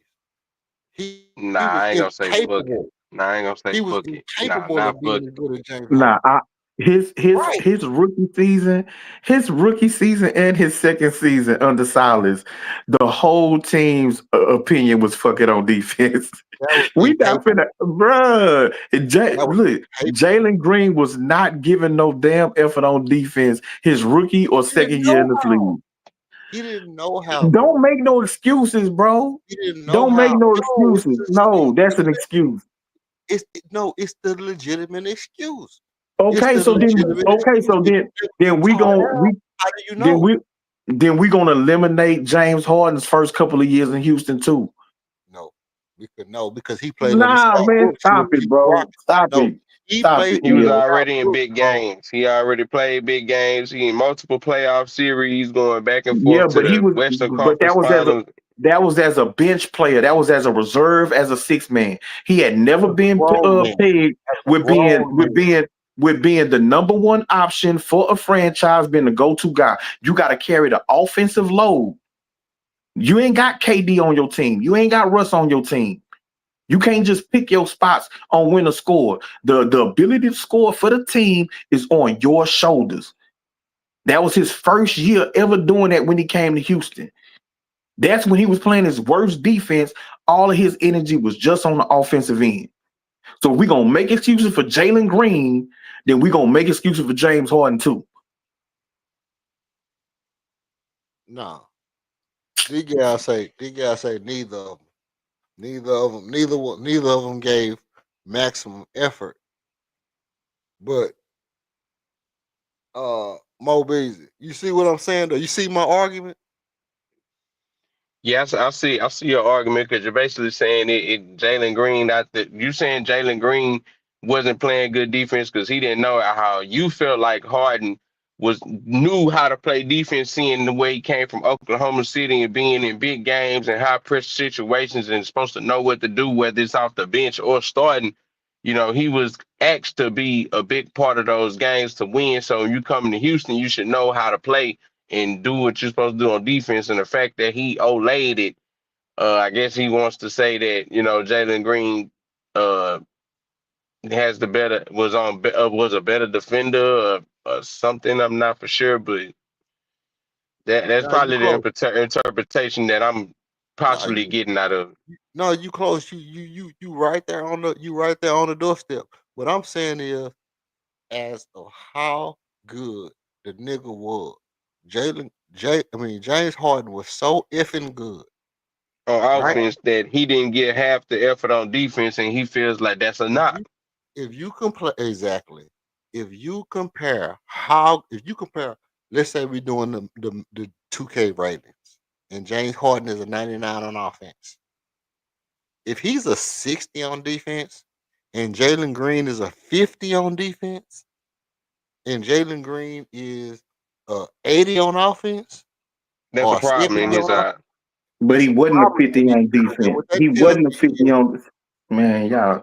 See, no, you tells trying me is so hard. you are You so trying so apathetic. hard to smudge this argument in the favor of Jalen Green. He wasn't a 80 to a 50. He wasn't even an 80 on offense, but on defense, he wasn't a 50. He was more like a 25. He was not good on defense, bro. He did not give effort. The only time he started giving effort is when MA got here and MA kept benching him. That's when he started to give effort. That's when he started trying on defense. Not to mention, by the time MA got here, you had Armin here, you had Tari, you had Jabari, you had Dylan Brooks. And you bring in Fred Van Vliet, he had no choice but to give more effort when he's seeing what they doing and they getting the playing time. Stop it, bro. He has never been as good or close to James Harden as a defender. He just hasn't.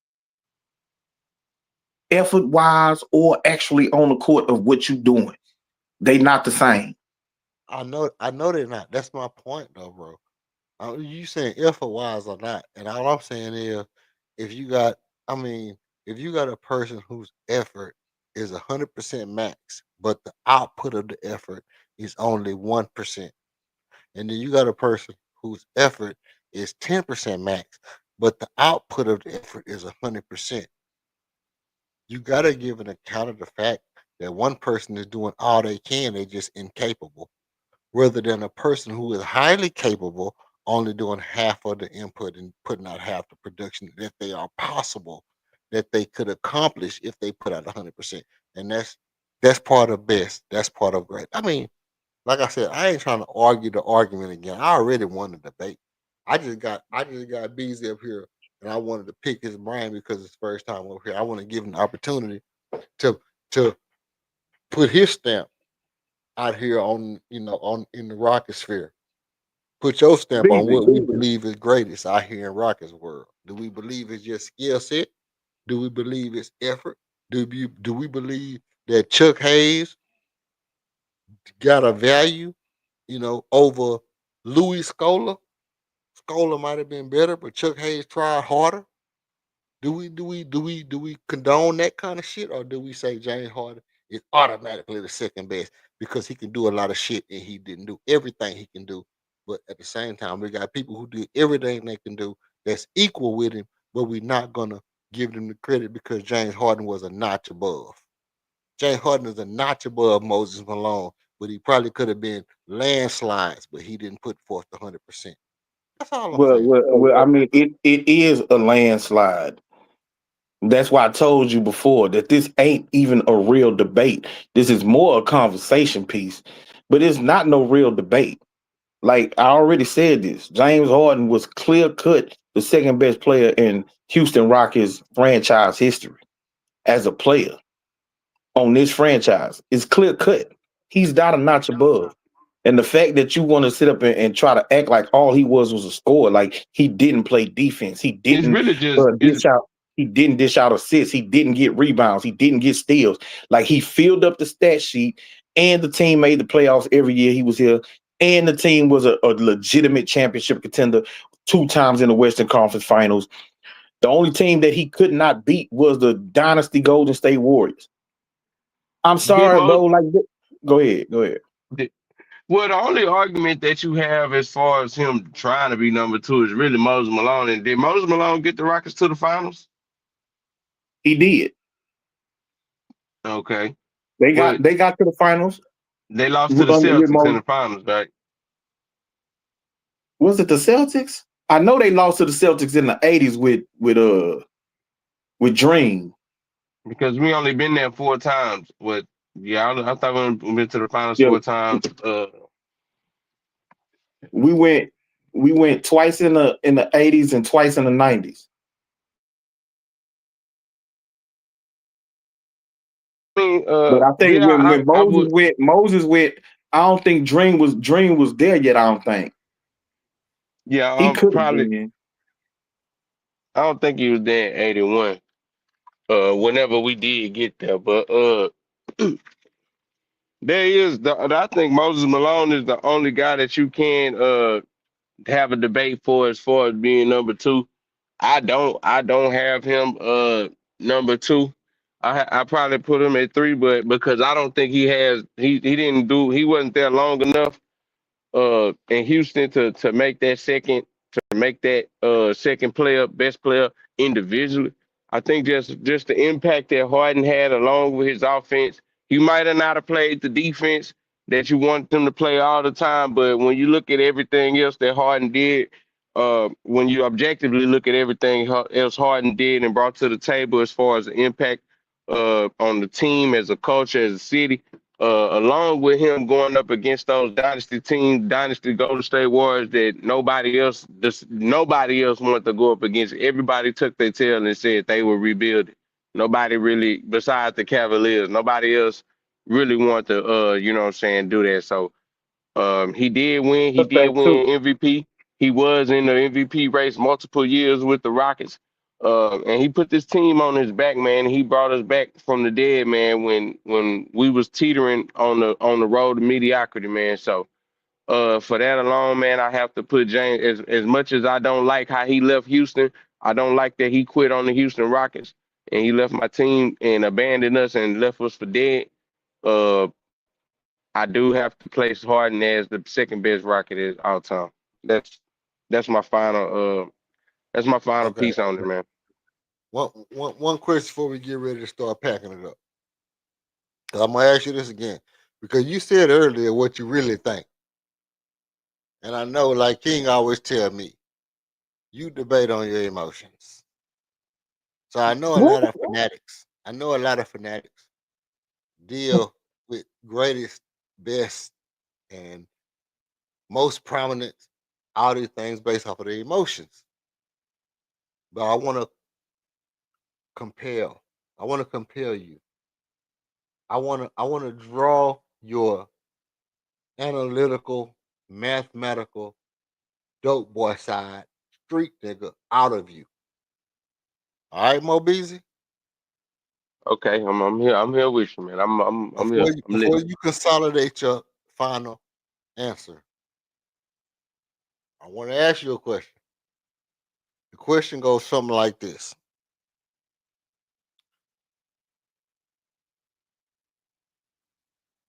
$29.6 points, 7.7 assists, right? Versus 24.0 points, 15 rebounds. Is one of those things greater than the other one? Are you asking me is assists greater than rebounds? What I'm asking you is the 5 points on points, right? You got 5-point difference on points versus 8 points. Are you comparing MVP in both MVP seasons, or you just comparing a random a year I'm comparing the basis? overall stats because Okay, because Moses had 2 MVP seasons, James Harden had 1. I didn't want to okay, draw. I didn't want to make it about the MVP seasons overall. I could have just okay. made it totally about that and All Star appearances, Defensive Player of the Years, rebound titles. I could have made it just about titles, and Moses is a landslide. So I wanted to make it about effort and legacy and things like that, but we overlooked that part. So now I'm just going to go to pure numbers, which I didn't even get into. I didn't get into pure numbers, right? Because I don't feel like it's about stats. I feel like greatness debate is about legacy. I test overall feel Can on I what you did for the team and this, that, and the third. can But I just can I can I also add something in? I wasn't around back then. I wasn't born back then. I'm 88. You know what I'm saying? So okay. I don't really know too much about the Moses Malone time that he had. That's why I'm being open minded as far as listening to the conversation, because like I said, if you want to put Moses Malone in there, it is a debate. But I never really took the time to go into it because I didn't really get to feel and see his impact that he had on the city at the around when he was playing and things like Where he influenced Akeem Olajuwon to be who he was. You understand what I'm saying? Akeem Olajuwon is Akeem Olajuwon because of Moses Malone. But that. we're gonna just I do agree. the math, right? I assume, bro, you a hood nigga like me. Safe to say that? Yeah, yeah, we got similar Okay. similar views So on certain I things. assume I when it get comes that. I assume when it comes to numbers, you gonna dot your I's and cross your T's. You Safe to have say to that? take the emotions out of it, and it is what it is. Okay. Now let's listen to the numbers. Points per game. James averaged 29. We're gonna call it 27. Moses Malone averaged You gonna 24. call it 27? Yeah, it means we're gonna call it 30. We're gonna call it 30. Okay. James averaged 29. We're gonna call it 30. My bad, I said that wrong. Moses averaged 24. Flat. James averaged 7 assists. We're gonna call it 8. So we're gonna say 30 and 8. That equals 38, right? That's 38. Am I right or am I wrong? 30 plus 8 is 38, right? Wilt averaged 15 rebounds. We're going to call it 39. Just based off of that, who do you like more, 39 or 38? Niggas boy do 39 is greater than anything. 38. I like 39 over 38. You like 39 over 38. Thank you very much. That's Okay. all I'm saying. And if you look at the fact that one of these guys took their team to the finals, You and hold crazy, on, bro. one of these guys have 2 MVP. Hold on. 39 has 2 MVPs and a a finals appearance. 38 has 1 MVP and no finals appearance. Who's better? The guy with two finals appearances, man, and two And the MVPs 39. in the So the 39. He 39, ain't, the he didn't 39 have has the no two finals final. appearance and the two He did MVPs. not So have so no two finals He appearances had with the one finals Rockets. appearance. yeah, I'm He about to had say he one had finals one appearance finals and two appearance. I'm MVPs. like, Two Okay, but yeah, MVPs. hold Hold on. on. one Okay, final so appearance, so two so MVPs. he coming with the bullshit slants. Okay, so one guy had So one MVP. He was 6 times first all team NBA. He was an 8-time All Star. The other dude was a 2-time MVP. He was a 3-time first team All NBA, and he was a 4-time All Star. Who was the better player? He gonna say the damn. same thing I just said. So because OG basically is saying Moses Malone did more in 5 years than Harden did in 8. But he It didn't. it ain't even close. He It ain't didn't. One close. final, If one I got finals two appearance, MVPs one and a finals final, appearance, one who finals was closer appearance to a that he championship? lost. against Hold the on, bro. Dynasty Celtics though. That was damn. That Okay, and it was was the against the Dynasty Celtics. Dynasty Warriors. But Who was they, closer to a championship? Who was No, it closer ain't to a Moses close, Malone. championship? bro. No, Moses close Malone. only matters in horseshoes. Now, again, you trying to slant this argument. James Harden went to the Western Conference Finals twice. Only team he lost to was the Dynasty Warriors. He was a 6-time first team All NBA. He was an How All Star every single year. how many Like bro times did said, Moses Malone get to the Western Conference Finals and NBA Finals in that 5 year once, span? He once got twice. he got there once, and he made the NBA Finals. He did not have 2 trips to the Western Conference Finals. I thought they went twice It, against once against the Lakers, one against the No, one against the Celtics, one no, against that was Elijah one and them who went in '86 okay. against and they the against. Celtics Okay. again, and they That's How, right. lost. They how did James they Harden beat go? the Lakers. They beat the Lakers and lost to the Celtics. How many Same times did script James from Harden go?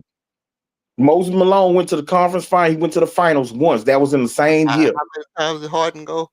Yeah, but again, that one thing that he lost. Now, maybe if he won it, maybe if he won, you would have an argument.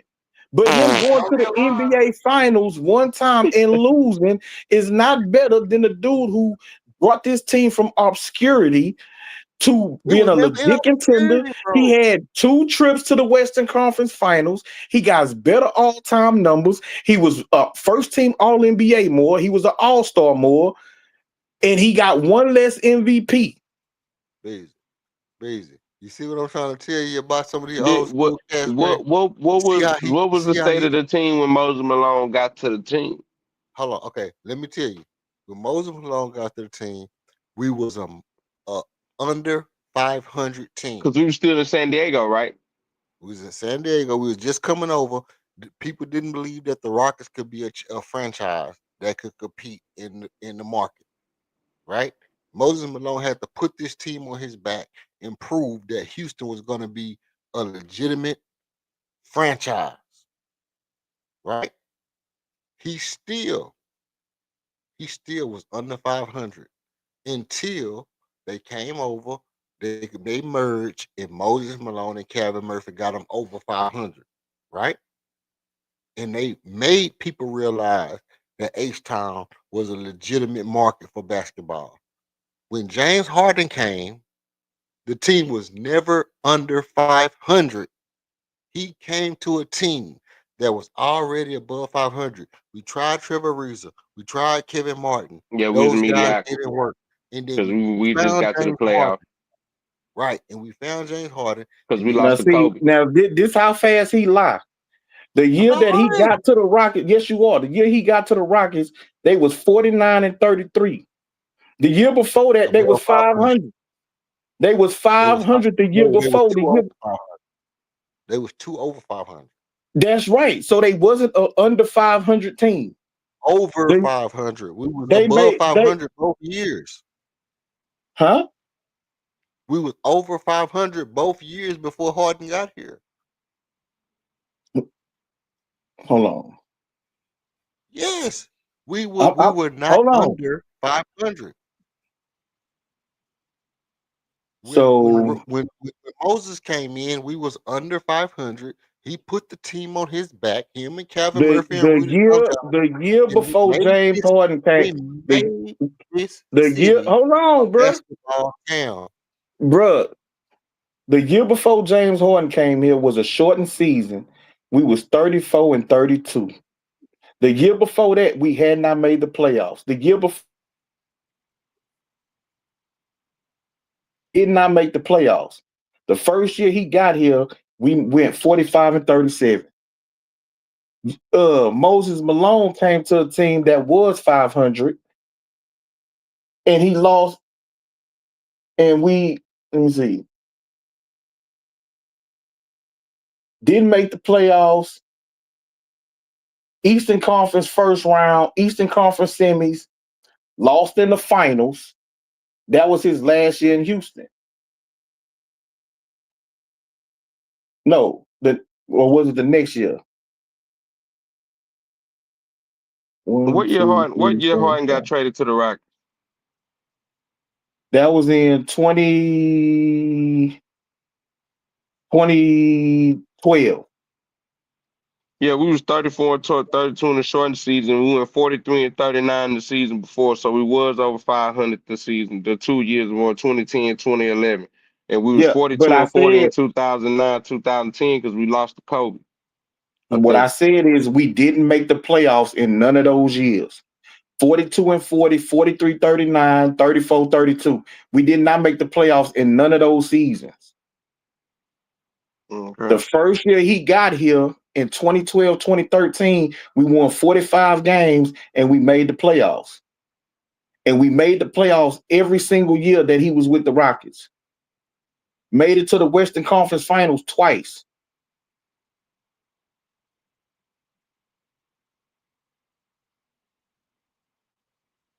I finished third.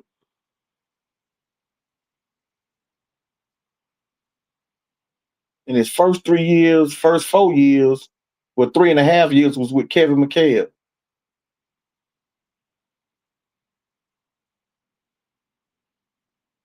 I don't know. I mean, I don't. All I'm saying, listen, you can split hairs however you want to.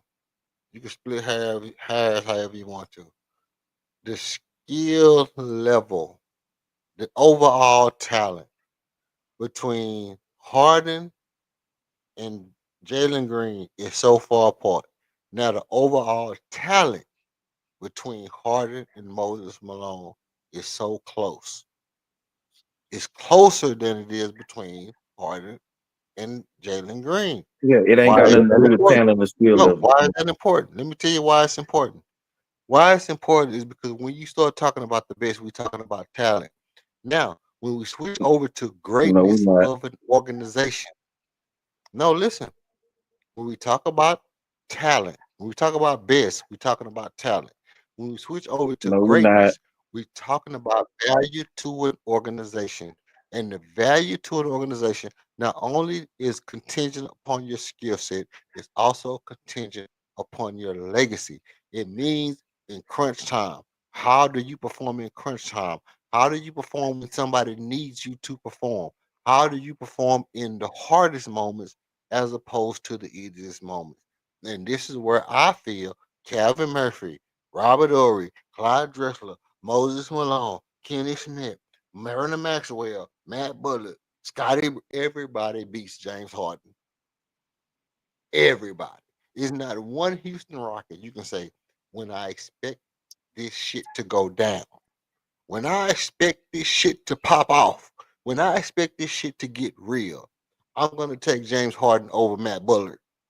No, I'm going to take James. I'm going to take Matt Butler. When I expect this shit to pop off, when rubber meets the road, I'm going to take James Harden over Mario Elie. No, I'm going to take Mario Elie. When they expect the rubber to meet the road, Either I'm you going to trolling, either hold you on, hold on, don't trolling, stop me. or or I'm gonna take or James Harden over Kenny Smith. No, I'm gonna take Kenny or Smith. or When the me and rubber meets you, the road, we don't. I'm gonna I'm take not James even going. Harden I'm over not going to Stanford even Bill. participate in this No, I'm gonna foolery take right now, Stanford bro. Bill.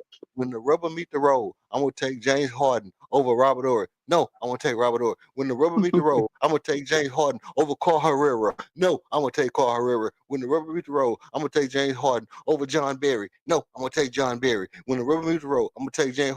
When the fuck do we stop? When do we get to a point to where we say, I'm gonna take James Harden over this particular player? Never. Unless it's like Matt Maloney or fucking Emmanuel Davis or somebody like that. You're never gonna take Uh, James Harden over any Rockets great.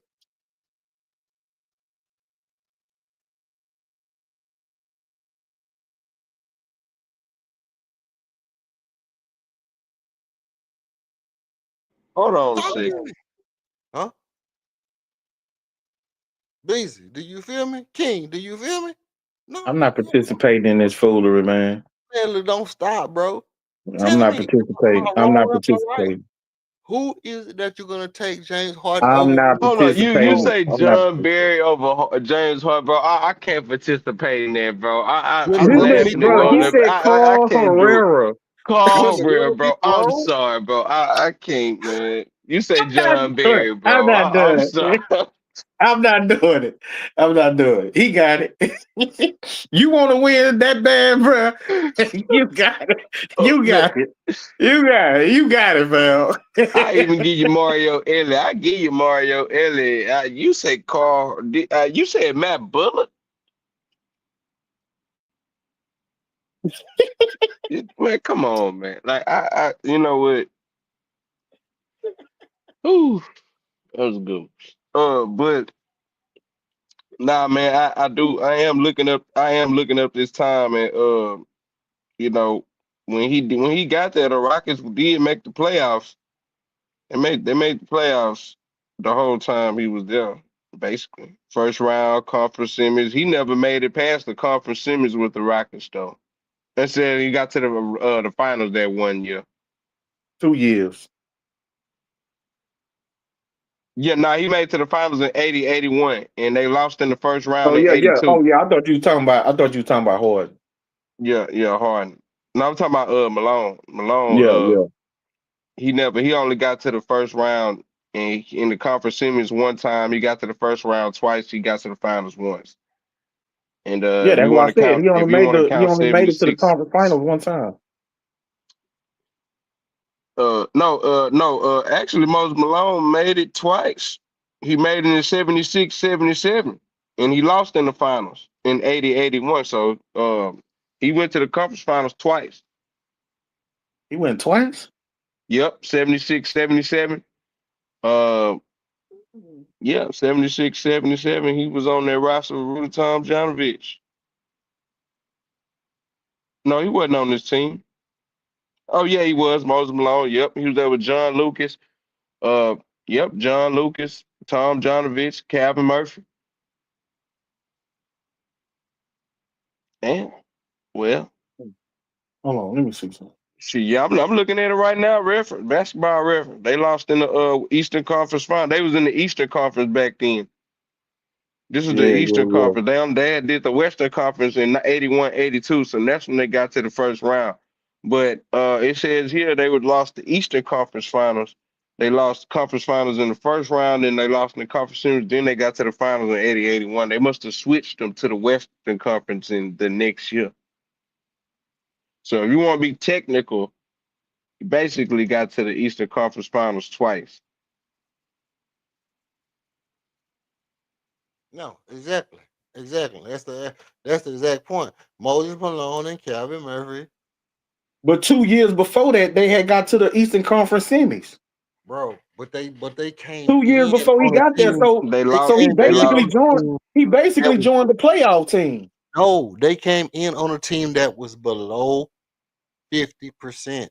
Nigga, Because he They you got to joined the remember he was playoff in the team. ABA.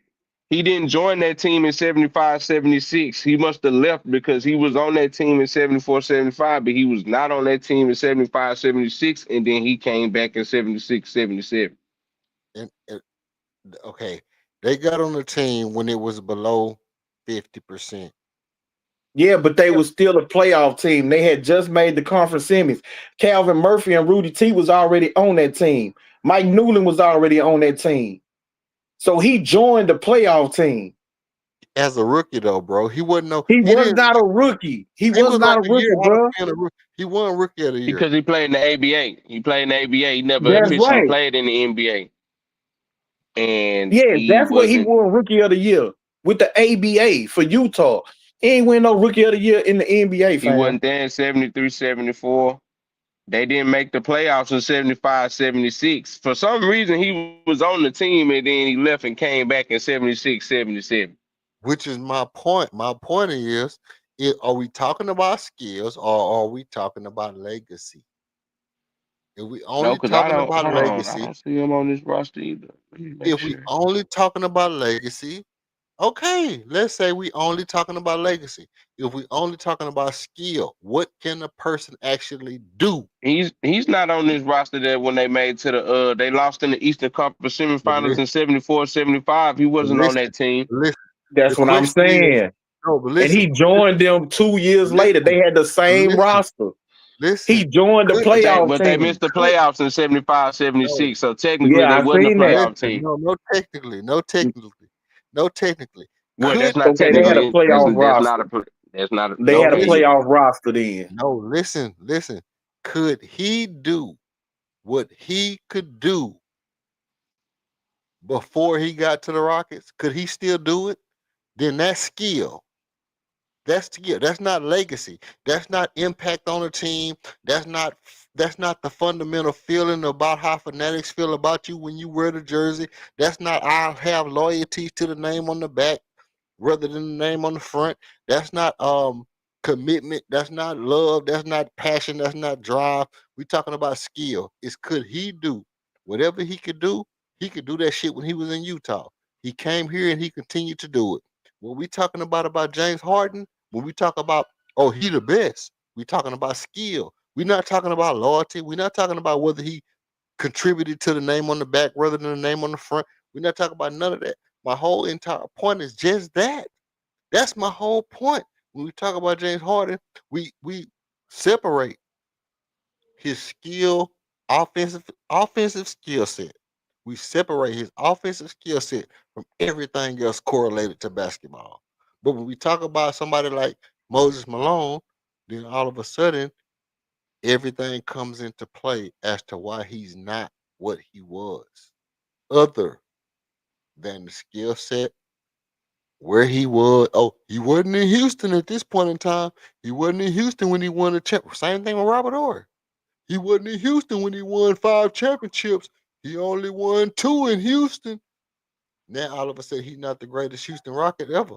But if Robert Orr was in Houston all 10, 12 years, he won 7 championships in Houston. Is he the greatest? If Moses Malone was in Houston the year before he got to Houston, is he the greatest? Are we only saying, oh, James Harden did a bunch Yes, of stuff yes, on we offense? are. We are only talking about what he did as a Rocket. Yeah, He that's did a We're all I'm bunch not of we're talking stuff about. not on What he offense looking did as a at Rocket. we're not as looking a at rock. every player who came through the door, because if that's the case, Scottie Pippen came here and he was here for 1 year. Is he the greatest Rocket of all time because he got No, 6 we're rings not on his doing that. resume? You got to do something in a Come on, uniform to bro. get some accolades, bro. We not just giving not participation awards. Come on, bro. What are you talking about? Yeah, No, we ain't doing that. what you achieve somewhere else don't got nothing to do with your time in Houston. What did you do as a Houston Rocket? What was your impact to the Houston Rockets franchise? Not what's on your resume when you played 14 years and 5 of them was in Houston. You played 9 somewhere else. Nah, bro. That man's legacy is in Philadelphia. He won an MVP there. He won a championship there. He played most of his career there. He is a 76er. So no. That 24 and 18 season, that was in Houston, Brody. That 25 and 15, Yeah, that's 25 and cool. 15, that was But in Houston. his numbers don't stack up to James Harden though. He got over the hump in Philly, man. He didn't get over the hump in Houston. If you want to But look at numbers, his numbers but don't James stack Harden up to never got James over the Harden. hump. If you want to look at James Harden never accolades, got over his the hump. accolades don't stack up to James Harden. If you want to look at games won, his numbers don't stack up to James Harden. You want to look at his playoff performances, Well, it don't match up to James Harden. James Harden that's is not better true, than bro. him regular season and postseason. Just When you saying. look at numbers, you look at Just accolades, saying. you look at achievements, the whole nine. James Harden will be remembered as a Houston Rocket. He's going to retire a Houston Rocket. His number is going up in the rafters. Period. You just saying stuff, bro. No, I'm right.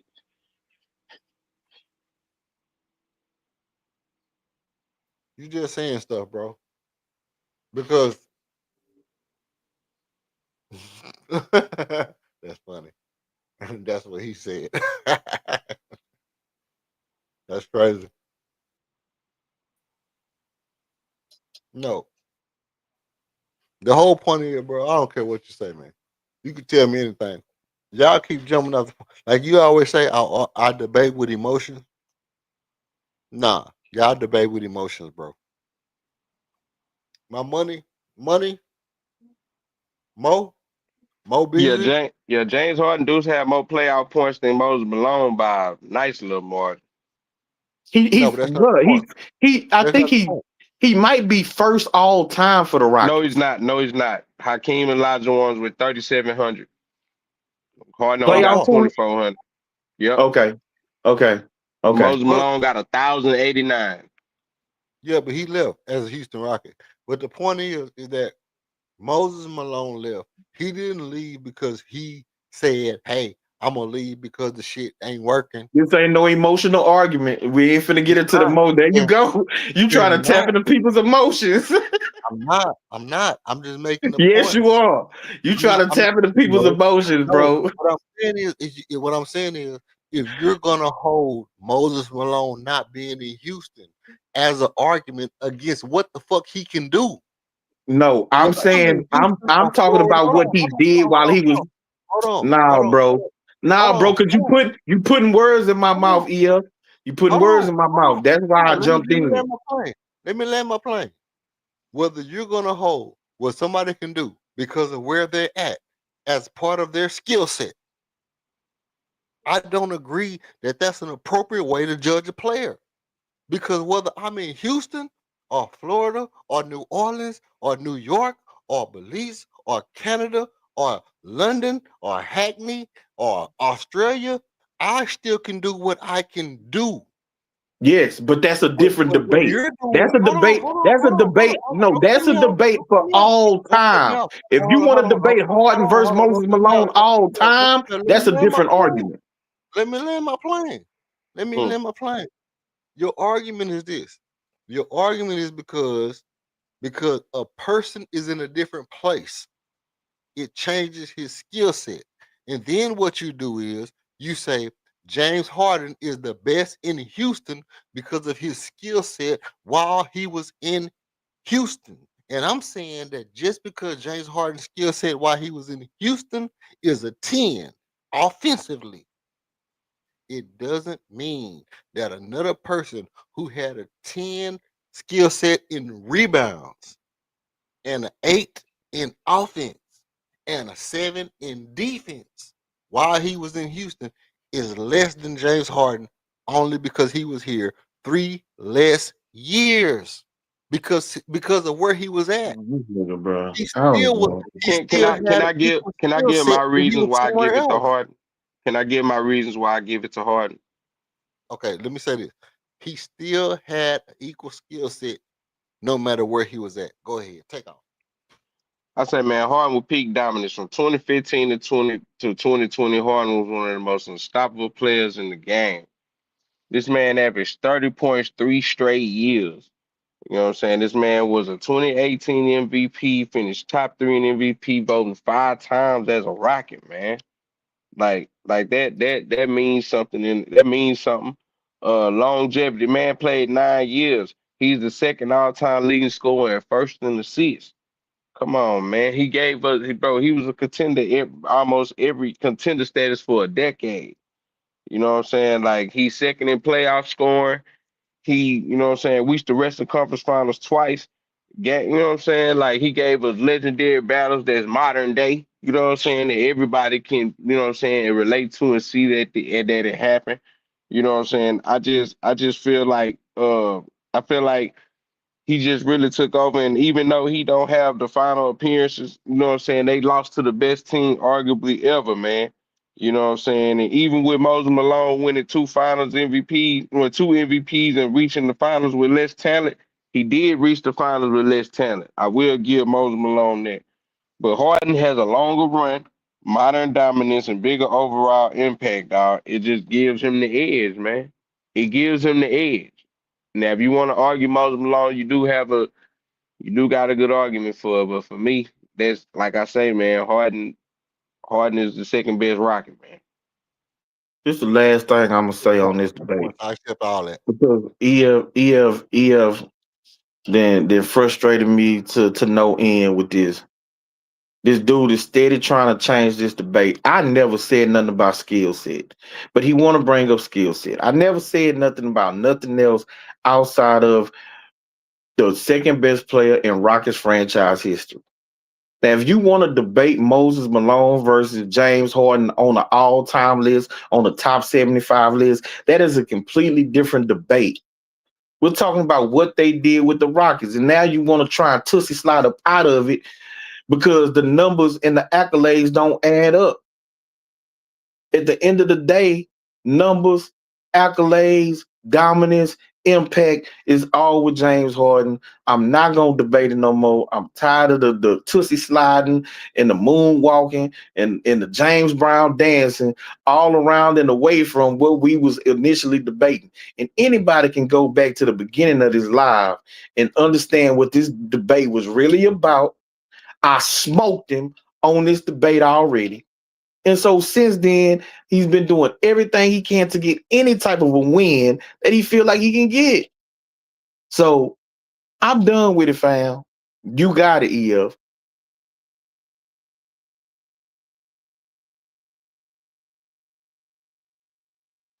All right.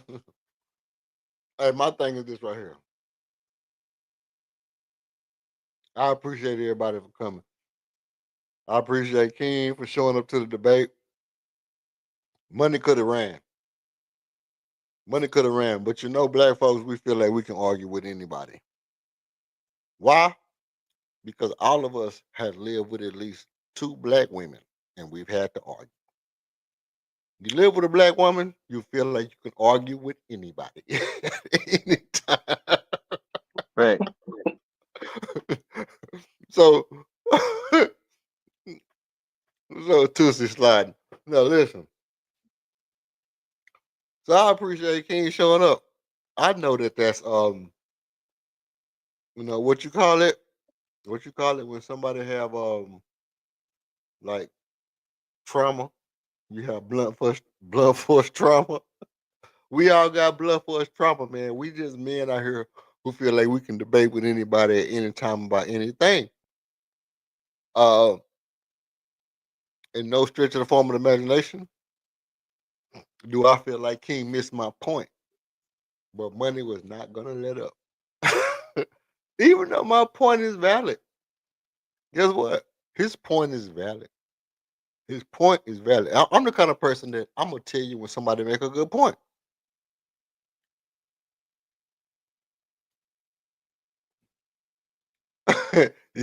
Yeah, black women caught a straight decal. Decal, y'all caught a straight. You know what I mean? Because it's just we in that manosphere right now. And appreciate you showing up. You got any questions? You want to come over here and speak? You know, the thing is in the chat. Um, I am gonna shut it down in a minute, but if you look, this ain't my platform. This is a platform of people. And if you want to come over here and get your speak off, you want to know why we threw you all black women under the bus, we Yeah, can. just understand it wasn't us who threw black women under the bus. I Hey, didn't. he was part of the No, I buildup. wasn't. No, I He wasn't. laid No, I the wasn't. foundation D. to my argument. D. I Listen, I he played laid the no role. foundation D. to my argument. He is as guilty as I am. If he laid the foundation to my argument, he is as guilty as I am. Miss D, you heard who mouth it came out of her. Please do not attach me and mold to what he had to say. That man speaks for himself. Listen And at this. himself only. Huh? Facts. Y'all wrong, bro. Y'all supposed to live with me. We in this shit no, together. She crazy, man. We gotta stick together. Now listen. no, See, nah, not no, not with the wife. Nah, not with the wife. See, the no. thing, we only got Exactly. one shot with the wife. Once the wife X you out, you can't come back, man. So Fact. nah, I Fact. might got a shot coming back with you, but Hold on. Y'all niggas think y'all smart or something? What the fuck make y'all think that's my wife, brother? hey man, wife. Once the wife put a jacket on you, man, it's hard to shake it. See, I could get that jacket up out when you put it on, because I know you be full. But we can't do that with wife. Once that wife put a jacket on you, you No, can fight it all day, but that jacket gonna stay there. Facts. no, listen. Every time she see you, she gonna call that jacket out. No, Man, no, Miss D. We not guilty by association. I barely know him. No, Don't. nah. I barely They know call Ray, him. he just Ray, sent me the link tonight. This Ray, But I shit, deal with so. people who absolutely know to stand on, bro. I said that in my closing argument. Greatness is about giving people who come after you shoulders to stand on. So what I'm saying is, why y'all sliding off from under me while I'm trying to stand on y'all shoulders, Nah, bro? you I ain't Oh feel standing y'all. on shoot, me. ma. Oh shoot, ma. Shoot. That's what I said. I need Man, y'all I support, said Nah, bro. shoot. I'm not the one to stand on, bro. No, no.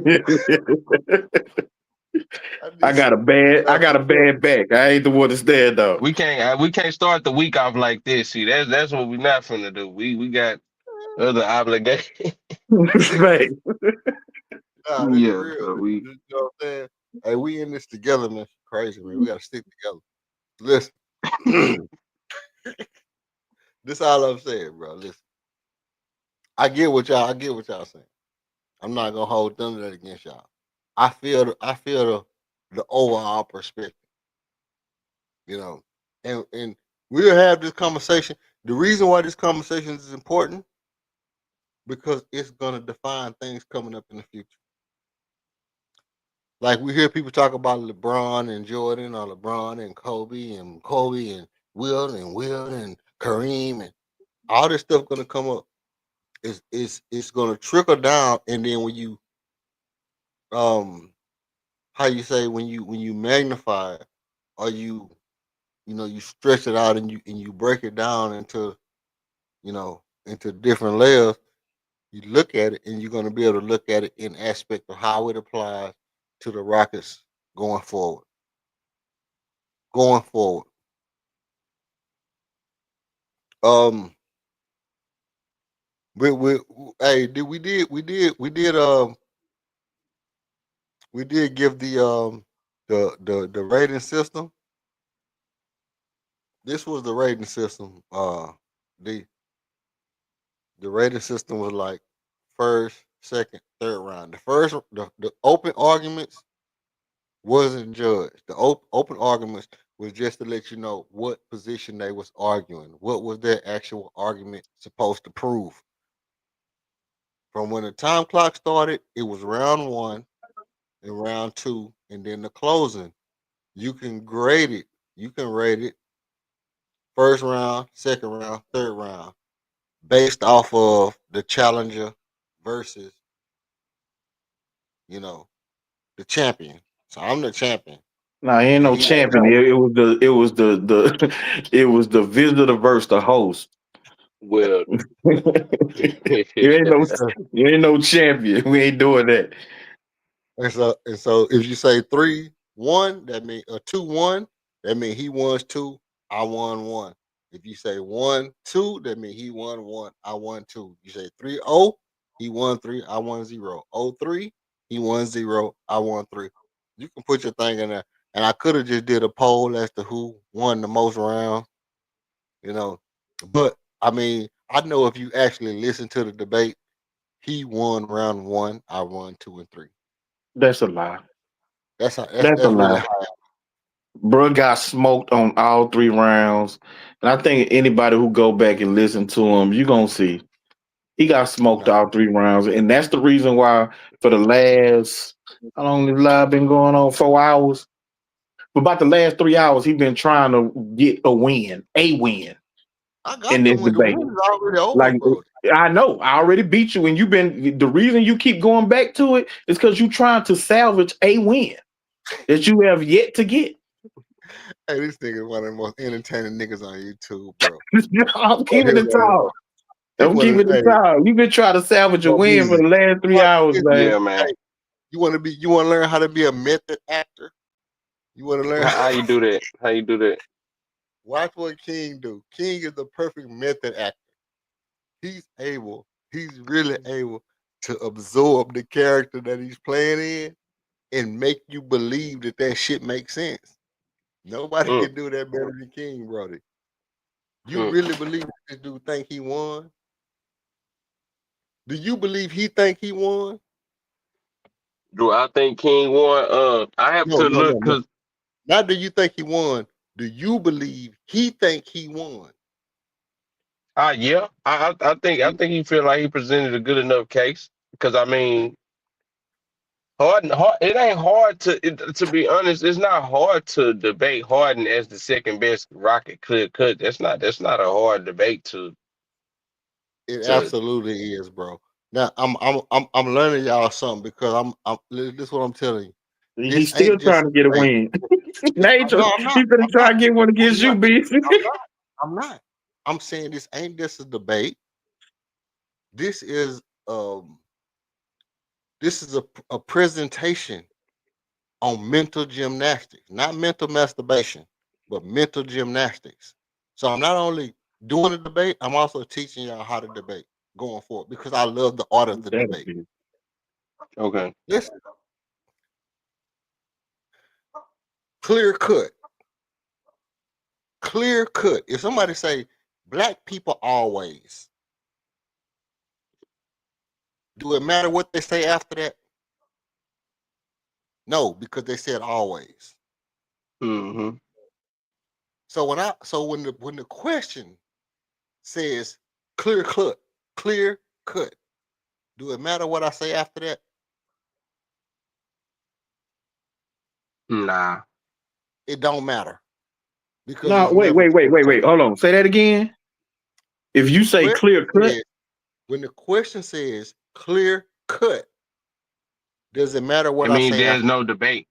No, yeah, no, it that doesn't because that means when you say clear cut, there's no debate that it's clear cut debate that James Harden is the number two overall player. It's not a clear cut because there is a debate for Moses Malone being number two. So And that in the question he in the brought that question itself is not clear cut. he brought that into the debate first before I did. He said E.F. Hutton gonna try to bring Moses Malone out because the only person that's an argument is Moses Malone. So he brought Moses So Malone that's into the not so debate that's for me. not clear. So that's not clear that's cut in the not. sense. He is lying. He is lying to you. Go back I and would watch the ask tape. all of you to go back and watch. He is changing. He Tootsie sliding again. The boy brought his dancing shoes and a backpack for that goalpost that he's been moving. I implore you all to go back and listen to this debate from the beginning. You ain't got to listen to the whole live because then it got lengthy. But go back and listen to the debate and hear what I said. Hey, if y'all made it this far, I never said that Moses Malone was an argument, and I disagree that anytime somebody says clear cut that you don't listen to what has to come after it. You was cooking when you said all black people. Then yes, you can disregard anything that comes after it because black people are not a monolith. But if you say clear cut, you need to listen to what they have to say after that. nope, I don't. I don't. I don't. Okay. Because if you say always, if you say never, if you say clear cut, if you say any of these words, guess what that means? That means it's up for debate. That means it's not up It's for up this for clear debate. cut. That means it's not up for debate. There's nothing to talk about. Right. But it's up for It's debate clear because cut. now I you mean, can't yeah, tell me it's always. You can't tell me it's clear cut. You can't tell me it's no debate. No, it's you a can't fucking tell me debate. that. It's You But still basically, there yeah, are there. okay. So you are you saying that there's no things that are clear cut? Because to say that you not no. listening It's to nothing. nothing out, Nothing is just there's nothing any. clear cut. No, let me tell you what I'm saying. Let me tell you what I'm saying. I'm saying that anything when there is any argument that can be made, no matter how uncommon that argument is, the definite is reduced by the margin of that argument. You understand what I'm saying? If Hmm. there is any argument that can be made, no matter how uncommon the argument, when I brought up Clyde Drexler and Robert Ory as the second best, listen,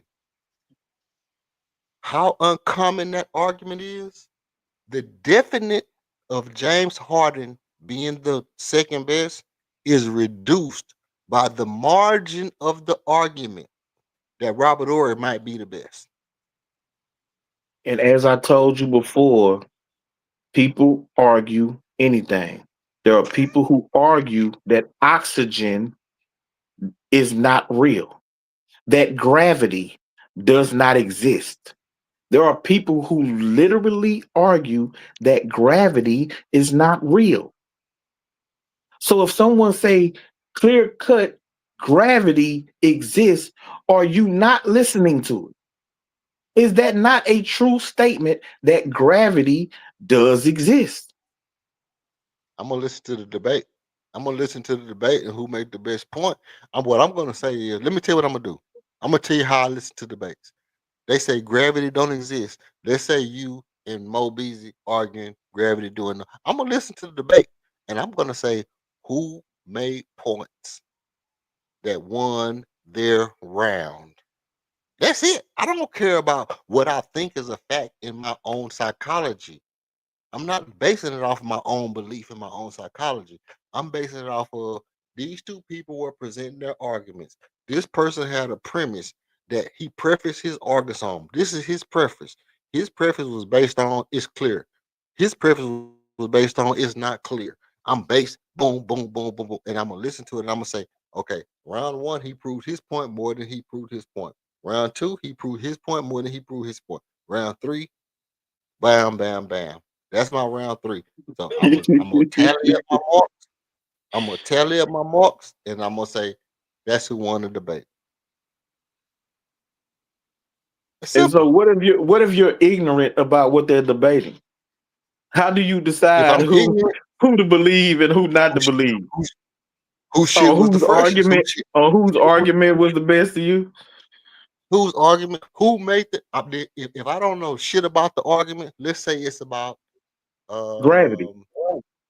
I know a little bit about gravity. I want to use something I don't know What's nothing it about about. the world Let's say being it's flat? about lotion, the best lotion that you can put on, or Yeah, the beard world oil. being flat. The world being flat. I know a lot about flat Earth. I fuck with flat earthers. I don't. I've been on both sides of those debates.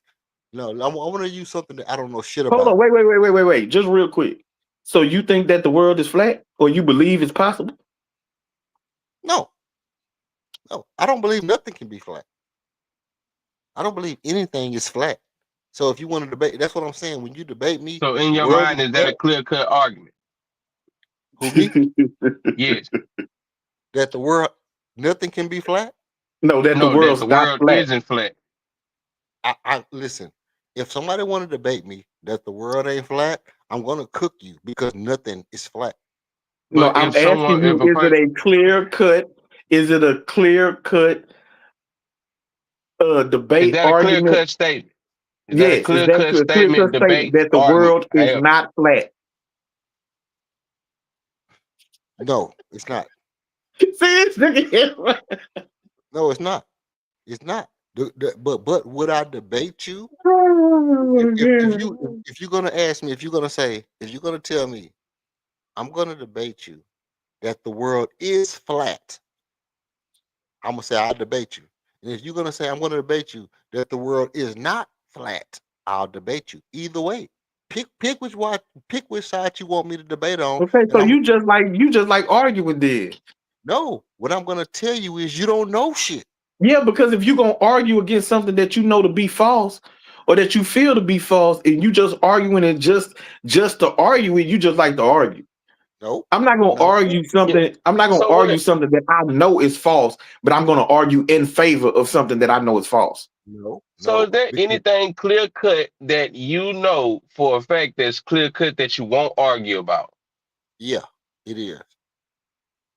It is. What It's is? things. I'll tell you one. When I get sleepy, I need to go my ass to sleep. That's Oh, we definite. not, That's definite. When I we get not sleepy, talking. I need to go my ass to We sleep. okay, but all see right. that ain't No, let me rephrase that. You got me on that. that ain't It's even true though. Because if you sleepy, you tired, exhausted, but your old lady drops deathly ill, and you got to get up and take her to the hospital, you gonna get your sleepy ass up and go do it. Look, I'll do that, but I'm sacrificing. I still need to go my ass to sleep. I'll Yeah, I'll then it sacrifice for ain't what I clear need to cut. sacrifice for, There's but it exceptions don't to the mean I don't rule. need to. I still need to get my ass to sleep. This dude here, wow, this crazy. Hey, when I drop you off at the hospital, they stick that first tube in your ass. I'm Now going to sleep in the you lobby. dropping dead as soon as you pull up to the emergency room door. I'm in the lobby. I'm in the lobby snoring like a motherfucker. You know what I mean? Now you gonna I'm hit in that there steering wheel howling, snoring at howling the in the door. lobby. No, but I mean that's just. I mean, look, y'all get my point, bro. I Is get your that point. yeah? I mean, it's because I don't. this is the whole thing.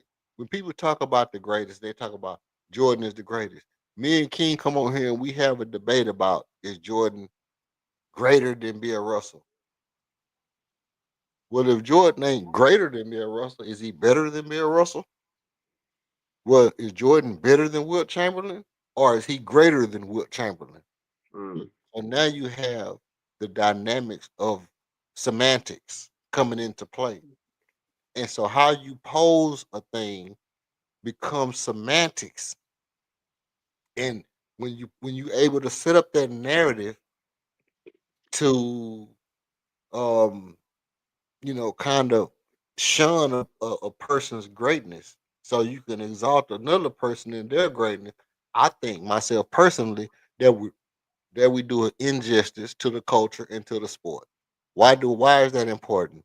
Because I feel like the exaltation of Michael Jordan was for marketing, for money, for publicity, things like that. I no way in hell believe that if you have Michael Jordan at 17, Michael Jordan at 18, Michael Jordan at 19, Michael Jordan at 20, Michael Jordan at 21, 22, 23, 24, 25, 26, at any of those years from 17 to 26, that you're going to say, I'm going to take Michael Jordan over fucking Will Chamberlain. It's insane.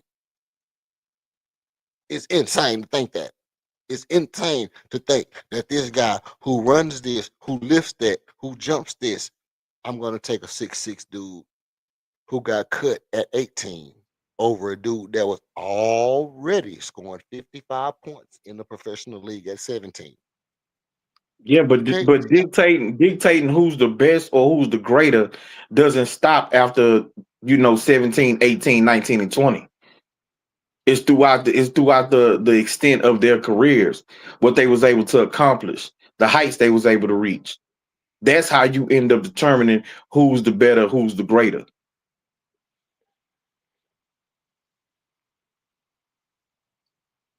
No, I get that. I get it. I get it, Brody. I get it, brother. I'm not even arguing with that at all. I'm just saying that when you start to transfer the conversations over from one panel or one conversation to the next, and you get to how we view our team. Now you want to correlate the Wilt Chamberlain versus Jordan argument to James Harden versus any of the Houston Rockets players argument. And it all comes into play based off of how I'm able to formulate my argument. Because now I'm looking at it and I'm saying we talking about what a person did skill wise. If I say skill for skill, I can't say that James Harden scoring a bunch of points is better than somebody rebounding the ball a bunch of times. I can't. I can't say that 36. I can't say that 35 points and 10 assists and 6 rebounds or 7 rebounds is better than 25 points, 18 rebounds, and 5 assists. I can't say that because if you add them up, they very close. You very close in the number between the combined stats of points, rebounds, and assists. You so close in numbers that it's like 1 or 2 points. And a lot of times, depending on I'm gonna take the two highest numbers. Moses Malone is higher than James Harden. If you say I'm gonna take your two highest stats, points and rebounds and points and assists, boo boo boo boo boo. I'm gonna take the two highest ones. Moses Malone is usually better than James Harden in that area. And then when you say, let's look at accolades, which accolades are the most important? MVP, Moses Malone. Finals, Moses Malone. Western Conference Finals, Moses Malone. And not until you get to one individual stats that looks really good, and then you say James Harden had a bunch of 60-point games. That's so far down the line of greatness that, eh, man, like man, you did one thing. You scored a bunch of points back to back in different times. But overall, if I go from 1 to 20, if I say I'm gonna pick 20 different um qualifiers. Let's say I'm gonna pick 10 different qualifiers. James Harden is gonna win 3 of those qualifiers, and Moses Malone, Calvin Murphy is gonna trump him 7-3, 7-4, 6-5, or 6-4, or 5-5. They're gonna trump him every time as far as qualifiers go. And that was just my, not only that was my argument, but it was more about who do you feel like tried their hardest to get there? Who do you feel like was giving everything they could to get there? Who do you feel like wasn't giving everything they could to be there? And I think Jay Harden did a lot, but I think he was one of those players that when he looks back on his life, he's gonna say, "Damn, I could have did more.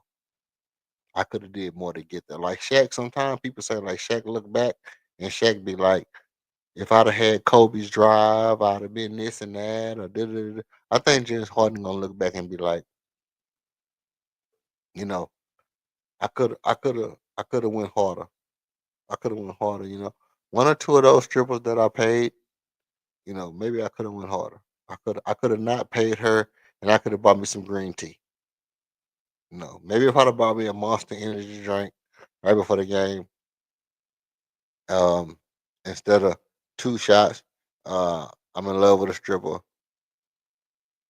6 hours before the game, maybe I go harder. I don't know. I don't know. I'm just talking at this point. Anybody got anything to say? I don't. I said I was done with that shit about 20 minutes. I'm not fooling with you no more. I want to say I get what your argument is. I get, what I'm saying, what you're saying. I get if you want to add the numbers up, Moses Malone, he did in the 5 years, what I'm saying, he did in his time in the 5 years as far as getting team wise and getting to doing his thing, man, he did do more than James Harden, but James Harden got him on the player accolades level. And he just came at a different time where it was a different time and a different setting that the Rockets was going through back then. It was a different situation, and Harden just made the most of it. So like I said, I do see if you want to say Moses Malone is the second best Rocket of all time, and you come with a compelling argument, and not just James Harden hate, I could see it. But if I'm just looking at everything objectively, on one hand, I see where you're coming from, but on the other hand, when I look on the other side, I see more. So that's just my synopsis about this. All right. So that being said, um, it's 3 more debates coming up. Um, Underrated, overrated, and is Rudy Tomjanovich success predicated on the circumstances, or was he a coaching genius? Those 3 arguments are coming up. If anybody want to take those arguments, if anybody want to debate those arguments, yeah, I'm more than likely to email me. The email is in the description. Also, you can go on any chat and put your name, put what I want. Hey, look, I want to argue this debate, and we'll put you up against me or King for right now until anybody else want to take those arguments. If King want to take the arguments, he'll come in and he'll let y'all know that he'll take the argument with you. You put what your position is. He'll tell you if he want to take it. If he don't take it, I already got PowerPoints for every argument. I got PowerPoint. Listen, if anybody want to get cooked, let me tell you what happened. This what happened. You come in, you say, I argue this point. I'll look at my shit, and if nobody takes your argument, I'll take whatever side that you don't take. And I'll come in and I'll argue that point, and I'll make a compelling argument for either side. Basically, I have my position on what positions I take, and all my positions are valid, and I'll come in and make the argument. So Mo Beasy, you more than welcome to come in and argue any point if you want to be on the panel and take a debate with somebody, but bring your A game, because any one of us, me or King, that choose to accept the debate from anybody is ready to cook. King been on this platform with me. King done been the first victim of a beheading. I appreciate King for coming up here and let me chop him up like that. You know what I mean? Sometimes, like if you have rodents in your house, sometimes you got to smoke them out. You just put the defog on and you go ahead and smoke them out. That's what happened here tonight. But look, this is what I'm saying. If anybody want to debate one of these topics, you more than welcome to come over here and debate a topic. If you got another topic that you want to debate, you more than welcome to put it in any comment section on this channel, and I will pull that debate up. I'll set the debate, and I'll find a debater for you, and you can come here and debate the topic. What we're doing is we're gonna run a tournament. We're gonna do these debates until the preseason. I'm gonna take the winner of the debates between now and preseason start. I give them home court advantage. When preseason start, we're gonna start a new series of debates. We're gonna debate through preseason, and then when preseason is over, we're gonna come up with the champion of those, and they're gonna get a reward. Then we'll start a new section debate going into the season. That's how we're gonna do it. We're gonna keep it going.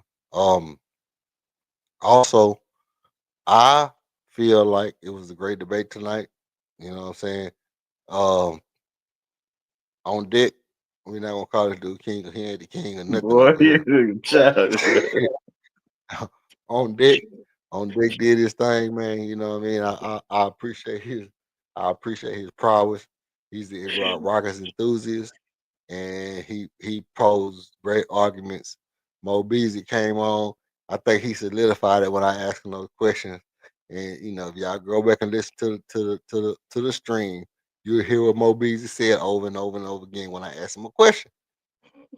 If we have anybody, nobody really put who they thought won the debate, but I think Mo Beasley solidified it. He said that James No, they Harden did in the is comments.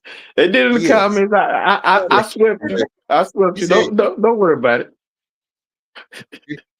he said he said that James Harden is the second best greatest player, but he understands my argument, which means if we really cut it down to brass tack, that Well, the that's how you debate know. skills That's how that you I've know Beasley displayed got tonight. home training, man. You never insult the host. The host, you know what I'm saying? you can tell he got home training. Nah, I mean, sure he did. I mean, he has been to the finals more than he's been to the finals. Harden haven't. You know what I'm saying? Like some stuff, it's just there. Some stuff you just gotta say, hey man, he did that over that man. So that Exactly. that works. That's something that works in his favor. If you smart enough to go on debate and do your research, say, hey man, this man did this and did that, I'm gonna listen to it. I'm just not gonna shut it out and say it's clear cut because I never thought it was clear cut that Harden was the number two Rocket player anyway. I never thought that was a clear cut argument. So Boom. that that Bang. that was that was never. So whoever posed that question like that, no, Harden is not a clear cut number two overall best player of all time for the Houston Rockets. That's the overall answer. Don't be alarmed, Renee. That's some dysfunctional shit. That's how you supposed to shoot. From now on, that's how you shoot. If you can All tell right. who the host is, he get one person to agree with him, and he get every button on the soundboard and announce himself the winner. That's wild. Hey, he All said right, that. man. Hey, salute to you boys, man. Hey, no, it's been a great show, man. Look, I appreciate y'all coming up. Shout out to Mo Beasley, man. Shout out to Mo Beasley for coming up here. You know what I'm saying? Man, I And think I heard then your voice somewhere. Your voice sounds familiar. I haven't heard you. I'm on every platform, bro. I'm on every platform. I'm on I heard Greenleaf. Shout out to Greenleaf. Greenleaf. Yeah, we both be on Greenleaf. Shout out to Yeah, I Greenleaf. be on Greenleaf too, so I thought I heard you like somewhere off of YouTube or like some other show or something probably. If you been on any flat Earth shit, I be on flat Earth shit. Oh, You know okay, what I mean? cool. Bro Sanchez, Side Netter. I be on all the flat Earth shit. I look anywhere where it's a debate, I'm liable to pop up. I'm the Kendrick Lamar of this debate shit. I'm liable to Well, pop up you and boogeyman anybody on You the ain't no debate. goddamn Kendrick Lamar, man. Hey, look, y'all offer to throw the link up, so you know what I'm saying. I ain't gonna duck no link smoke, you know what I'm saying. So I oh, just had to say my part on it, you know. you subscribe to the channel, Mo Beasley? Yeah, I'm subscribed to your channel, man. Definitely. Hey, well, look, this link is up every time I come on, and it's usually gonna be twice to three times a week. It's usually gonna be, I might pop on a Wednesday, Friday, Sunday. It might be Monday, Wednesday, Saturday, but it's usually gonna be 2 to 3 times a week. The link is always available for anybody who want to come over here and chop up anything they want to talk about. This is what I'm gonna do. I want y'all to go ahead and let me know what y'all think about the debate. Y'all can go ahead and close it out. What you think about the debate? What you think about the Rockets going forward? Anything that you wanted to get off your chest about the Rockets off season, preseason coming up, because we all this is just leading up to the preseason. Anything you want to say about the off season, the preseason, the debate, anything we want to let you go ahead and get it off your chest. Go ahead, busy, get it off your chest, man. Man, I'm all in. I'm all in with the Rockets this year, man. They feel like they make the changes they need to make to make us a championship contender. And man, we at the end of the road, man. This is what everybody wanted from the rebuild. We ain't rebuild no more, man. We in phase three, y'all. So some teams it take them 20 years to get to this point, man. We got here in 4 or 5 years, man. So uh, just be thankful and what I'm saying. Just y'all be ready for this season. That's all I got. Thank you for inviting me to the platform. Now, I appreciate you coming, brother. Son of a... You done messed up! go, go ahead, King, man. Let it fly, man. Hey, I ain't got much, man. Salute to you, man. Salute to the chat. You know, only thing I'm gonna say before I get out of here, y'all understand losing is not the end of the world. You know, be able to take a loss. You know what I'm saying? Stop trying to fight people over and over and over. You know what I'm saying? Because you took a loss. Like it ain't the end of the world. You know what I'm saying? Just learn from it. Come back, you know what I'm saying, and improve. Just get better. That's all you're trying to do is get better. You know what I'm saying? A loss ain't a loss, it's a lesson. A lesson learned is a lesson earned. So, just take them gems with you, man. Other than that, salute to you, EF, man. I'll be tapped in on, when you go live next time, bro. Hopefully I can catch you when you first go on. Appreciate it. That's how you supposed to shoot. From now on, that's how you shoot. Don't be alarmed, Renee. All right, listen. Like I said before, man, I appreciate everybody who came on. I appreciate D Gal. I appreciate Impressive Arts. I appreciate LC Kid. Also High Heights. Hey, salute to High Heights, man. We know about that boy High Heights came off that Greenleaf exclusive channel, man. So we appreciate everybody who popped up from other channels. They done heard me talk. They done heard King talk. We appreciate everybody coming on. Also, like I said before, any debates that you wanna chime in on, they in my live section, man. They in my live section. You subscribe, you go any one of those debates. You want to take one of the debates, you want to be a part of the activities, the festivities, the celebration, Houston Rockets. Because all we doing is celebrating the Houston Rockets over here. No matter what position you take, this is a Houston Rockets celebration over here. This ain't my platform, bro. This is a platform for the people, by the people, and we are going to exalt the people. Not just me, not just the people on this platform, but also uh, the Houston Rockets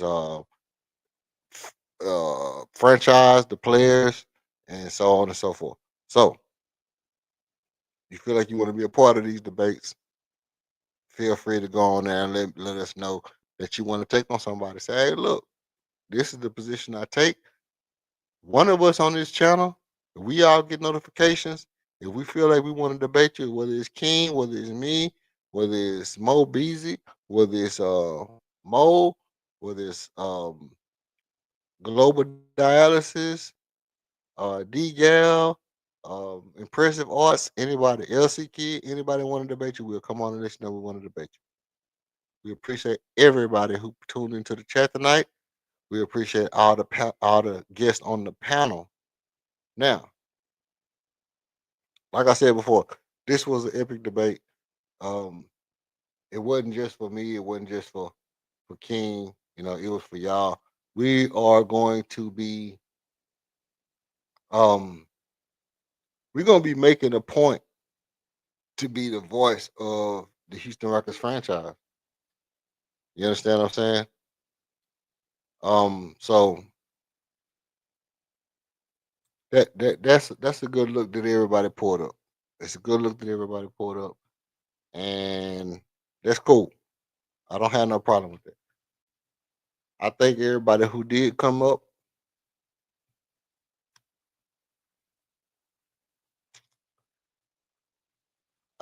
you know what? I'm not gonna say that.